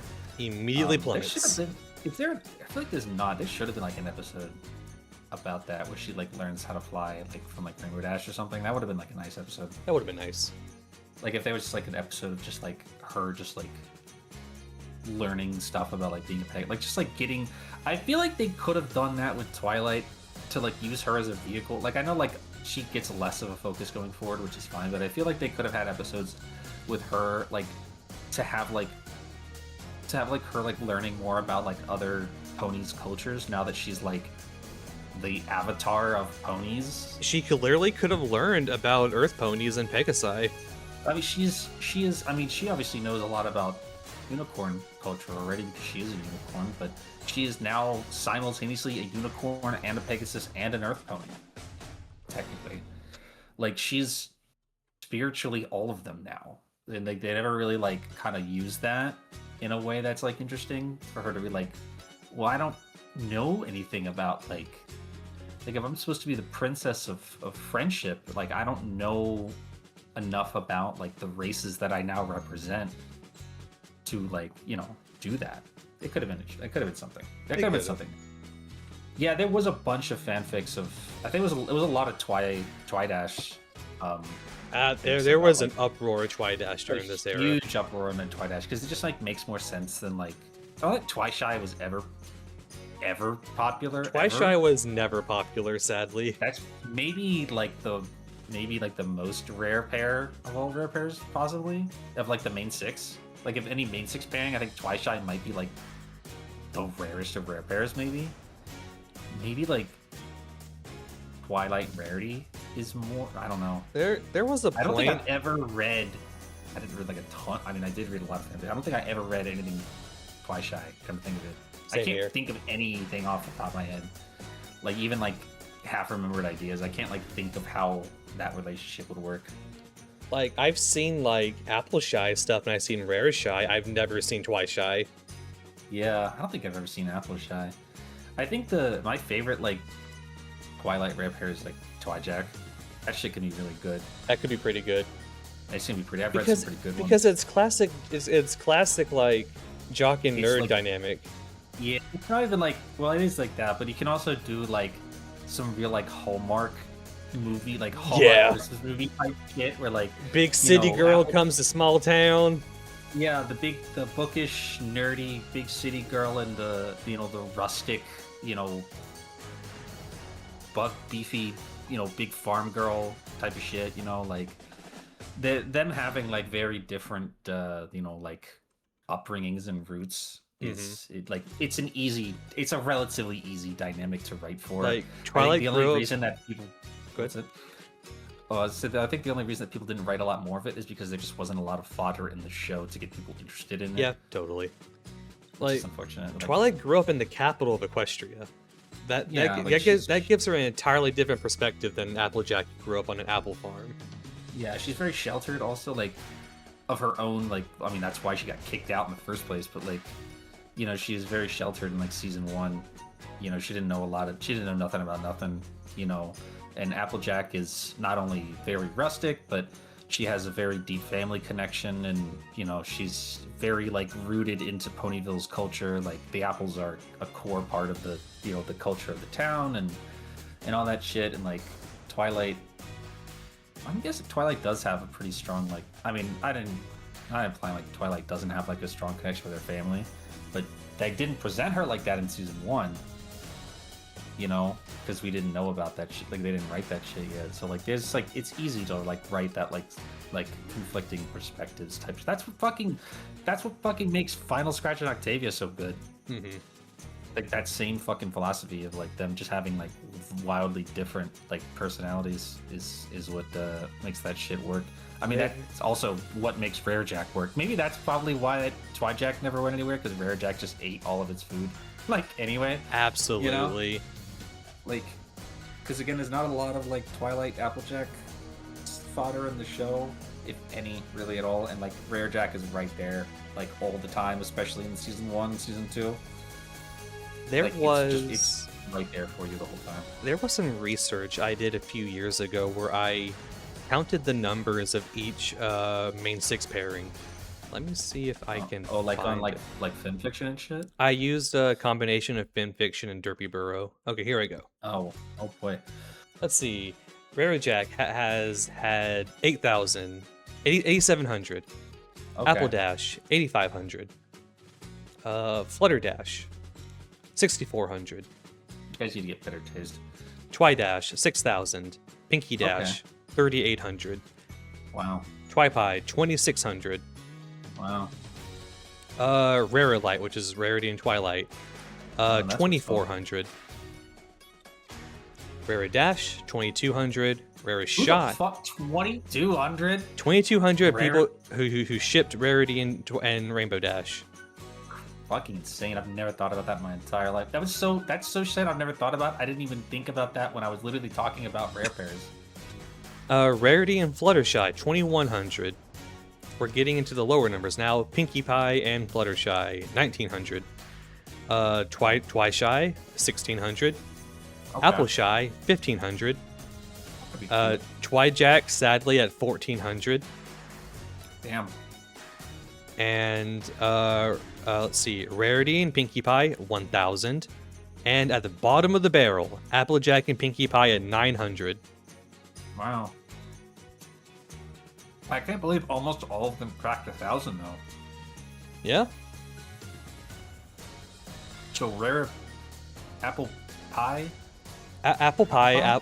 Apple Pie is the lowest. The rarest of rare pairs. Yes. I wonder if that's because. I mean, I think it's because like that just isn't a particularly compelling. Like. They don't have a lot of synergy. No, but I wonder if it also died like more than it would have otherwise because of the cousins thing. The cousin thing in season 4. I have to imagine that did damage to like that ship, but it wasn't going anywhere anyway. Absolutely. That's interesting. What did you say the top one was? The top one was Rare Jack.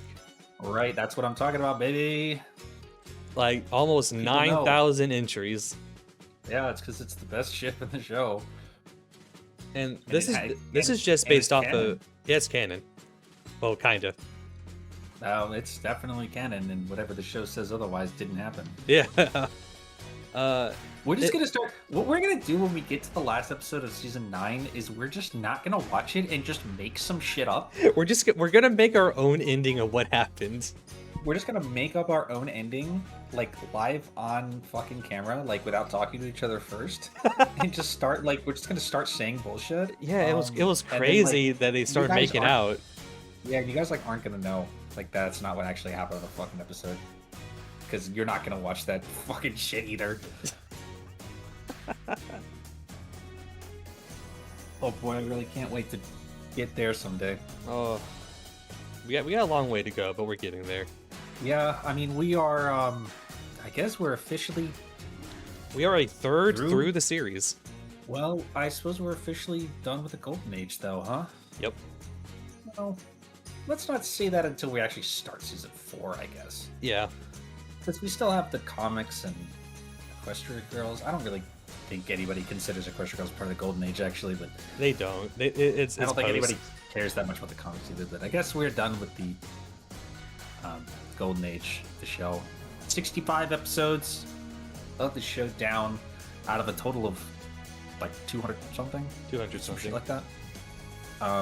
First 3 seasons are down. Here's a couple of things about fucking fandom reactions to this season. If you look at this, is actually on the Wikipedia page. Ooh. Aired on February 16th of 2013. On the Hub, this episode became the network's highest rated telecast among children's 2 to 11.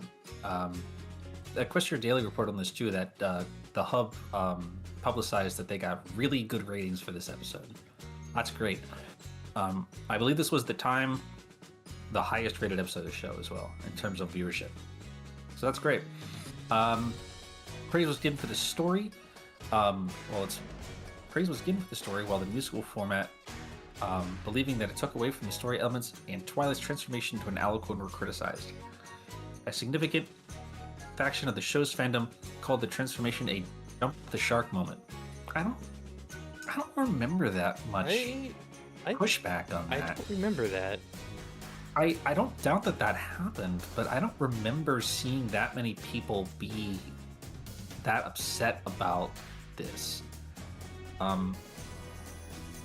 Because I felt like it was obvious. Like, I feel like when I watched the show, when I watched this episode, when it happened, like when I watched it live, or like whatever, when I watched this episode, I feel like I remember being like, this is what the whole show's like.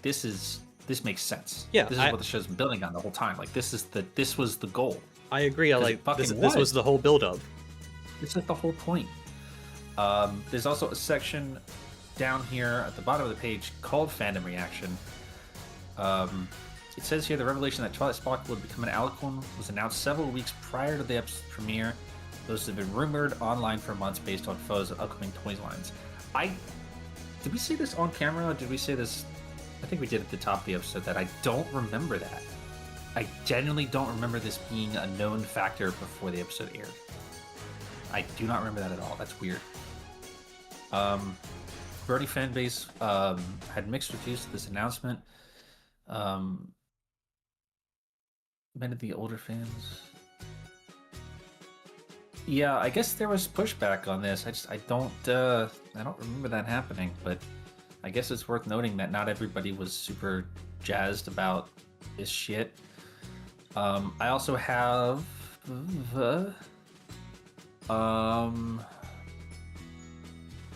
this is the bit about the show ending, about the show's original ending. Well, yes, kind of.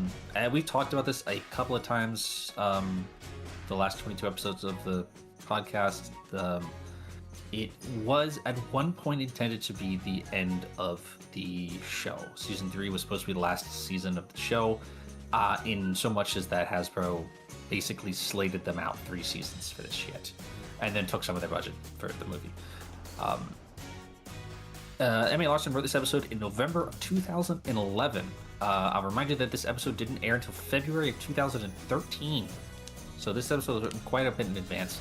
In 2019 on Twitter, he stated that the episode was originally written as the series finale before the greenlighting of the 4th season, and the original iteration of the episode featured a sequence where Twilight Sparkle and Rainbow Dash would fly around Equestria visiting other characters, followed by, quote, a super heartfelt moment with Twilight and her friends, and the episode would end with the closing of this storybook from the first episode. Aww. Which is what they ended up doing in The Last Problem, the season 9 finale, where they ended the show they bookended the show by closing the storybook that opens at the beginning of the first episode of the first season. So that was originally intended to be the ending. That was always intended to be like the last shot of the last episode.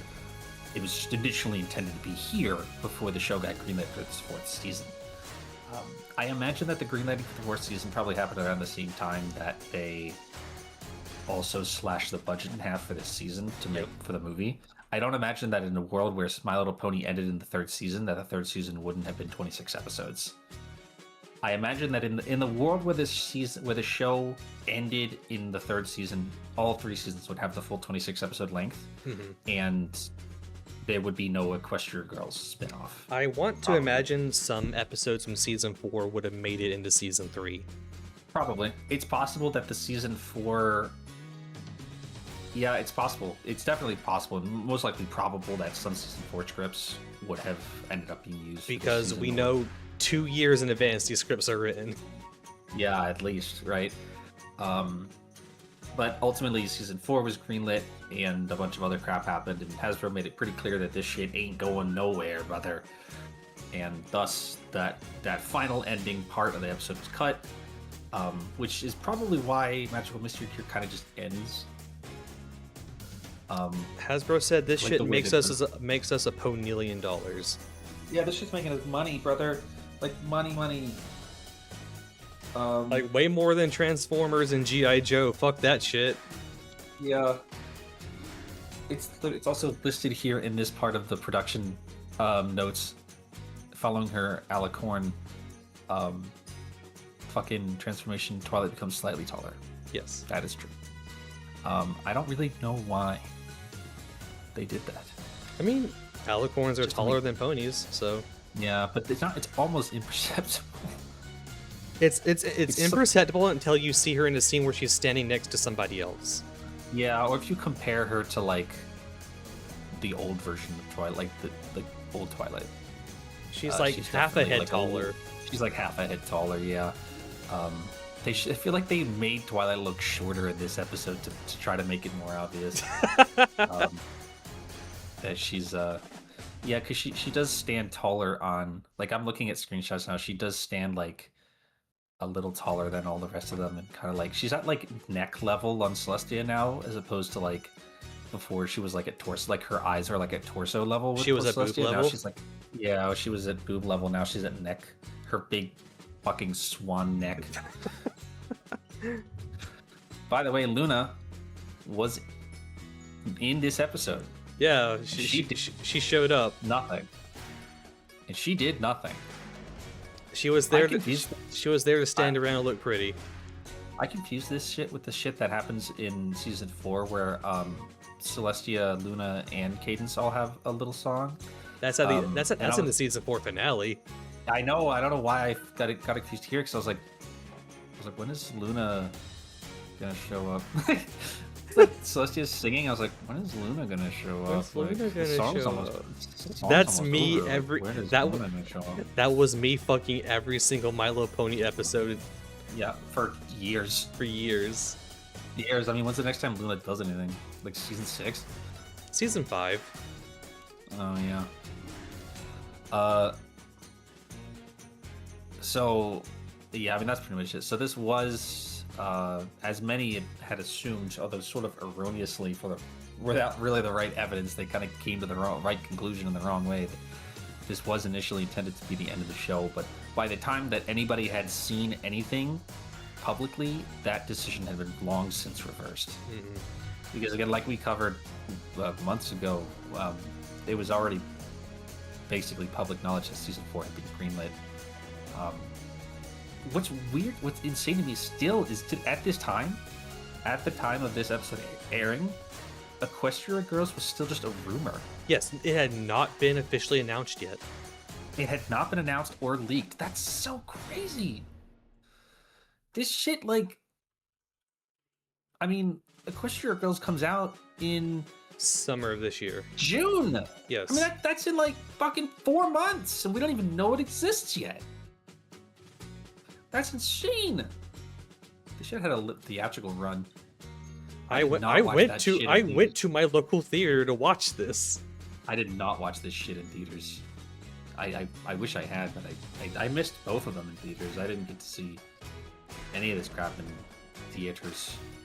I'm sure I would have probably liked it better if I watched it in theaters. So,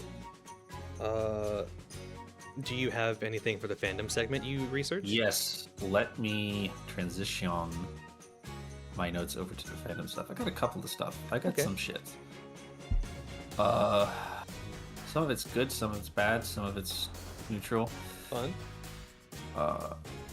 That's actually not because we talked about this. January 29th, 2013, Tournament Storm Episode 4 was released. The Phoenix Wright My Little Pony crossover series. Oh, hell yeah. So we're still going on that. January the 29th, 2013, we got our first gameplay footage, or like the first gameplay trailer of Fluttershy and Fighting is Magic. Yay! Well, we've got more Fighting is Magic news later. That's not good. January the 29th, 2013, first images of a new Twilight Sparkle plush that looks really fucking bad. I definitely had this. I definitely remember owning this. Do you remember this thing? Please show me a picture. Let's see. Yeah. Peep that Oh my thing. god, I remember this. I didn't have one, but I remember it. I am so positive I had this. I remember her crappy, shitty little mane. Oh, this... I remember this terrible thing. This thing sucks. It's so funny because like it's really like good quality except for like the tail and the mane. Like she looks great other than that. They made better ones later, like later this year. Yep. They made like more screen accurate ones with like plush hair and stuff. January 26, 2013, Equestria Daily reports on Luna Storm, Winter Storm Luna. It's literally just a winter storm that happened to be named Luna. Yep. Not even anything particularly exciting here. Let's skip around here. Okay, here, this is rather...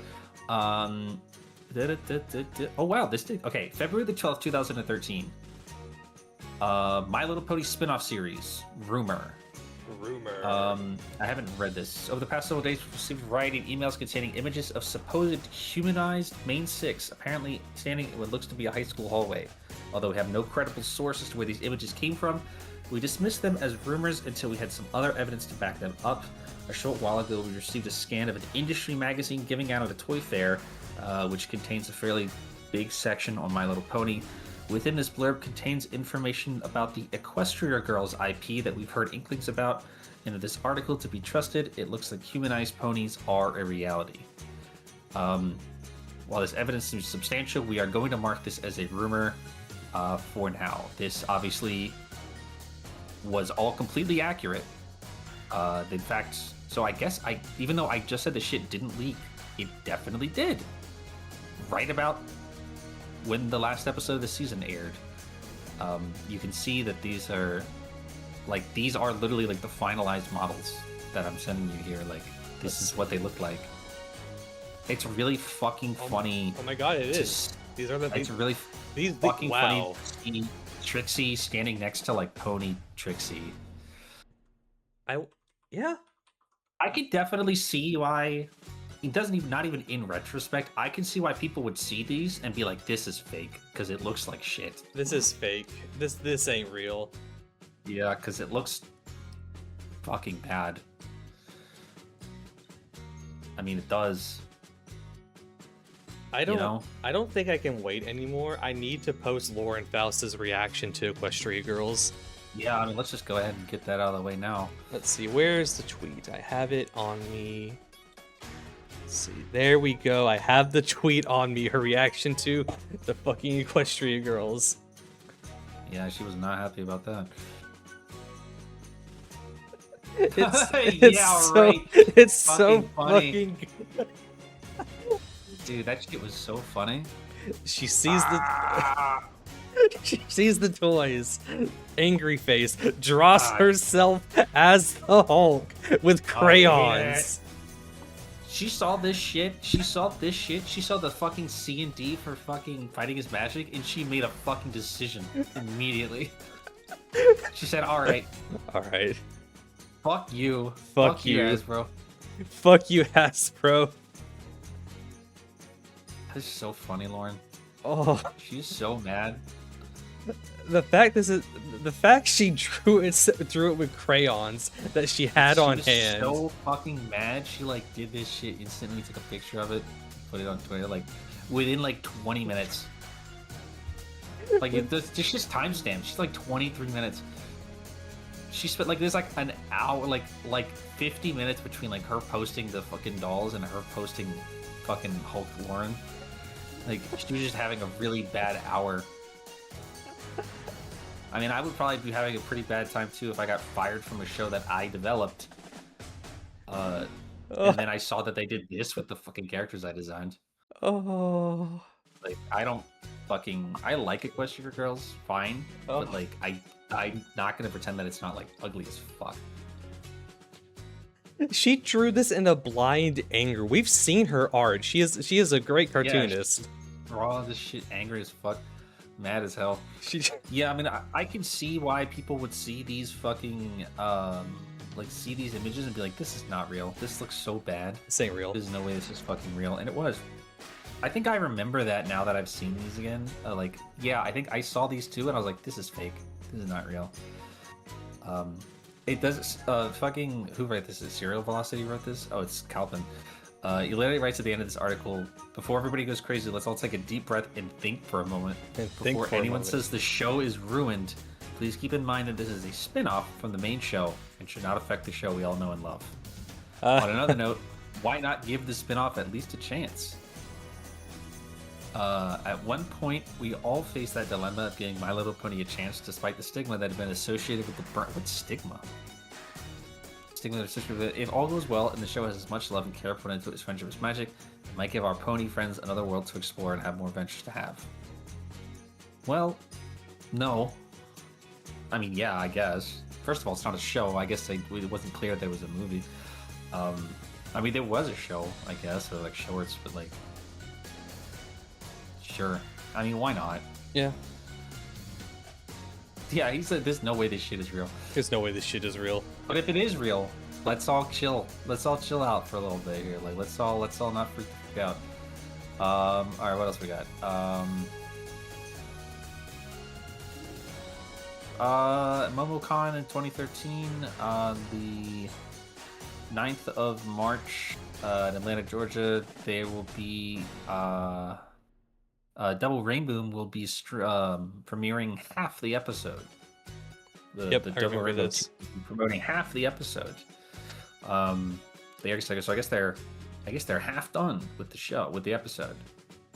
So we will surely be hearing more about that soon. What else do I have? Daniel Ingram tweeted on February the 19th.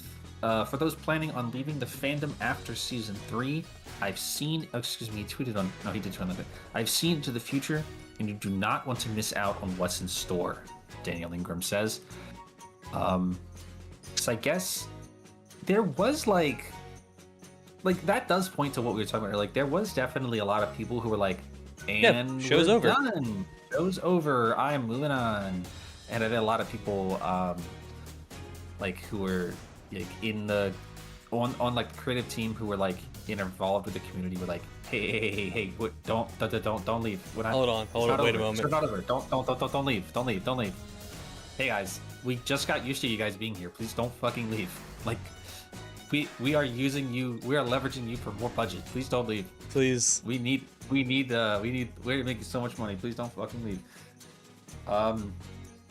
We already talked about the Crystal Heart book, so I don't have to talk about that shit. Yeah, we talked about that. We talked about that.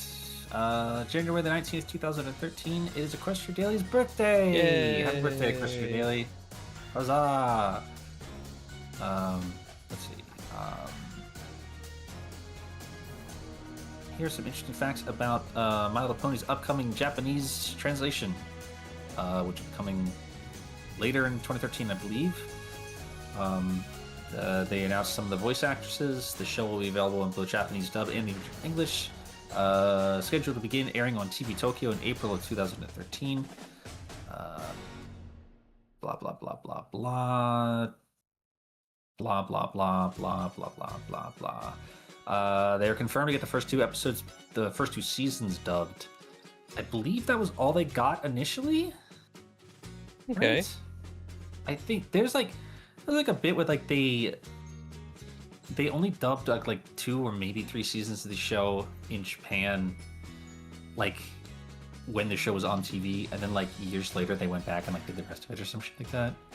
When like My Little Pony got like this weird second wind in like Southeast Asia and stuff like that. Mm-hmm. But I'm not super.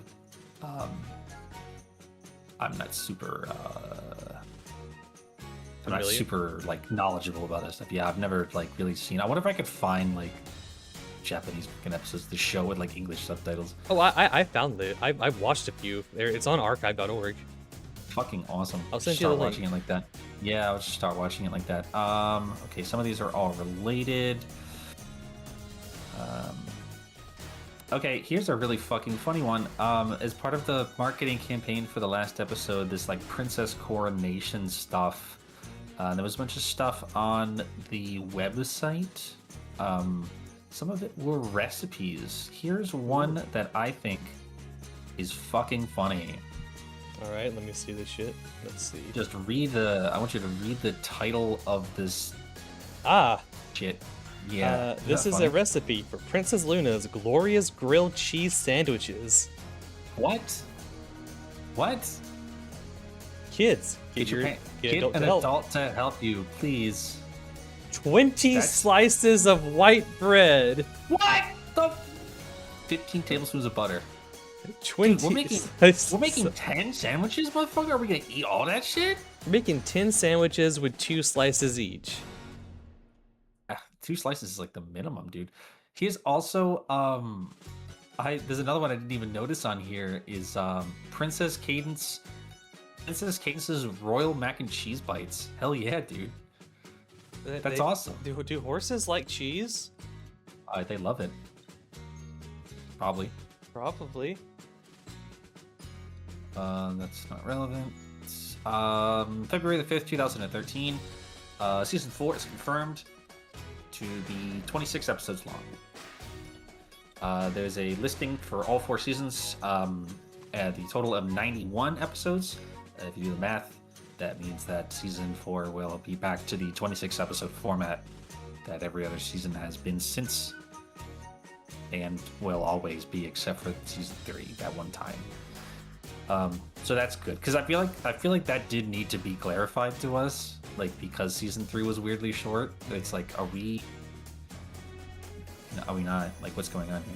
What's going on? Okay, so a couple of things about the BronyCon documentary. Oh yeah, that one.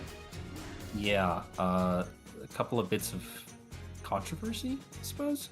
Controversy? February the 7th of 2013, as swarms of you posted last night, John Delancey tossed out a tweet saying they had, quote, shut down production on the BronyCon documentary. Where does the quote end? You've got the other quote mark. Many took this as an action for the DVD and Blu-ray sales, as well as giving up on getting it to film festivals and major websites. However, this was not the case. The only thing that has stopped production on it is the bonus material. The BronyCon doc, I probably should say the BronyCon doc team, filmed hundreds of hours worth of footage, the majority of which is sitting around on hard drives unused. The original plan was to move this into bonus discs and side projects. Why are they not doing this? He goes on to explain. But this is Sophisto talking. Why are they not doing this? Piracy, he says, is the big one. The documentary did not cost... Hold on. What is going on here? The documentary did not cost $600,000 and have the extra $260,000 floating around, as many people thought was the case. When they breached their Kickstarter goal, it gave them the power to do something they never planned on. Professional editors were hired, more locations were added, and overall quality and length were ramped up. It cost a ton of money to get actual industry workers on the job. Technically, the entire Kickstarter was for the documentary specifically, so this was just icing on the cake and all went well. But the lower than expected sales due to rampant piracy, covering costs and providing extra content just isn't in the cards. The film, they will continue to pursue film festivals, Netflix, Amazon, and the upcoming Blu-ray. Okay. Expect to see those in the future, and it links to a press release from the documentary staff, which probably does not exist. Oh, it does still exist.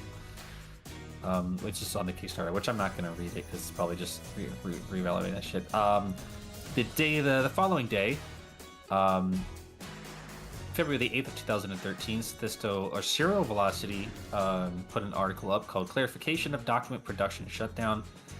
They sent a clarification update to all backers on the Kickstarter regarding the shutdown of production of bonus materials after rampant piracy of the film. I didn't know there was a piracy issue with this, but I guess that makes sense because we were all pirating the show. Did you ever watch the documentary? I don't think I ever actually watched it. No, I haven't either. Why probably watch it sometime for like a bonus thing. I'm sure it's really embarrassing. I'm sure it's incredibly embarrassing. Like, really fucking mortifying. It's probably why I never watched it. It's probably like really mortifying to watch. In essence, people who pledged enough to receive the extended interviews will be getting those as soon as those assets are sent to the disc printers. And according to Michael Brockhoff, who's part of the production team, he wanted to make it clear that we do not call all brownies pirates, but you probably should because we all were. We all kind of pirated the show. I mean, unless you were legitimately watching the show on television, you were pirating it. Like, let's be serious here. Let's just be serious here. We were here. all pirating the show. I mean, I pirated the show for the first 3 seasons.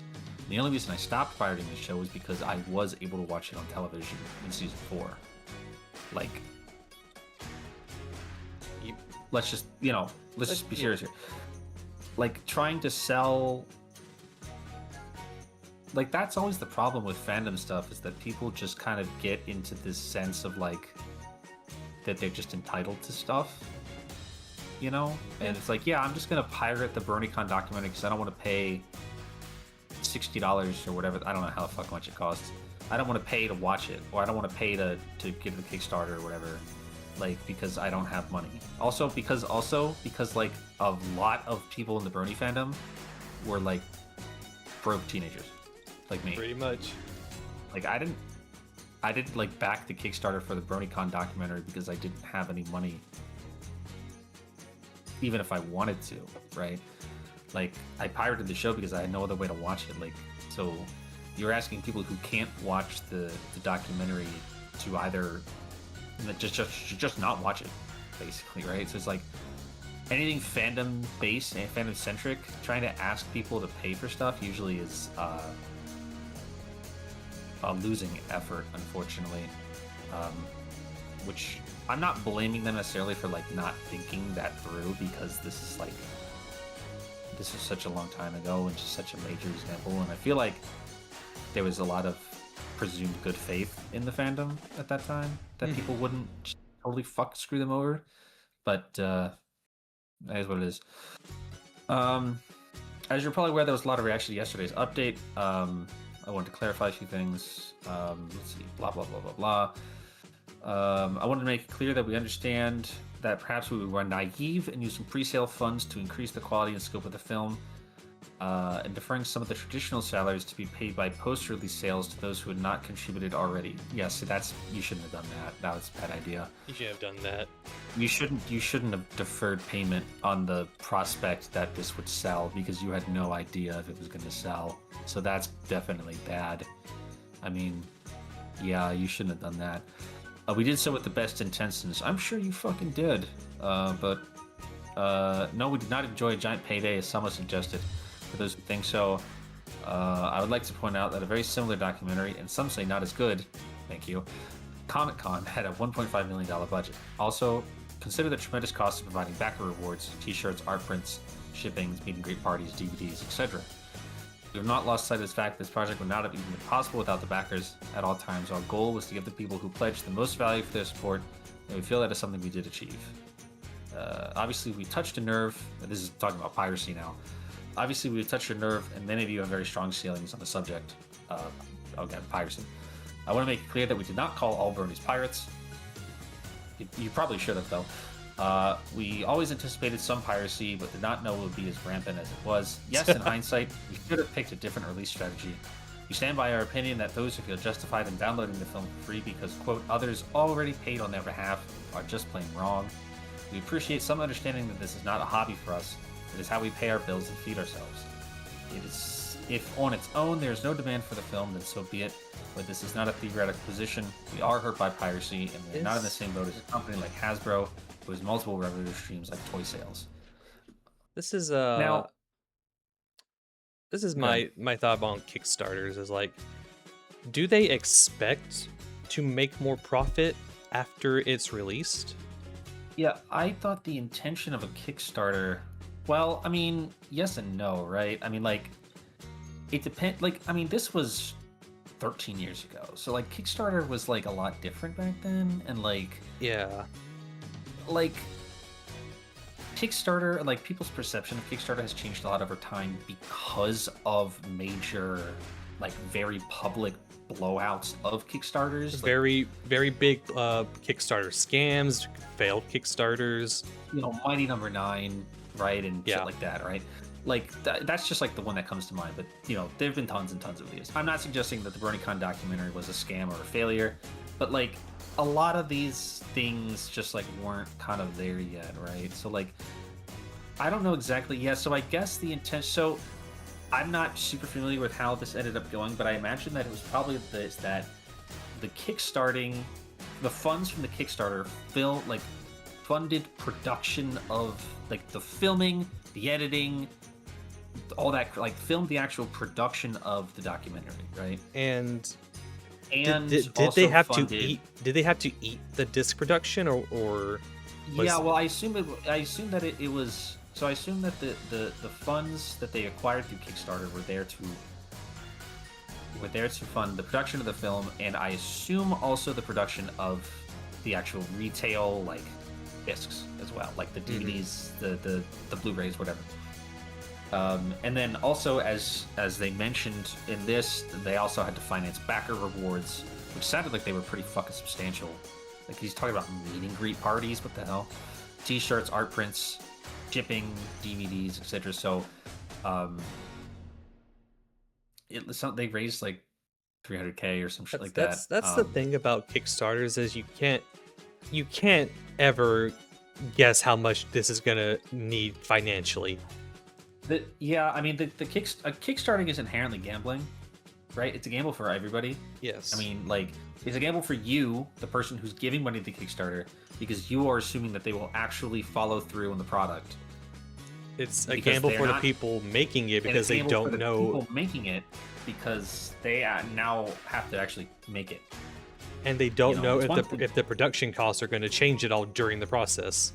Yeah, or if there's going to be setbacks or failures or whatever the fuck, right? I mean, again, like especially with video games, this kind of stuff happens all the time with kickstarting stuff, and it's why a lot of people don't trust Kickstarters as much anymore, at least when it comes to gaming, because there have been so many high-profile failures, and even ones that are successes usually have a laundry list of issues that they met along the way, like Bloodstained. I mean, Bloodstained came out and it was very critically acclaimed, right? And it was a great game, and they did all the stuff, but it still had a huge share of issues and controversies like during its production because of like the Kickstarter stuff. Mm-hmm. Like it was not clear of controversy. It just was able to cross the finish line, and now it's just a normal commercially available product, right? And so I imagine that was sort of. So I imagine that their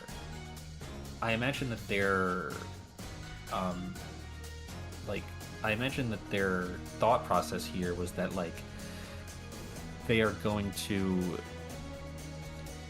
like when they I assume that what I'm reading here kind of suggests that they were going to also sell retail copies of the thing as well, and then they would use the funds from the retail sales to basically pay people's fucking salaries, like to pay people for their work, which is bad. You shouldn't do that because like that is a thing that happens in lots of stuff.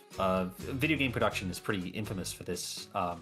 Actually, if you watch a lot of like What Happened, like the Matt McMuscles shit, a lot of companies have done this. That will do this, where like basically it's like we don't have the money to pay you, but when the game is shipped, then the game will make money and then we can pay you. Or like, you know, you don't get a bonus unless the game ships XYZ amount of copies or whatever the fuck shit like that, right? That is a gamble that you're making on the precipice that your product sells well, right?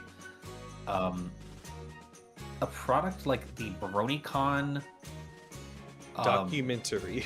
The BronyCon documentary DVD is probably one of the most niche things I could imagine buying. I cannot imagine them selling this in fucking Walmart and people picking it up and going, "Oh, cool, I'll buy that."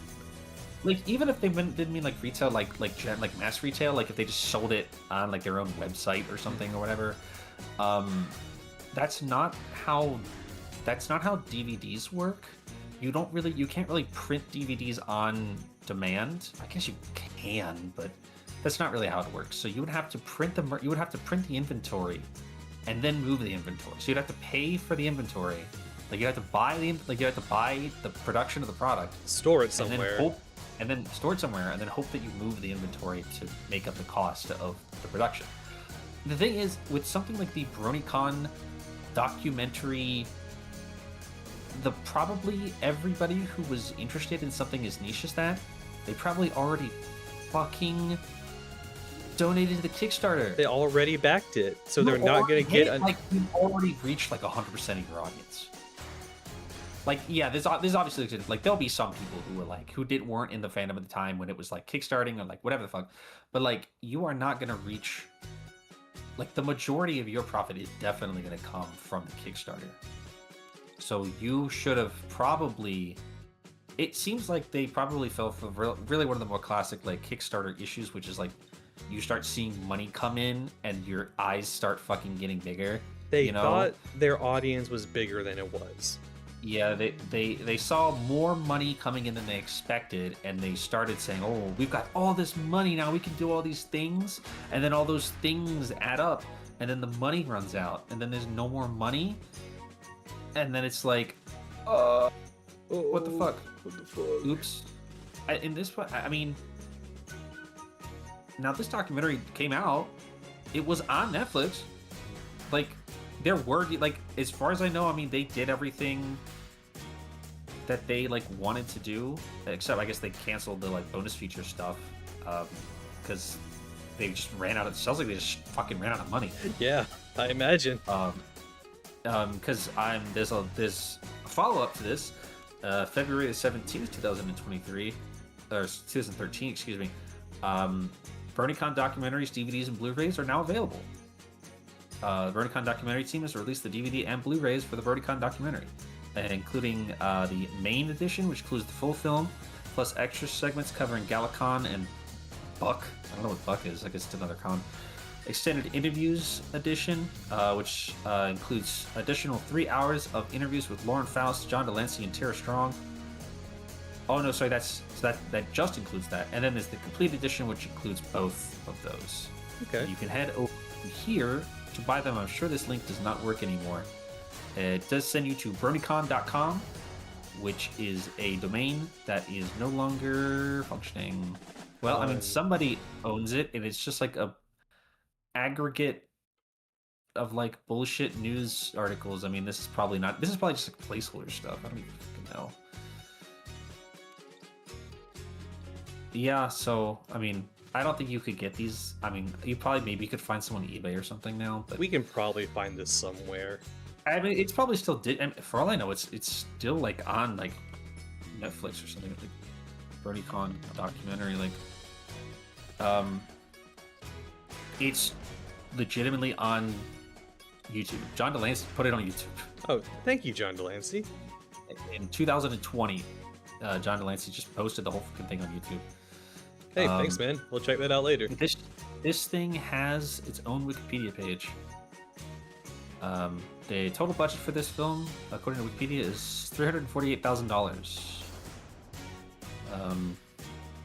Brony's the extremely unexpected adult fans of My Little Pony, formerly titled BronyCon the Documentary.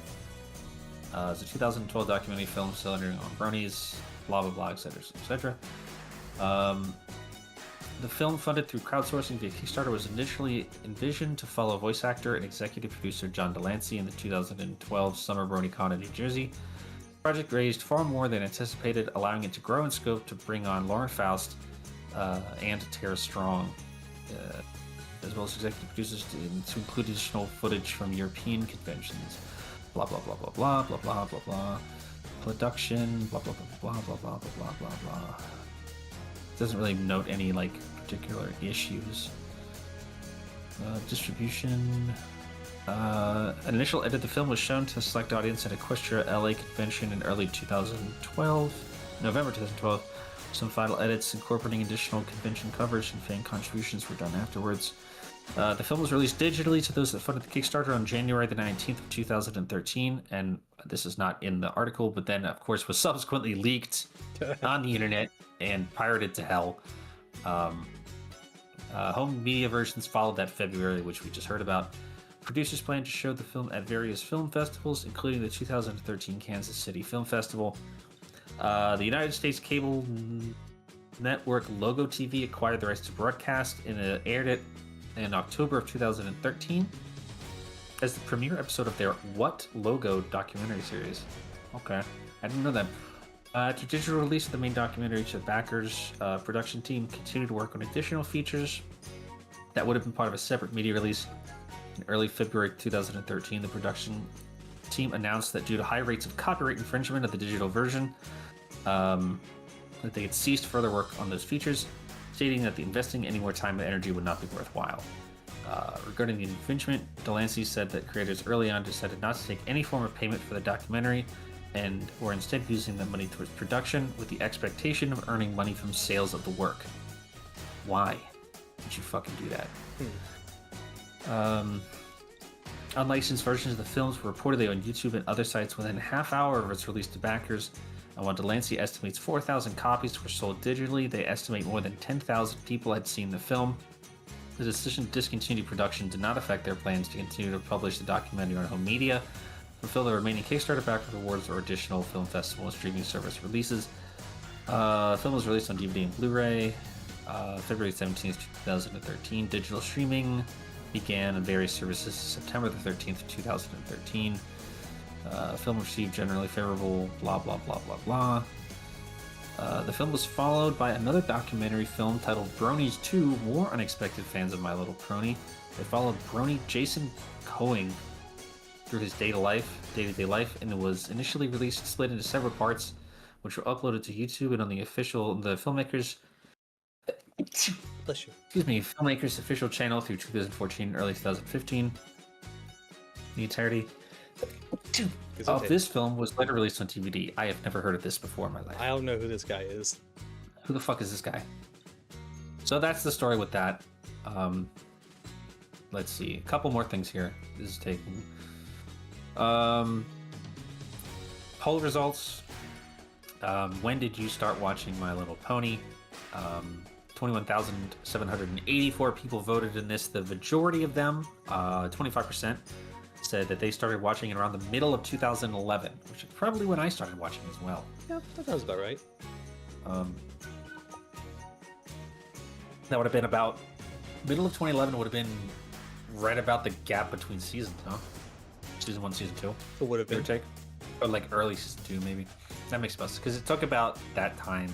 I mean, we watched that shit happen like in real time on fucking Season 1. We were doing the Equestria Daily bits. Another poll, 20,000 people voted in this.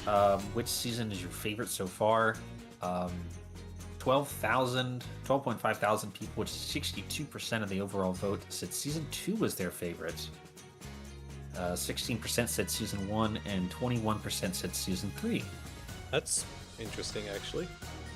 I think at the time, I think I would probably agree, because this poll was posted, let's see, February the 23rd, 2013, so this was about a week after Season 3 just ended. I think I can see people still saying that Season 2 was their favorite. At that time, I think like Season 3's sort of like, I think this sort of idea like Season 2 and 3 were like the best parts of the show. It took a little bit of time to establish itself, but I can see definitely people being like, Season 2 was the best. Like if you're saying like out of those 3 seasons, which one's your favorite? I could see a lot of people saying Season 2, especially if they came in right when Season 2 was starting, or like if they watched Season 2, like if their first interaction with like week to week episodes of My Little Pony is like Season 2, I could see people being like, yeah, Season 2 is my favorite season. I mean, it was the height of the popularity of the show. Yeah. I do have one more poll. 24,000 people. What are your thoughts on humanized ponies? This was February the 18th. This was probably like a couple of days after that leak, the Equestria Girls leak. 48% of people said no humans, I only want ponies. 21% people said I'm fine with humanizing the ponies. 12% said keep the ponies, but add humans too. What the fuck are you talking about? And Well, 17% said I don't care. Look forward for that for the live action movie next year. Oh, Jesus Christ, right. I guess that's actually not totally insane to say because that's what Gen 1 was like, but Gen 1 established that they were humans there like day one, so like that's not like weird. Like it would be weird if like season 4 of My Little Pony they just had like a human being in it. Yeah, you see a little freaky. I mean, are there actually any scenes in Equestria Girls where the human characters and the pony characters are on screen together, like no, as like humans and ponies at the same time? That would be weird, right? Wait, there is actually in like the third movie, I think. Oh, yeah, probably. Well, we'll get there. Last thing I have here is just a... Oh, no, I have one more thing, actually, with the last thing. February 15th, 2013, Megan McCarthy tweets the following. I consider the season finale of MLP... She said hashtag MLP FIM. I assume she means season 3. I consider the season finale of season 3 a 3-parter. Hashtag bronies just won't get to see parts 2 and 3 for a while, but it will be worth the wait. Are you talking about the opening of season 4? Yeah, are you talking about Princess Twilight Sparkle Part 1 and 2? Like, it fucking has to be. I guess, Megan. I mean, what the fuck are you talking about? I consider the season finale to be a 3-parter. Okay, well, it isn't. It isn't. It's a single episode, Megan. That's not what that is, Megan. All right, here's the thing we've been waiting for. February the 8th, 2013, which is coincidentally was the same day as BronyCon announced, as the BronyCon documentary team announced they were canceling the bonus features because of piracy. February the 8th, 2013, as per a note on Main 6 website, the in-development non-profit fighting game Fighting Is Magic has received a cease and desist letter from Hasbro's attorneys. According to the site's blog post, various legal measures have been considered and enacted. Now the team must comply with the order. As such, production has been shut down indefinitely. A staff member of Main 6 has also resigned from the project effective immediately. For those interested, Lauren Fast has something to say on the issue. Oh, I'm sure she fucking does. I'm sure she does. Let's see. February the 8th, 2011, at Main 6, this is Lauren Faust on Twitter, at Main 6, want some original characters to make a new game with. Fuck yeah, Lauren. She just asked them. She was mad as fuck. She was so fucking mad. She at them on Twitter. She was so fucking mad. That is so fucking funny. I did not know that she just added them on Twitter. Like, she hates Hasbro so much. I've got 2 other things about this. Oh, that doesn't work. Okay, well, there was February the 19th, 2013, Main 6 released mega post of Fighting Is Magic Cease and Desist information. This doesn't include, like, a summary of what this post says, and it links to a post on Main 6's blog that is no longer active, so I can't read this. But I do have February the 9th, 2013, which is the day after the CD was posted, an editorial on Equestria Daily by Foe. I don't know who this is. Disclaimer, Equestria Daily does not employ any legal experts. The following editorial is highly speculative, although it attempts to be informative as it represents our best understanding of the situation and the underlying laws. Please consult with an actual attorney before taking any actions based on the opinions expressed below and help avoid the spread of legal misinformation. Now, before I get into this, I haven't read this yet. Yeah?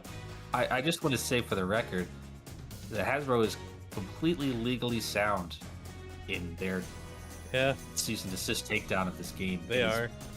It is blatant copyright infringement. Now, I'm not saying that's good or bad. I'm just saying from a legal standpoint, Hasbro has an airtight argument to make here, which is that they were infringing upon our copyrighted characters. This is not a no-brainer. Like, this is not like a hard fucking. This is what happened. Like, this is not like a mystery. Blah blah blah. Do I even want to read this? Blah blah blah blah blah blah blah blah blah blah blah blah blah. And while it's true that not defending a trademark won't cost Hasbro its control over the ponies to continue fighting its magic, the implicit license would absolutely change the landscape of their business. Yeah, blah blah blah blah blah. Pusher Daily is aware of petitions to attempt to bring the game back. Blah, blah, blah, blah, blah. There's still hope for Fighting's Magic. As linked in our original article, Lauren Faust has made a public offer to design original characters for the game to use. This would satisfy Hasbro's claim of infringement upon its trade dress, as the game would no longer be using trademark names and characters. It's not a panacea for anything that's happened. Refitting the game to include new high-resolution sprites is a process that by itself could take months, try years. And they would likely need to rebalance and retool each moveset to fit the new characters. That's not true. That's not true. They all become fucking XPs. The originals. They don't have to retune shit. I mean, fuck it. Which could represent additional months of additional delay, many months, or even a year of production. You have a serious underestimate of how long it takes to make a fighting game. I think they made their Kickstarter in like 2016, and the game came out in 2018. Yeah, this is 2013 we're talking about this. Yeah. You're talking about this might take over a year. Yeah, it might. Motherfucker, it might. Let's see. But it is a real legitimate chance to let one of the coolest and most ambitious free projects, not just in the coding community, but in gaming as well. I don't know about all that. I don't know about all Live that. on. We can't force Me and Six to keep their doors open, but we can keep our heads held high and hope in our hearts that they won't let this be the end. It is their choice and their decision, and we have to leave it be. And then there's a bunch of fucking morons in the There's a bunch of morons in the comments who are trying to argue what they think the First Amendment means.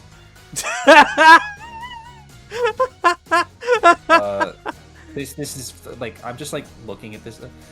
Parody is protected under the First Amendment. No, it's not. That's not. No, I mean, no, it's not. Free speech is not negotiable. Actually, it is. You'll find that it is. Do you think that Mad TV is running blatantly illegal footage every week? Well, no, but they're doing a parody. See, what Fighting is Magic is not a parody, because they're not parodying anything like that. Also, like, nobody's gonna sue Mad TV. Like, do you think SNL would have existed for so long if they lost every suit against them? Now, that's not to say they don't get sued. Well, they don't. Anyone can sue for any reason. No, they can't. And it takes money to fight lawyers. That's true. Money to Main Six obviously being a non-profit outfit to stop pretending that none of us content makers have any rights. You fucking don't. You have no rights. Welcome to capitalism, baby. You don't have any fucking rights. There's also a fair use argument. You're not being sued by Hasbro by typing the name Twilight Sparkle. That's okay. Again, but that's not what fair use is. But and reviews can obviously be allowed to post clips of the show. No, they're fucking not. They have to get permission to do that stuff. You don't. Maybe this hasn't happened yet, but there was like waves of takedowns for people who were using footage of the show to like write like their own, like do like reviews of episodes. There were tons of people who were getting copyright strikes for using footage of the episodes, like in their shit. It still happens all the time in like video reviews. Now it still happens now. Like when you see like IGN make a fucking video review, they have explicit permission. They have explicit permission to use that footage, and even then, there are usually like really restrictive like boundaries of what footage they're allowed to use. You know. And because they are working professionals and they operate within a certain like standard of shit where it's like if they violate, even if it's like unspoken rules, if they violate them, then they won't get to play ball anymore. That's not how this works. Arguably, Hasbro lawyers could totally argue that a trademark was not being challenged since some representation of the characters in the game is just fair use. But that's not true. It's not fair use. That's not what fucking fair use means. Fair use isn't just what you decide. You're right that Hasbro doesn't necessarily have to pursue like copyright claims, but like they're going to, because that's just what you do. Like, I'm not like, that's just what happened. Like these people are so dumb. Parody is protected under the First Amendment. Like, that doesn't mean what you think it means. The First Amendment protects you from the government, not from the me. What they should have done is they should have just shut up and then just released it all at once by the without any monetary paywall. Yeah. Shut the fuck up. This is how every fan game survives nowadays. Just shut the fuck up.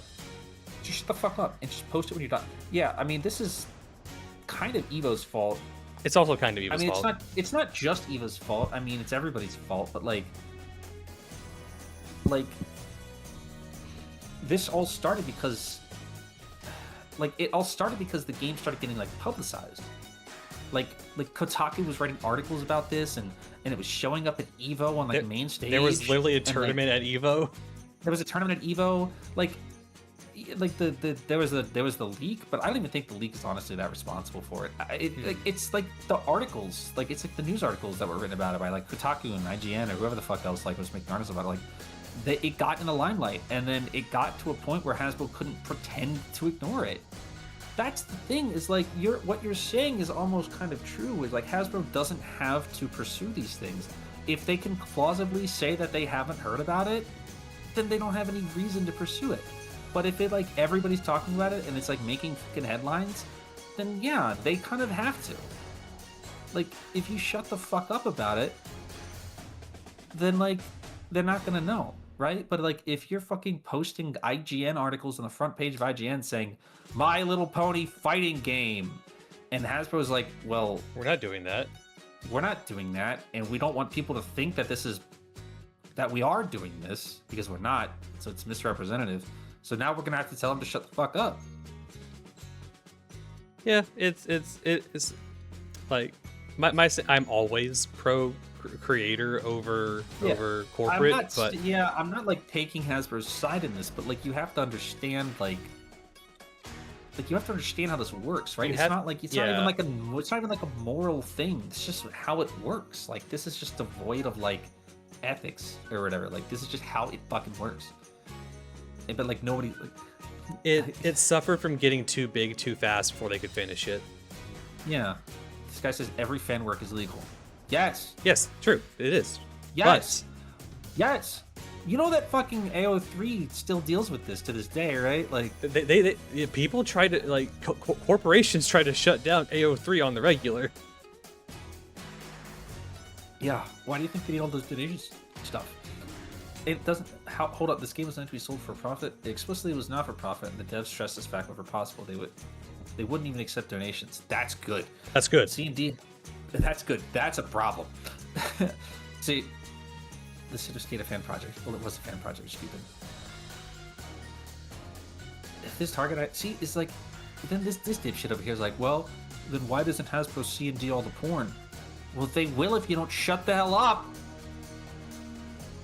Well, don't talk about it. That's what corporations are trying to do nowadays.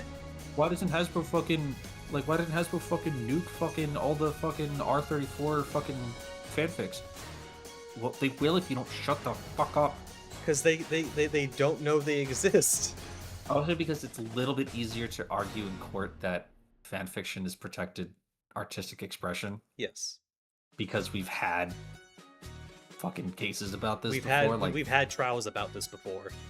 Yeah, so there's precedent to argue specifically that written fan works count as artistic expression and therefore are protected under the First Amendment. Could you argue that My Little Pony Fighting is Magic is protected expression? Maybe. I mean, you'd have to argue that. And again, that costs a lot of money. And nobody's really willing to do they had the benefit of this was entirely out of pocket. This was just a fan work out of pocket. Yeah, but again, it's not. Yeah, but it's not even about profit. A lot of people in this comment section seem to also misunderstand that. It's Hasbro is not concerned about profit. They're concerned about their IP that they hold being misrepresented. Yeah, they're concerned about the IP. And again, even if realistically, if this game was allowed, if Fighting is Magic was allowed to come out, would it have actually done any damage to the brand, the IP, or Hasbro's legal standing of their own independent properties? No. That's not the point though, right? It could have. Maybe it would have. Probably not. Realistically, no, it wouldn't have. That's not the point though. That's not the lawyer's job, right? The lawyer's job is not threat analysis. Is this a threat to us? No. Because we're gonna kill it before it could possibly become one. Like, that's just how this shit works. Like, yeah, no. If we hear about it, we're gonna have to do something about it. That's just how it works. It's just how it works. You just have to work around that. You just have to work around that. They don't want to ever have to come into some kind of a fucking scenario. You never want to have to come to some kind of a fucking scenario where you are fucking in court and there is any evidence to suggest that you are not giving a reasonable protection to your own copyright.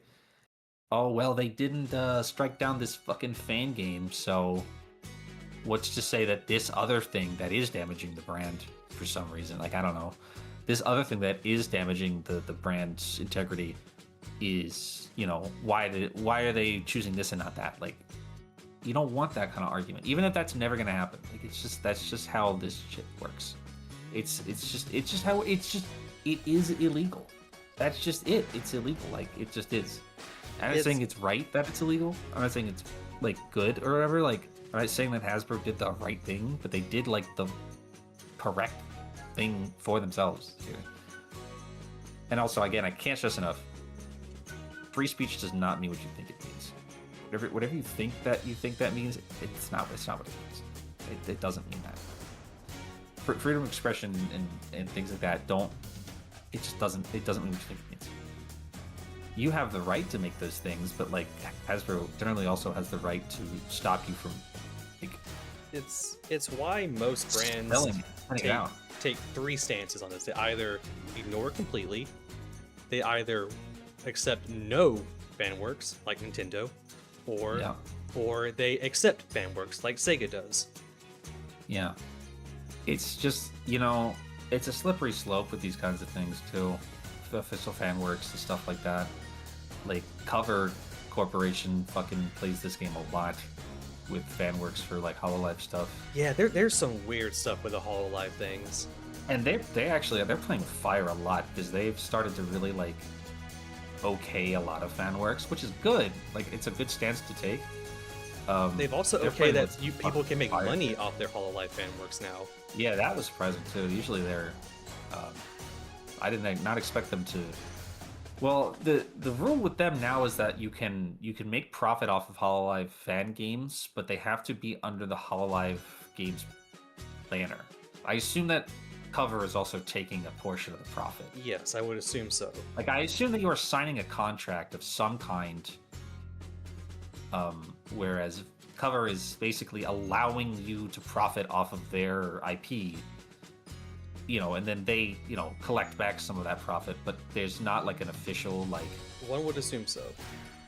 There's probably enough of like a legal arm's distance that if you just go fucking insane or something, that they can just cut you loose or just say that they're not, you don't represent Cover. Like, the people who made fucking like that crony game, like the side scroller, which is a great game, by the way. Yeah, the crony platformer. Yeah, the crony platformer, great game, by the way. Like, they don't like speak for Cover, right? Like, they're not associated with Cover. Like, they were granted basically a license to use Cover's like visual assets, not even like official assets. I mean, they had to make all that stuff, but they're allowed to like basically violate their copyright. They're being allowed to do that for profit because they are basically paying, like, it's basically like they're paying a licensing fee, more or less. It's kind of like a backwards version of paying a licensing fee, where like they are licensing the IP to these developers to make these games, but it's in a backwards way where like they make the game first and then submit it to Cover for official licensing, I guess. But I don't know if they would like, I don't know if those games are considered like official in any real capacity. I guess they're official in the sense that like they are, Cover's name is like stamped on it. Like, it like I think if you look at the game, like if you look at it on Steam, it says like the publisher is like Cover Corporation or like some shit like that. Like, let me find the game. So I have I don't know, what is this game called? Let's see. Chrono Gear, Warden of Time. That's the game. Chrono Gear, Warden of Time, on the official Steam page. Developers Team Chrono Gear and Galaxy Trail. The publisher is Hollow Indie. So, And yeah, if you Hololive click on Productions that, derivative work game brand Hollow Indie. So these are more or less officially licensed games, but like Hololive Productions did not actually do anything or provide any, like they did not provide any assets or like money.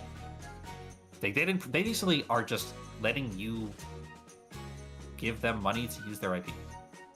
It's like the easiest, like the most like in their favor thing ever. But it's the only way that you're going to be able to make money off of a Hololive fan game. There's also like the thing where like the talent owns their character.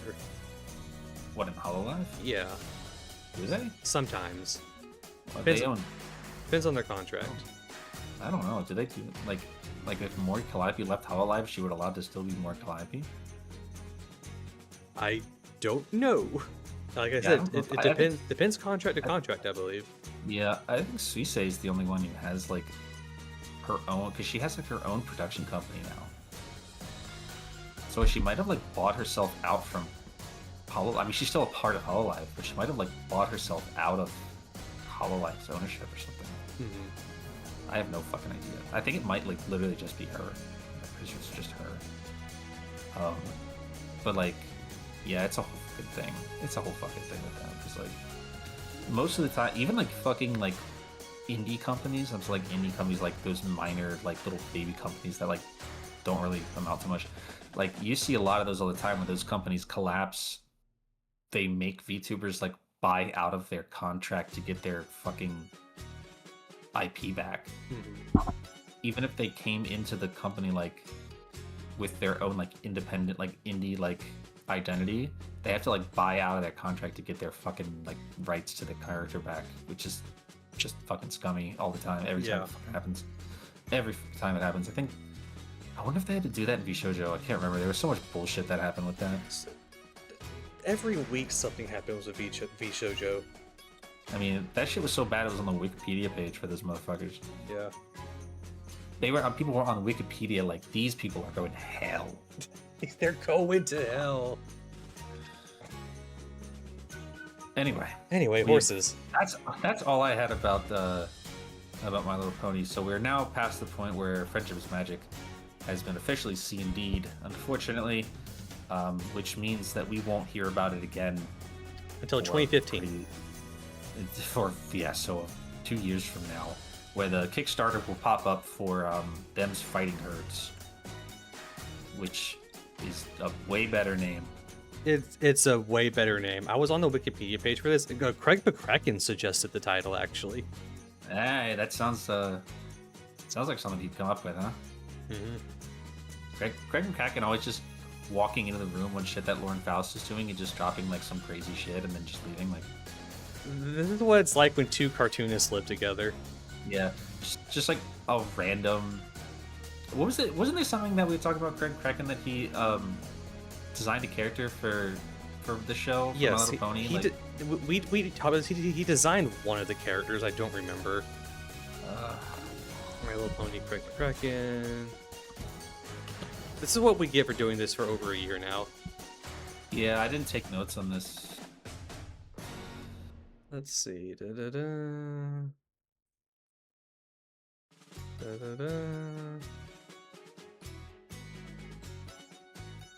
Can't particularly find anything about his name involved in My Little Pony. Yeah, but I know we discussed this. He helped design some character. He designed something. Yeah, we talked about this last time.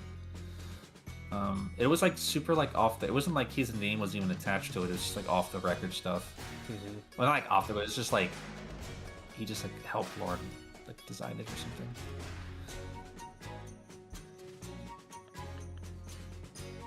something. I'll find it later. Yeah, we'll figure it out later. Oh, there was the Wonderbolts uniform. That's right. You're right. He designed the Wonderbolts. He designed the Wonderbolts. Yeah, he designed the Wonderbolts uniform. Right. See, that's what I'm talking about. Craig McCracken just walk in the room and just like make his bullshit. It's like the coolest thing in the show. Like, hey, all right. Good luck with Wander, buddy. I hope it doesn't get fucking canceled. Good luck with Wander over yonder. Hope Disney doesn't fuck you over. I hope Disney doesn't fuck you like more than anyone's ever fucked you ever. for no fucking reason at all. Hey man, hey Craig, I hear your show's making making money and like it's got good ratings and everybody really likes it. What if we fucked you completely? What if we canceled it after season 2? Oh, okay, sure. Yeah, that'd be great. I'm sure everybody would really appreciate if you did that. Despite you having like a 4-season plan. Yeah, that we signed off on. That you've been very public about. Yeah. Yeah, that'd be cool. All right. Yeah, yeah. Okay. Well, everybody would like it if you didn't cancel the show. Okay. Well, we already did, so we already wrote that off, like in text and stuff. Hey, Craig, how about Kid Cosmic? How's that going? Oh, they canceled after season 1, and now they want me to make a fucking kindergarten Foster's Home for Imaginary Friends spinoff. Yeah. Okay, man. Well, good luck with that, buddy. Good luck. So, we are here at the end of season 3. Before we get to season 4, we've got 3 bonus episodes to get to. We got 3 of them, and I was going to ask you, what do you want to tackle first? Equestria Girls, the comic, or... So, the comic... I think we should do the comic first. Okay. Because the comics... There's a couple reasons for this. Well, we can either do the... I think we should do Equestria Girls last. And it's because technically... That leads into season 4. That leads into season 4. And technically, at this point in time, Fallout Equestria is already over. Yep. And the run of the comics that we are reading is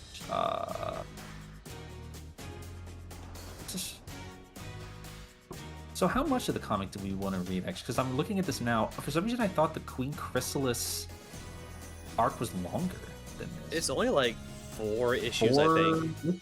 There's 4. So the Queen Chrysalis shit is 4 issues. The Nightmare Rarity thing is 4 issues. And then there's just like some bullshit stories. Okay, how about... Okay, so we can either do... And also because I will be in and out of like town for the rest of the month. Yeah, totally. Which is why I really wanted to get this episode... Like I wanted to get season 3 done today. So much so that we fucking couldn't do the book club this week. Because nobody else was available any other day and I wasn't available today because I really wanted to do this today. Okay. So I think we should do either Equestria Daily, or excuse me, Fallout Equestria first, and then the comics, and then Equestria Girls, because Equestria Girls like chronologically happens like last of those 3 things. I agree, and I think we should... Go ahead. Continue. Oh yeah, and because it gives us, because we may be off for a few weeks, so it gives us ample amount of time to read however many chapters of Fallout Equestria we need to read, and or read however many issues of the comics we need to read. So we have like something that we can do, like something to like we have time to do those things, you know, instead of like basically just sitting and doing nothing, waiting to watch Equestria Girls. We're doing the 10 penny tower. The 10 pony. 10 pony tower arc. Yeah. Yeah, which would be... Let's see. I've got you gotta pull up the wiki for this. The fucking arcs of it. Yeah, okay, so we did the Silver Bell. So we read the first 12 chapters the first time. Correct. We did this. We stopped at chapter 12, which was right when they killed Mr. Topaz the dragon, the Shattered Hoof battle. Mm-hmm. Chapter 13 is like the aftermath of that, and then it starts wrapping us into the 10 Pony Tower shit. And that goes to like chapter 21? Steel Rangers, Memory Orbs, Steel Hooves.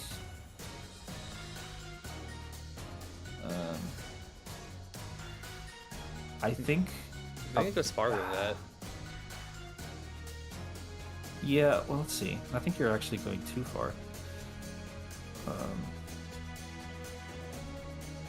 When did they kill that guy? When did they kill that guy?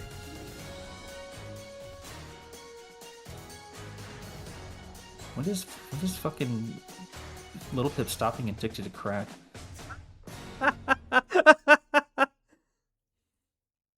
Like, when the fuck does she actually do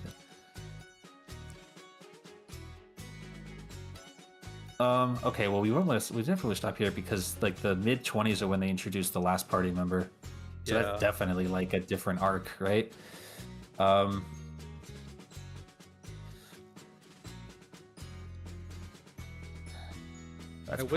wish the wiki had a better summary of the arcs than just the chapter layout. I mean, we're kind of bullshitting this, yeah.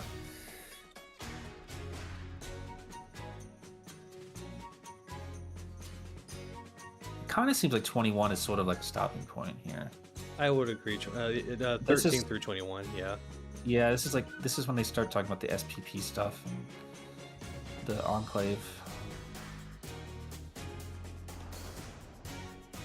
We could even stop at 20 because that's when they, like the end of the chapter is the Watcher reveal. Okay. Like Watcher's identity reveal, so we could do that. I just want to see. Okay, chapter 19 is when. Calls them a favorite looking knows them. Okay, chapter 19 is when I think chapter 19 is when they like trick Little Pip into like getting detoxed. So then let's say 20 because I think 20 is like kind of like a cliffhanger sort of stopping point. I'm down for that. Yeah, because I think the first half of chapter 20 like finishes up the like results of chapter 19. So we'll say 13. That's 7 chapters. That's easy money. That's easy. Yeah, so that's chapters 13. So do you want to do Equestria Fallout Equestria first, or do you want to do a comic first? Let's do chapters 13 through 20 of Fallout Equestria, and then the first 10 issues of the comic. And then the first 10 issues of the comic, which would put us the Return of Queen Chrysalis, Nightmare Rarity, and the Big Mac stuff. The Big Mac stuff. Yeah, that's good. That's like 3 episodes, so that kind of makes sense. Yeah.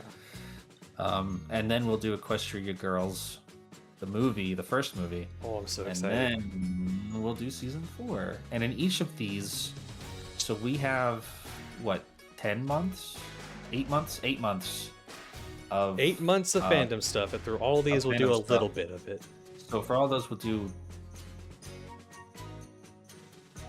3-ish months, I guess. 3-ish months, just to help us ease through it.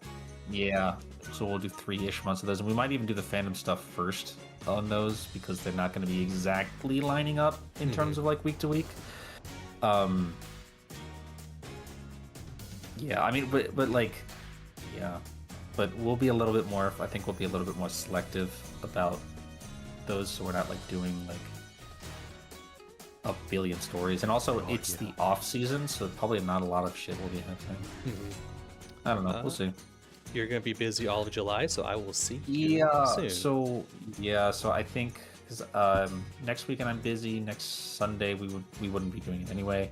And then the week after that I'm also busy. So it'll probably be like the first week of August we'll be back. So you guys have about a month to read 7 chapters of Fallout Equestria.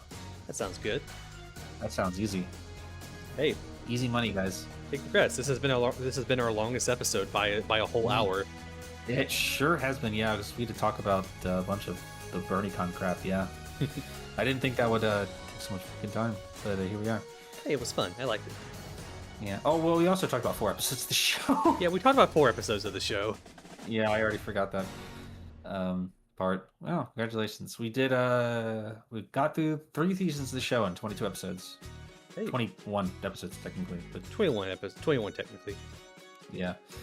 And we'll be back with Fallout Equestria. Our good friend Little Pip, the gayest little bitch who's ever lived. She's get ready for drugs, everybody. We're like actually not gonna get to the point where she fucks. I think in this wait. No, not the lesbian sex chapter. We're gonna miss it. Wait. I can't remember Fallout Equestria's sex chapter. Don't Google this. Don't Google this, everybody. Okay, it's definitely not chapter 7. 0.5 chapter. Oh, come on, man.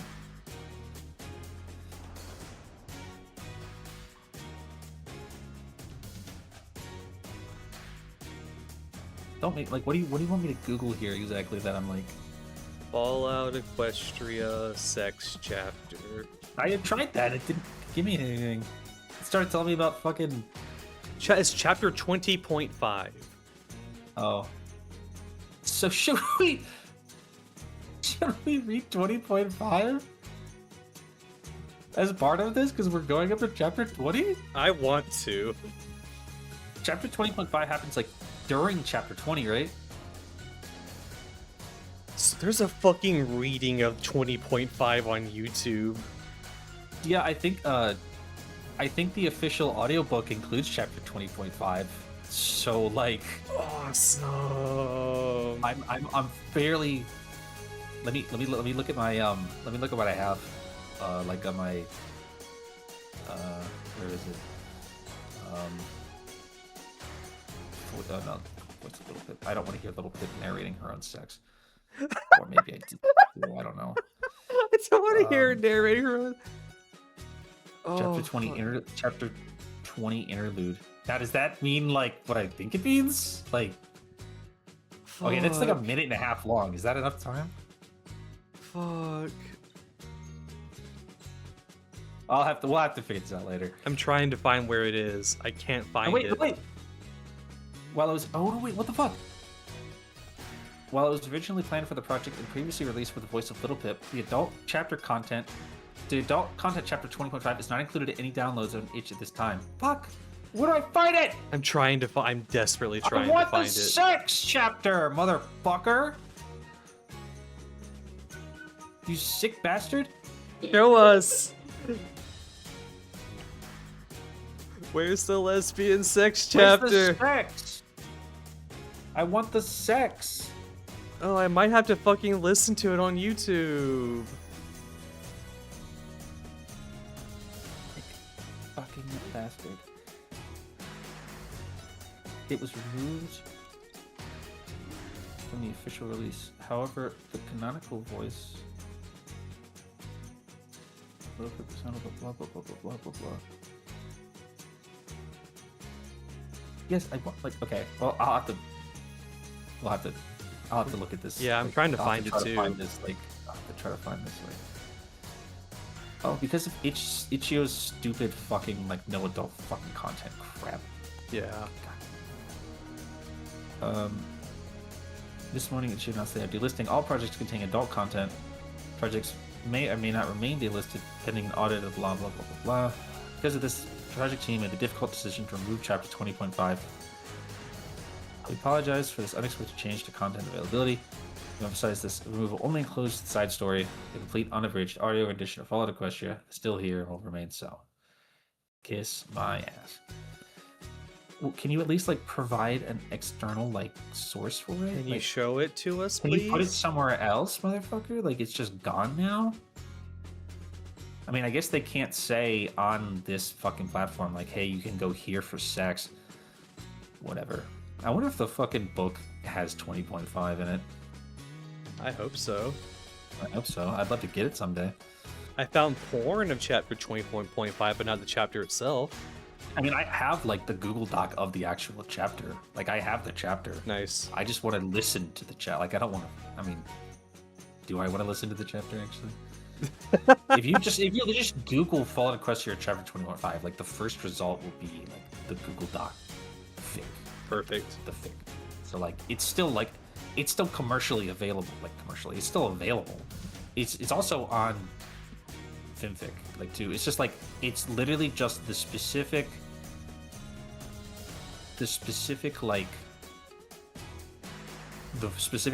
official audiobook like they've recorded the content and then they had to delete it because of its stupid fucking censorship. Yeah. So it's just lost media unless I guess some people had it, but I didn't get to it in time, so I would like if somebody would just put it up somewhere. Combat.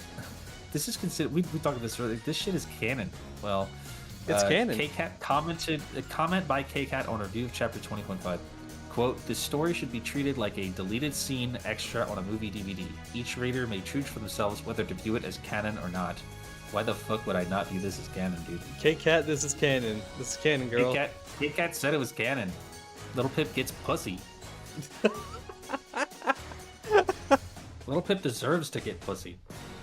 Oh, Mr. Press Lesbian all of Equestria. Anyway, I'm excited for future episodes. 7 chapters. You got a month to read them. Listen to them, whatever. Hell yeah. Well, 7.5. Apparently. 7.5. 7.5 chapters. Read the sex chapter. We will be talking about it. We will be talking about the sex chapter. I don't even remember like how explicit it is, or like I don't remember anything about it. We're gonna find out. We're gonna find out, baby. Oh boy. All right. Well, done. All right. Y'all have a good afternoon. All right, y'all take care. We'll see y'all soon. Bye. Bye.